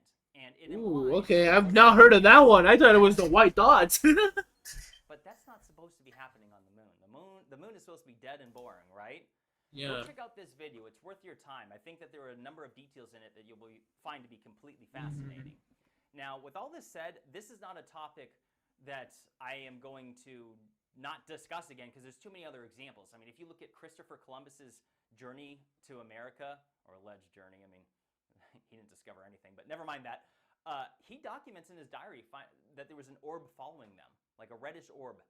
And guys, when you start to see things yourself, or if you know other people that you find to be very trustworthy, credible. Okay, and that's where we'll end it for there. Now, this is BuzzFeed Unsolved, the history of UFOs. God, we're gonna go until like 3 fucking a.m. Be a long fucking stream, dude. Aliens. You either believe in them or you don't. Some claim that the possibilities of the universe are so expansive. Yeah. But like, for them to come here is like, why? Resources? Well, like, fuck, just like, why are we not changed? Hello? Why don't I see them extracting resources? More formally, unidentified flying objects. Hey, how to make a contract with the U.S. government? Well, I don't think the U.S. government would have such a fucking power or leverage. Human observations of UFOs than you might think. Haunting history of UFOs. Okay, I need to get to the restroom again. It's like it's been like 3 hours since I did it. I'll be back right now. Ew, look at my face. Ew.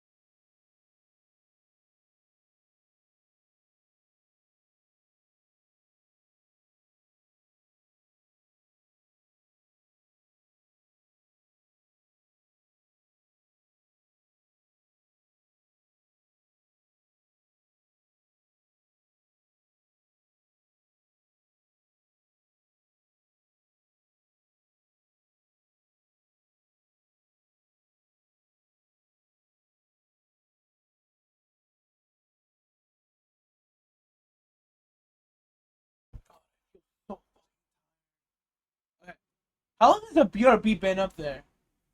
Oh no, I just put it on, right? Imagine it's been on there for the whole time. Oh, it's so fucking late. Okay. This is one fucking crash and burn of a stream. Oh, we still have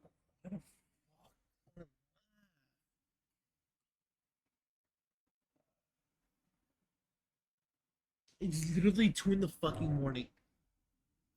Oh my god, it's 2 in the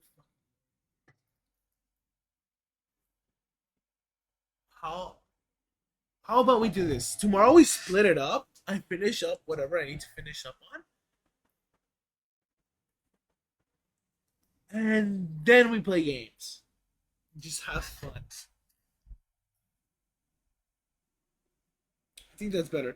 So, get on stream fast. This video is like what, like 30 minutes long? Oh, I really feel tired. I just want to go to sleep, honestly.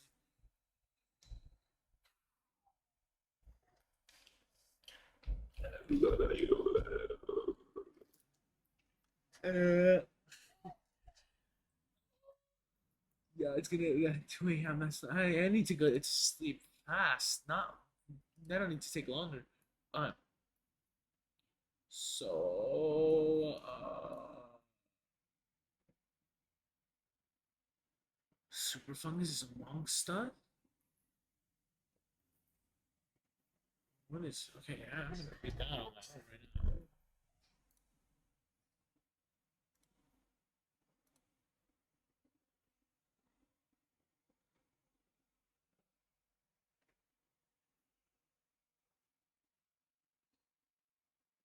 So yeah, again, this is really bad. One of my actually worst streams probably on.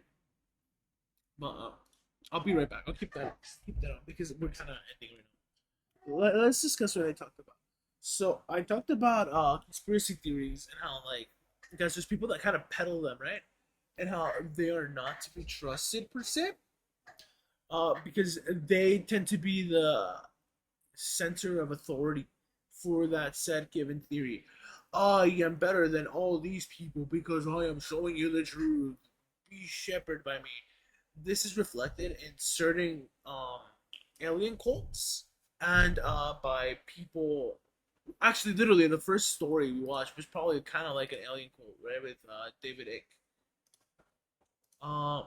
Then we watched like some like CIA psychic stuff, and like that shit's just bonkers. You know, JF Kennedy stuff. Your typical like, was he murdered? Was he Harvey Williams?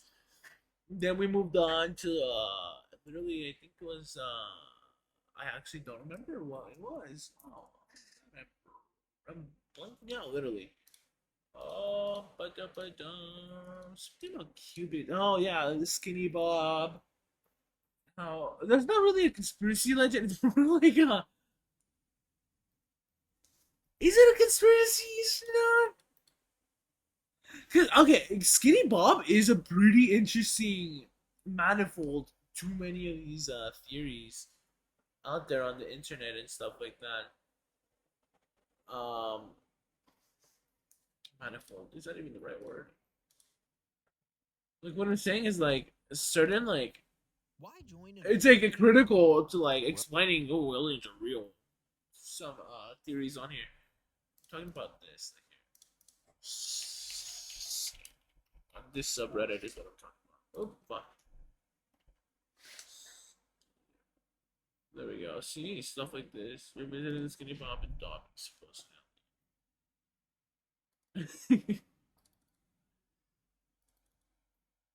CGI. Yeah. Yeah, so like, you know, these people believe it's real. Fuck, what am I saying? These people fucking believe it's fake. But there's like certain areas that are like, oh, it's fucking real.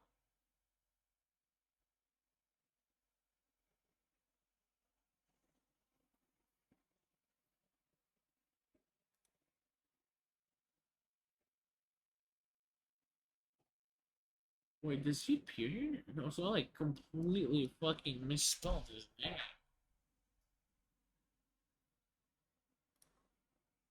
Here we go, back then. I think it's CGI, real. That's cool. Exactly, that's what I.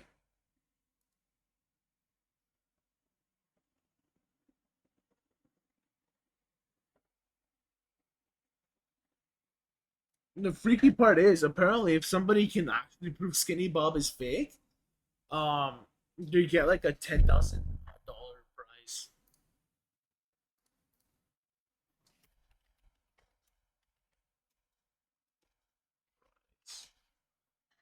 I'm not even joking.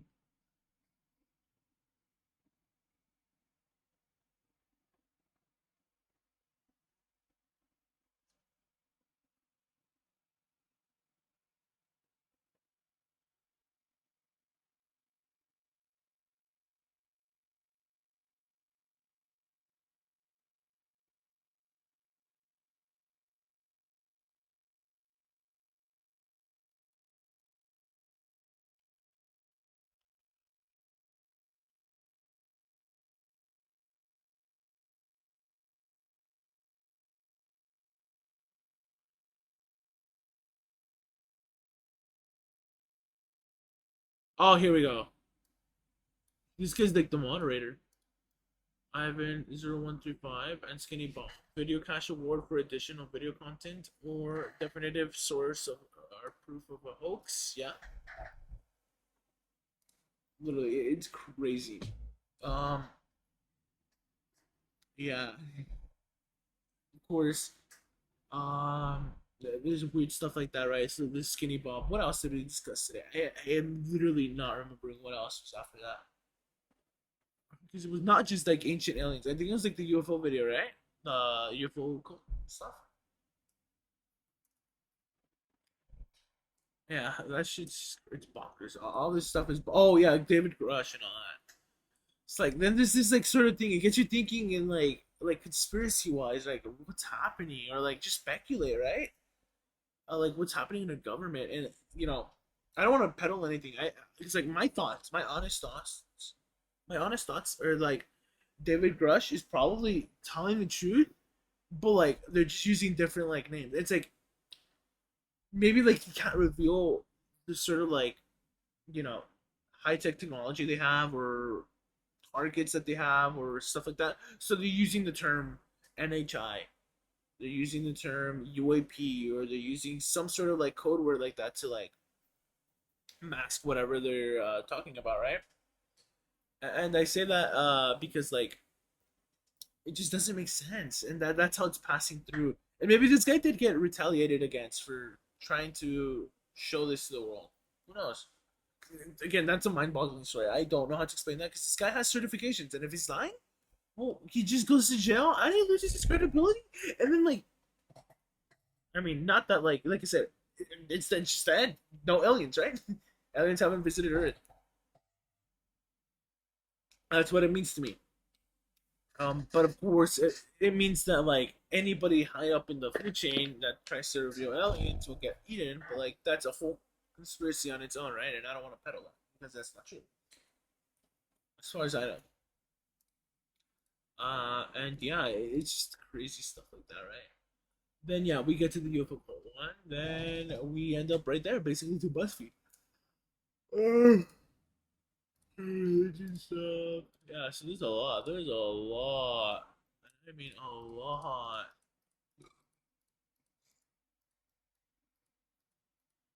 A lot more. History. And these ones are pretty fucking long. Pretty fucking long. Okay. So we'll watch these tomorrow. Maybe I'll skim through some. Maybe I'll skip one or two or three or four. But yeah, a lot of people that believe in aliens, and they believe that like Skinwalker Ranch is part of this bigger underlying conspiracy to essentially. I think I'm going crazy. To like reveal. Anyhow, what was it? See, I'm like 50. And also, I was taking a break. Let me. Let me think. Also, I didn't even go to the restroom. I just laid on my bed. Sit there. So I'll be back in a moment. Let me go think. I didn't have to like think about it. See, you don't want to go until 3 a.m. So I'll be back in a moment.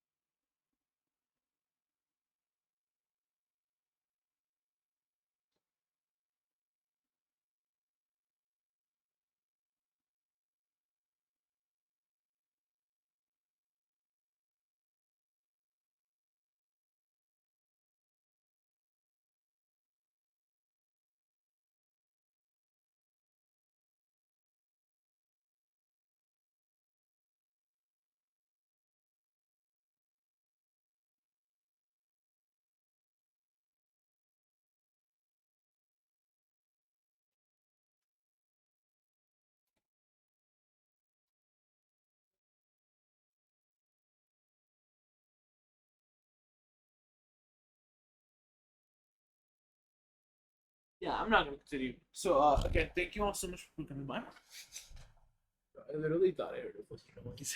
Like a beep. Like no, more like static. But I'm pretty sure it's just my tinnitus. So yeah, my tinnitus flares up at like 9. Also the daytime too, just randomly. Essentially just a second. Not like that. More tinnitus something. So yeah. And also like, yeah, I don't want to continue because it's like honestly it's like 30 minutes. I thought it over. I'm like we're staying up till like what 2:20. So continue this tomorrow. We'll finish this whole thing. Again, like I said, this is not the best stream I've had because typically I don't talk about conspiracies and get my input. But like I get just saying I don't believe in these alien conspiracy stuff and you know kind of like government conspiracies. Like oh JFK was killed on the inside. Like maybe there's something to that, but like not like a whole fucking like oh JF Kennedy was gonna reveal aliens or whatever, right? Or ooh aliens have been here on Earth for like millennia. Because I don't know. I don't think that's the case. Otherwise, like I said, the world would be radically different for that latter point, and then for the JF Kennedy one, it's just like, well, just why? Why would you want to take out the president? Like, wouldn't it just be easier if he just gets replaced? And anyways, the person that's replacing him was literally gonna still reinstate a lot of what he did because it was popular at the time. You know what I mean? So why not take him out? No, I'm not suggesting that you do, right? It's just like weird that like a lot of these proponents of like just JFK Kennedy was assassinated by the CIA. It's such a prominent thing. Why that idea is a prominent thing. Like I said, I'm misspeaking at this point. It's like what, like 1:49. If I misspoke, I'm sorry. I'm just like horribly done with this because I don't believe in the conspiracy theories, and I don't want any ill will towards anybody if they do believe in this, or ill will to anybody, right? Really. So yeah, I hope you all have a good day. I hope everybody has a good day, good idea, whatever it is, and just know all are probably safe. I guess I don't know. If you're watching this, you're probably safe in your room. No, seriously. Good night. I'll be back tomorrow, and tomorrow we'll probably focus more on the aliens, rather than like the conspiracy sort of spin I tried to go with. So yeah, good night, day, whatever it is. We'll be back tomorrow, and then tomorrow we'll actually play like the actual video games or whatever.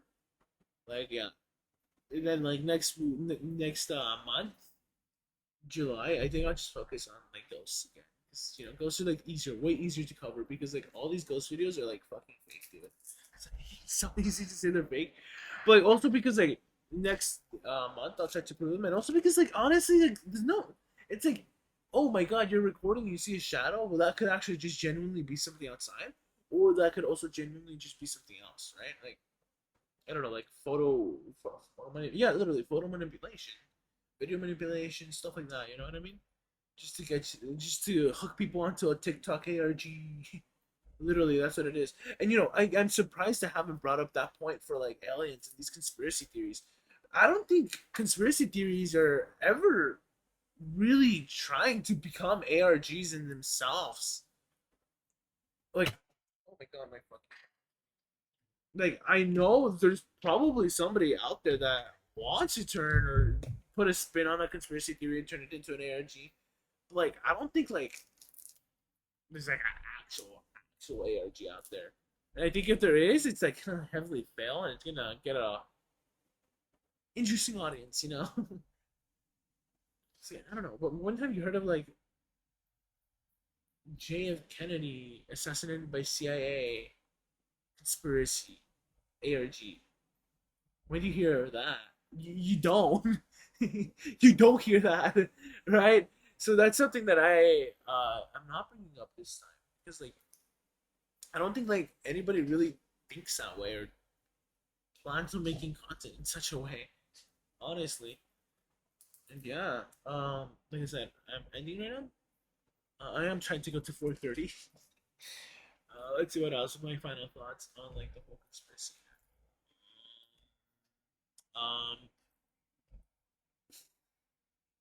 I don't know. Like I said, I think a lot of this is just a bunch of bogus. Like the only thing that has me intrigued is just the Rush stuff because it just makes me think like, what's gonna happen next? Is he gonna claim? Are there gonna be more people coming out, like and saying, "Yeah, aliens are real"? Like, what's going on? Like, is the Congress all right too? Because they seem to be eating this up too. Are we all right? It just gets you thinking, and that's really what I wanna talk about. Is like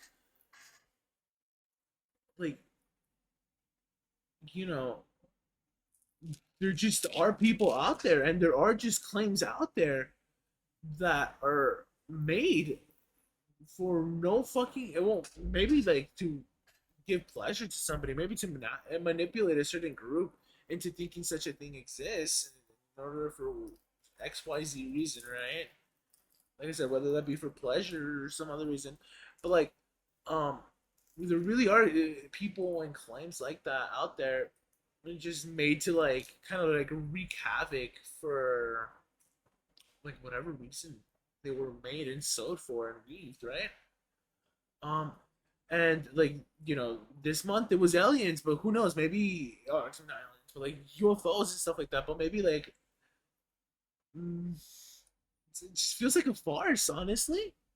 I don't know what else to say. I know like I'm conflicted. I'm between two viewpoints. I'm like, I want it to be real, and then I don't want it to be real because if it was real, then like that makes it just dumber. Because like, why is my life not changing? Why am I not like having coffee with the aliens? You know what I mean?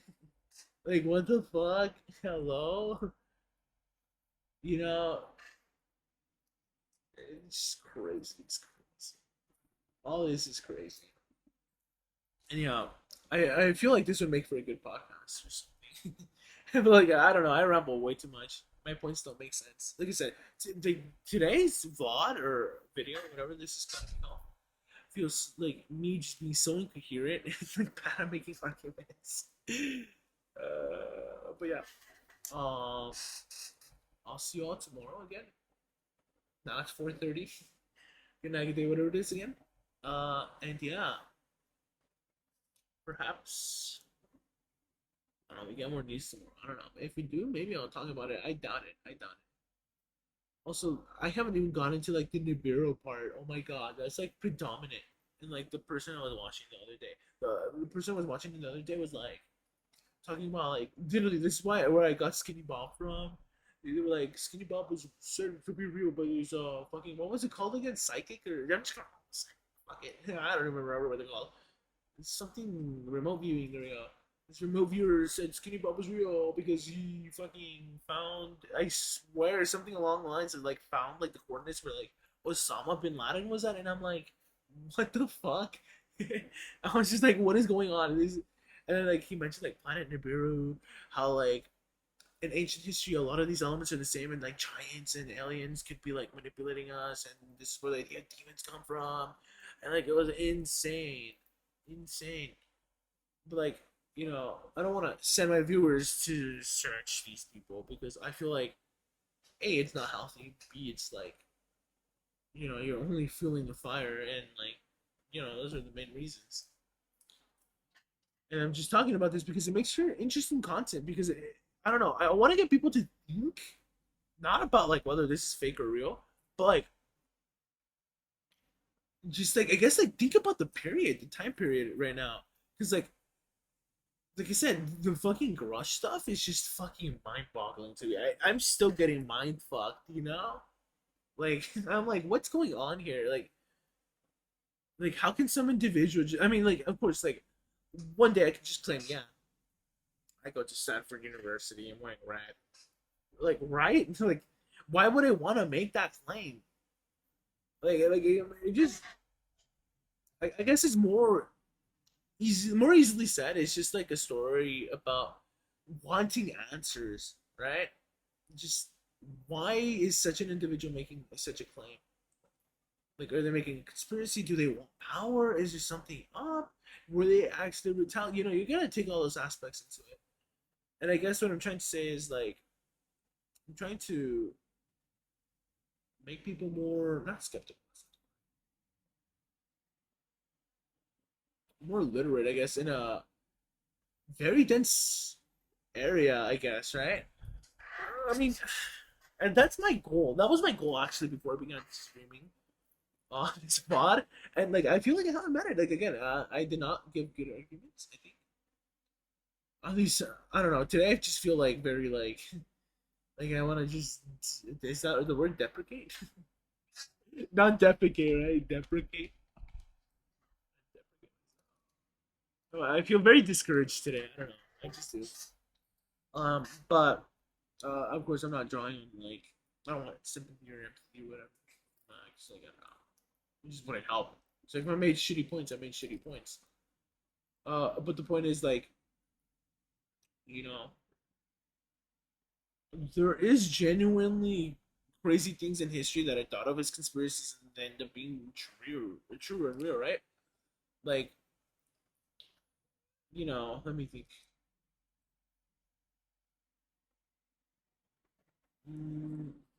Well, I guess like, fucking the US contracting psychics, right? People were like, for the longest time, just like, oh, like, these people are real.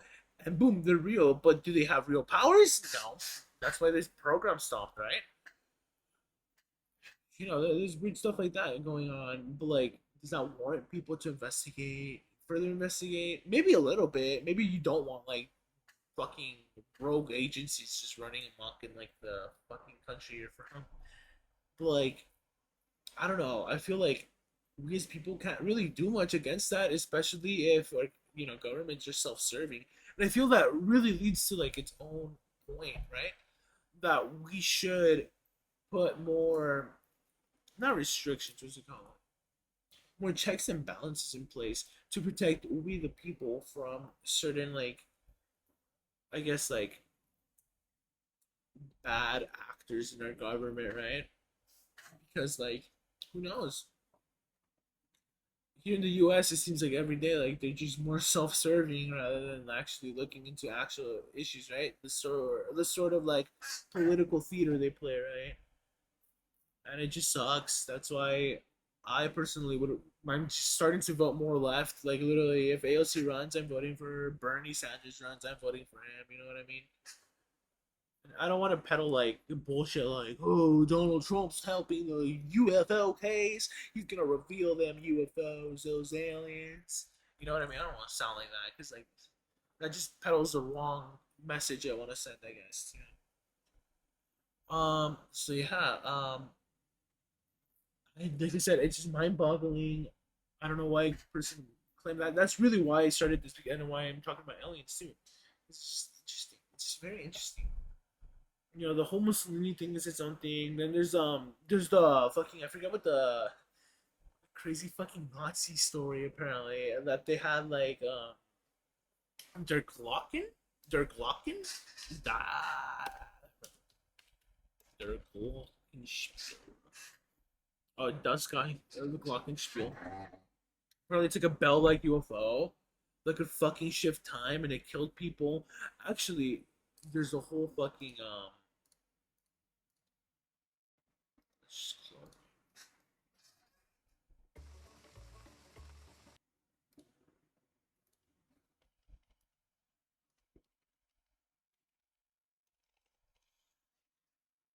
it's bedtime stories there.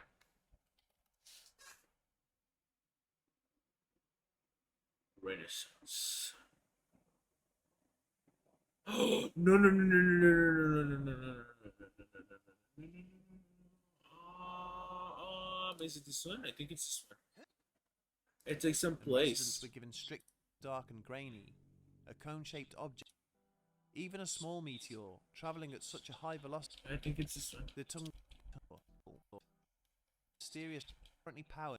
Yeah, it's Die Gluck. Die Glocke, also known as the Bell, was purported to have been a It's some top-secret crazy Nazi shit, experiment. dude. The craft was apparently powered by a Like you strange said, red-hued fuel. A lot of my information right now at the moment is kind of fragmented, just between all my regions of my brain. Because like it's like little tidbits I fucking like learned around, like just watching YouTube videos. It's crazy how much you can learn and kind of fall into the. It's a rabbit hole, really. That's what it is. That's why I don't want. That's why I'm not like, oh, watch.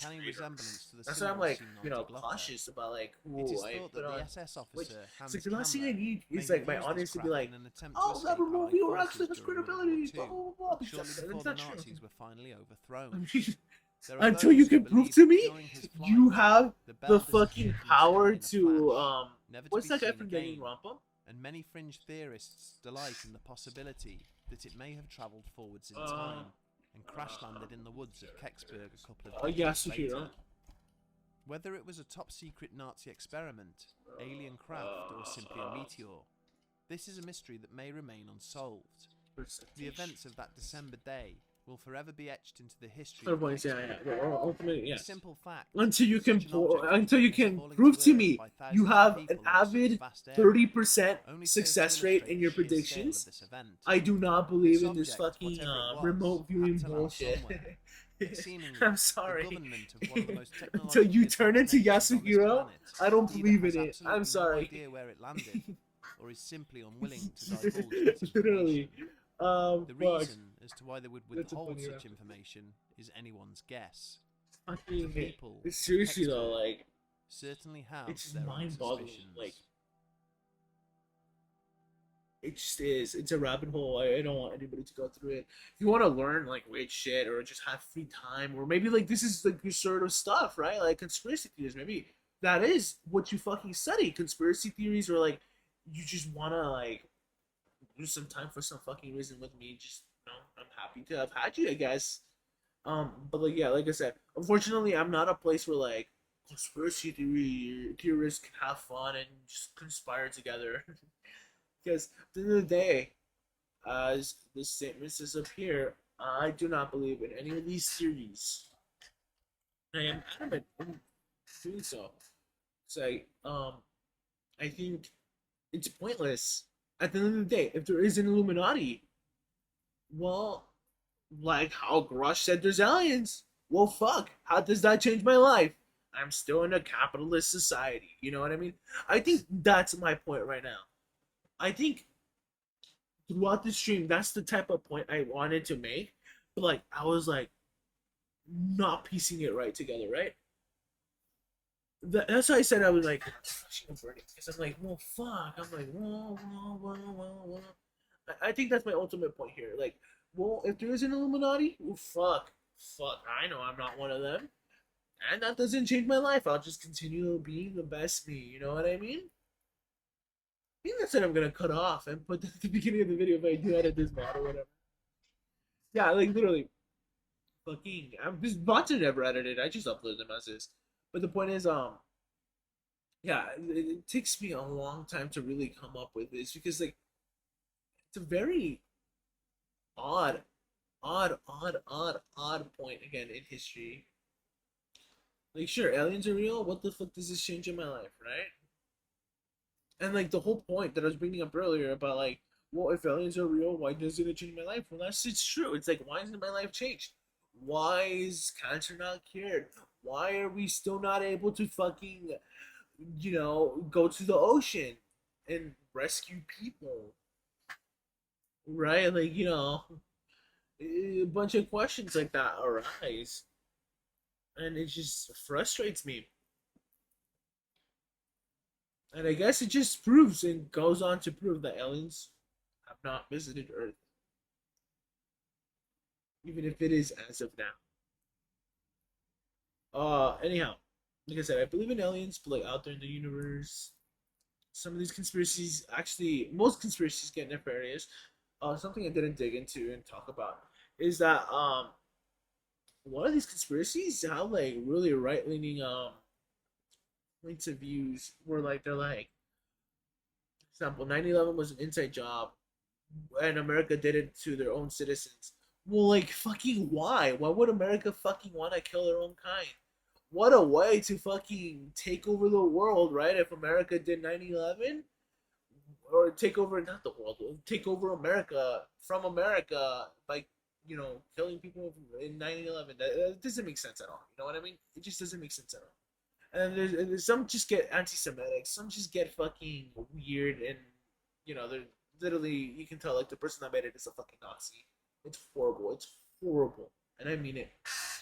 And then there's other conspiracy theories that seem harmless at first. They can start off as simple as like, you know, aliens are real, and eventually devolve into like, I am contacting aliens, and and then you just can tell this person is not alright, right? Or it can be as simple as somebody just trying to fucking manipulate another group, literally, whether it be through fear or for pleasure, or through fear to gain some sort of pleasure, or just for as simple as like pleasure. Or my point doesn't make sense.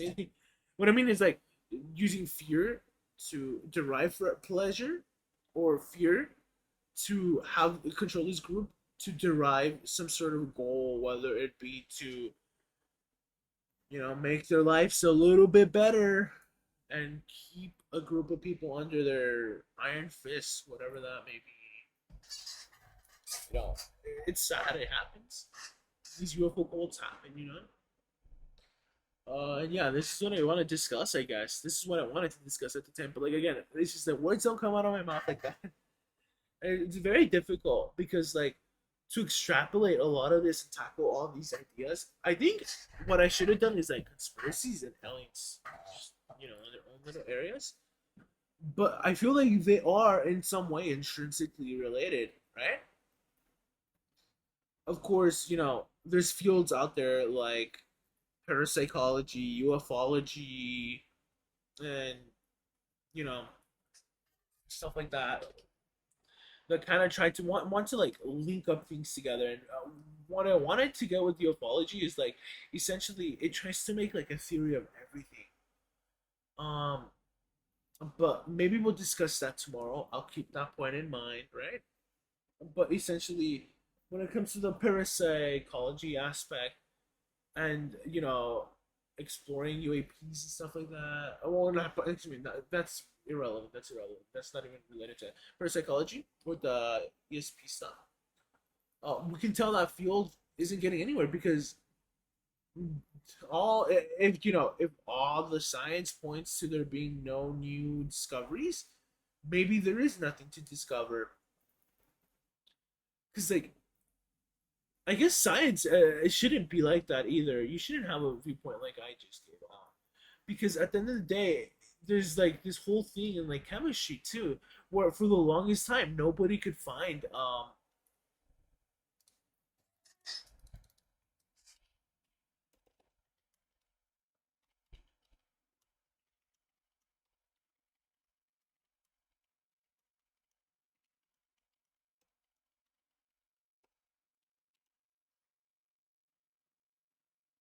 okay, no. What is it called?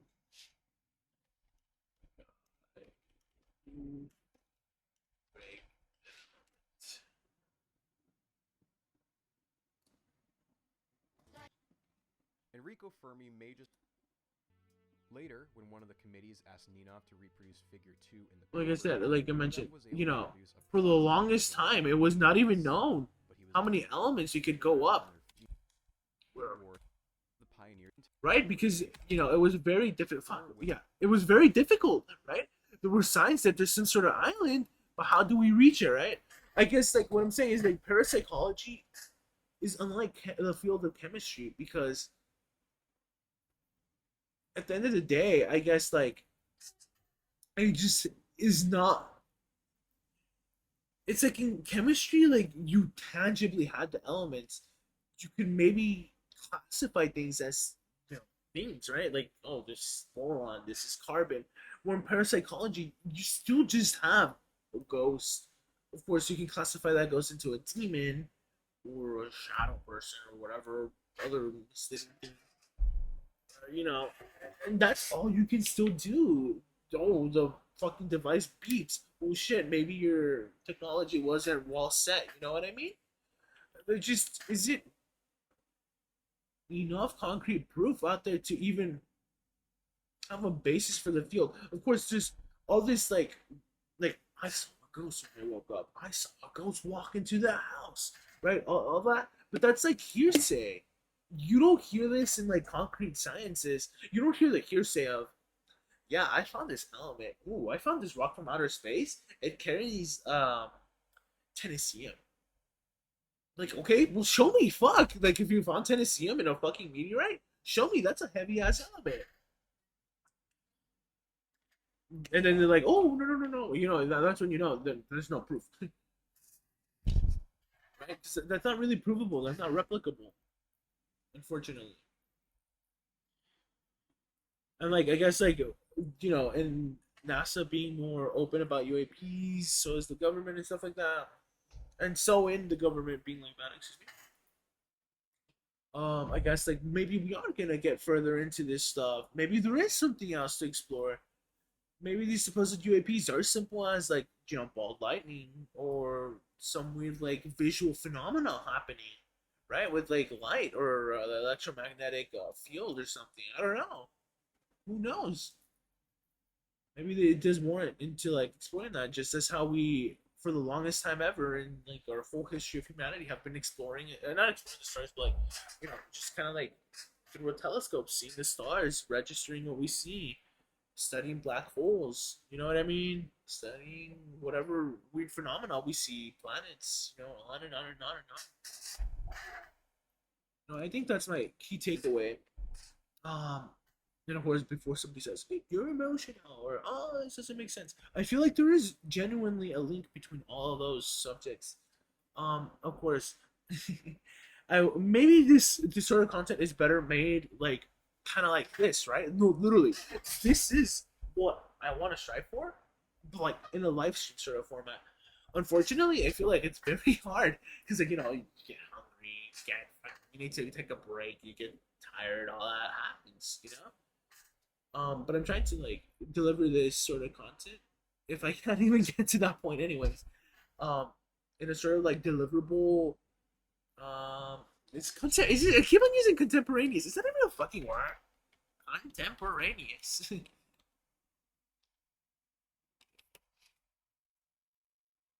Yeah, contemporary. Temporary. I don't know. It's, in other words, in a manner that, like, you know, I'm live and as best as possible, right? Like I said, I was presenting in a live conference, like a fucking TED conference, for example. I don't know, because, like, honestly, I do need to grow my skills in that area. And this is why I do this fucking scary streams, because they help me just present whatever the fuck I've learned, whatever I've thought of. And again, my knowledge may be fragmented in this area, but, like, there's so much more I could get to. There's so many more conspiracies. But, like, oh my god, there's the flat Earth conspiracy. Actually, that's become a conspiracy theory, basically, in itself. And then there's the Hollow Earth. There's so much, but, like I said, those get, like, weird, and they get anti-Semitic. They're like, oh, the government doesn't want us going to Antarctica. Well, fuck, what does Antarctica even mean in your fucking conspiracy theory? It's just like, okay, you got to Antarctica, explain why the world is flat. Oh, wait, you can't, because the world isn't flat. It's basically round. And even then, it's not really round. It's like amorphously round.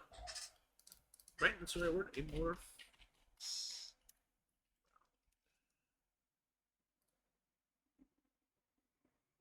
In other words, what I mean is like it's not perfectly round. It's like this. It's like a fist, right? The fist is like a roundish shape, but it's not perfectly round. That's what leads to some anomalies too with gravity and all that. It's very interesting, peculiar stuff. You have like weird gravity field spots. Actually, is it a field? No, it's just gravity spots. I think that's it.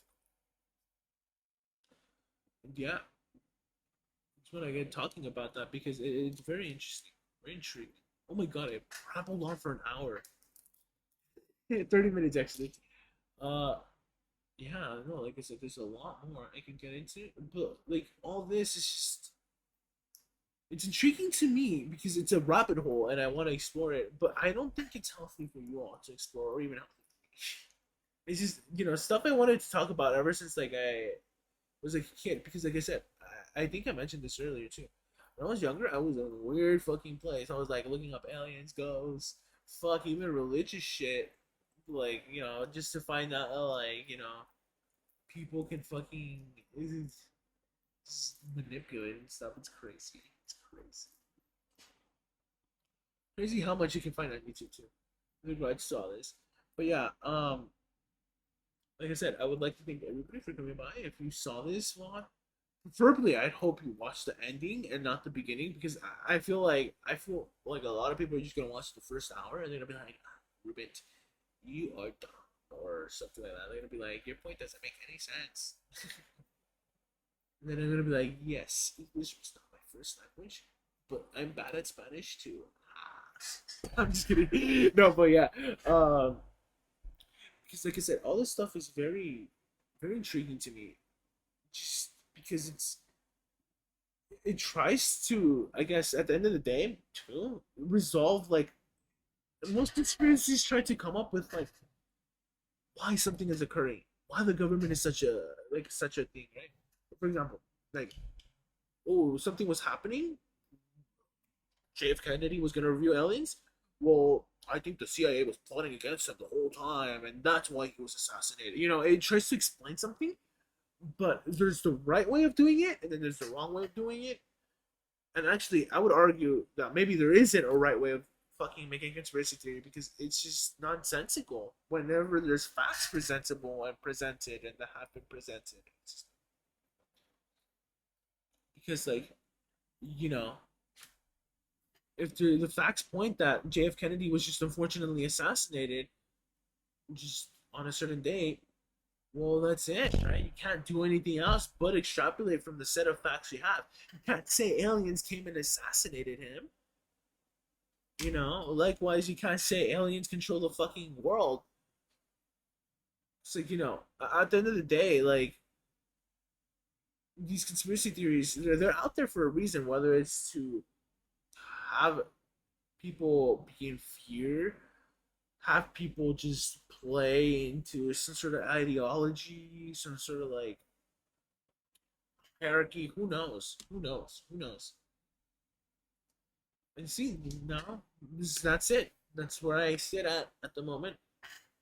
There's a lot more. I am literally, I feel like circular loss of flavor point there. So, I don't know. I'm ready to see the fucking comment. There's so much circular logic in your logic.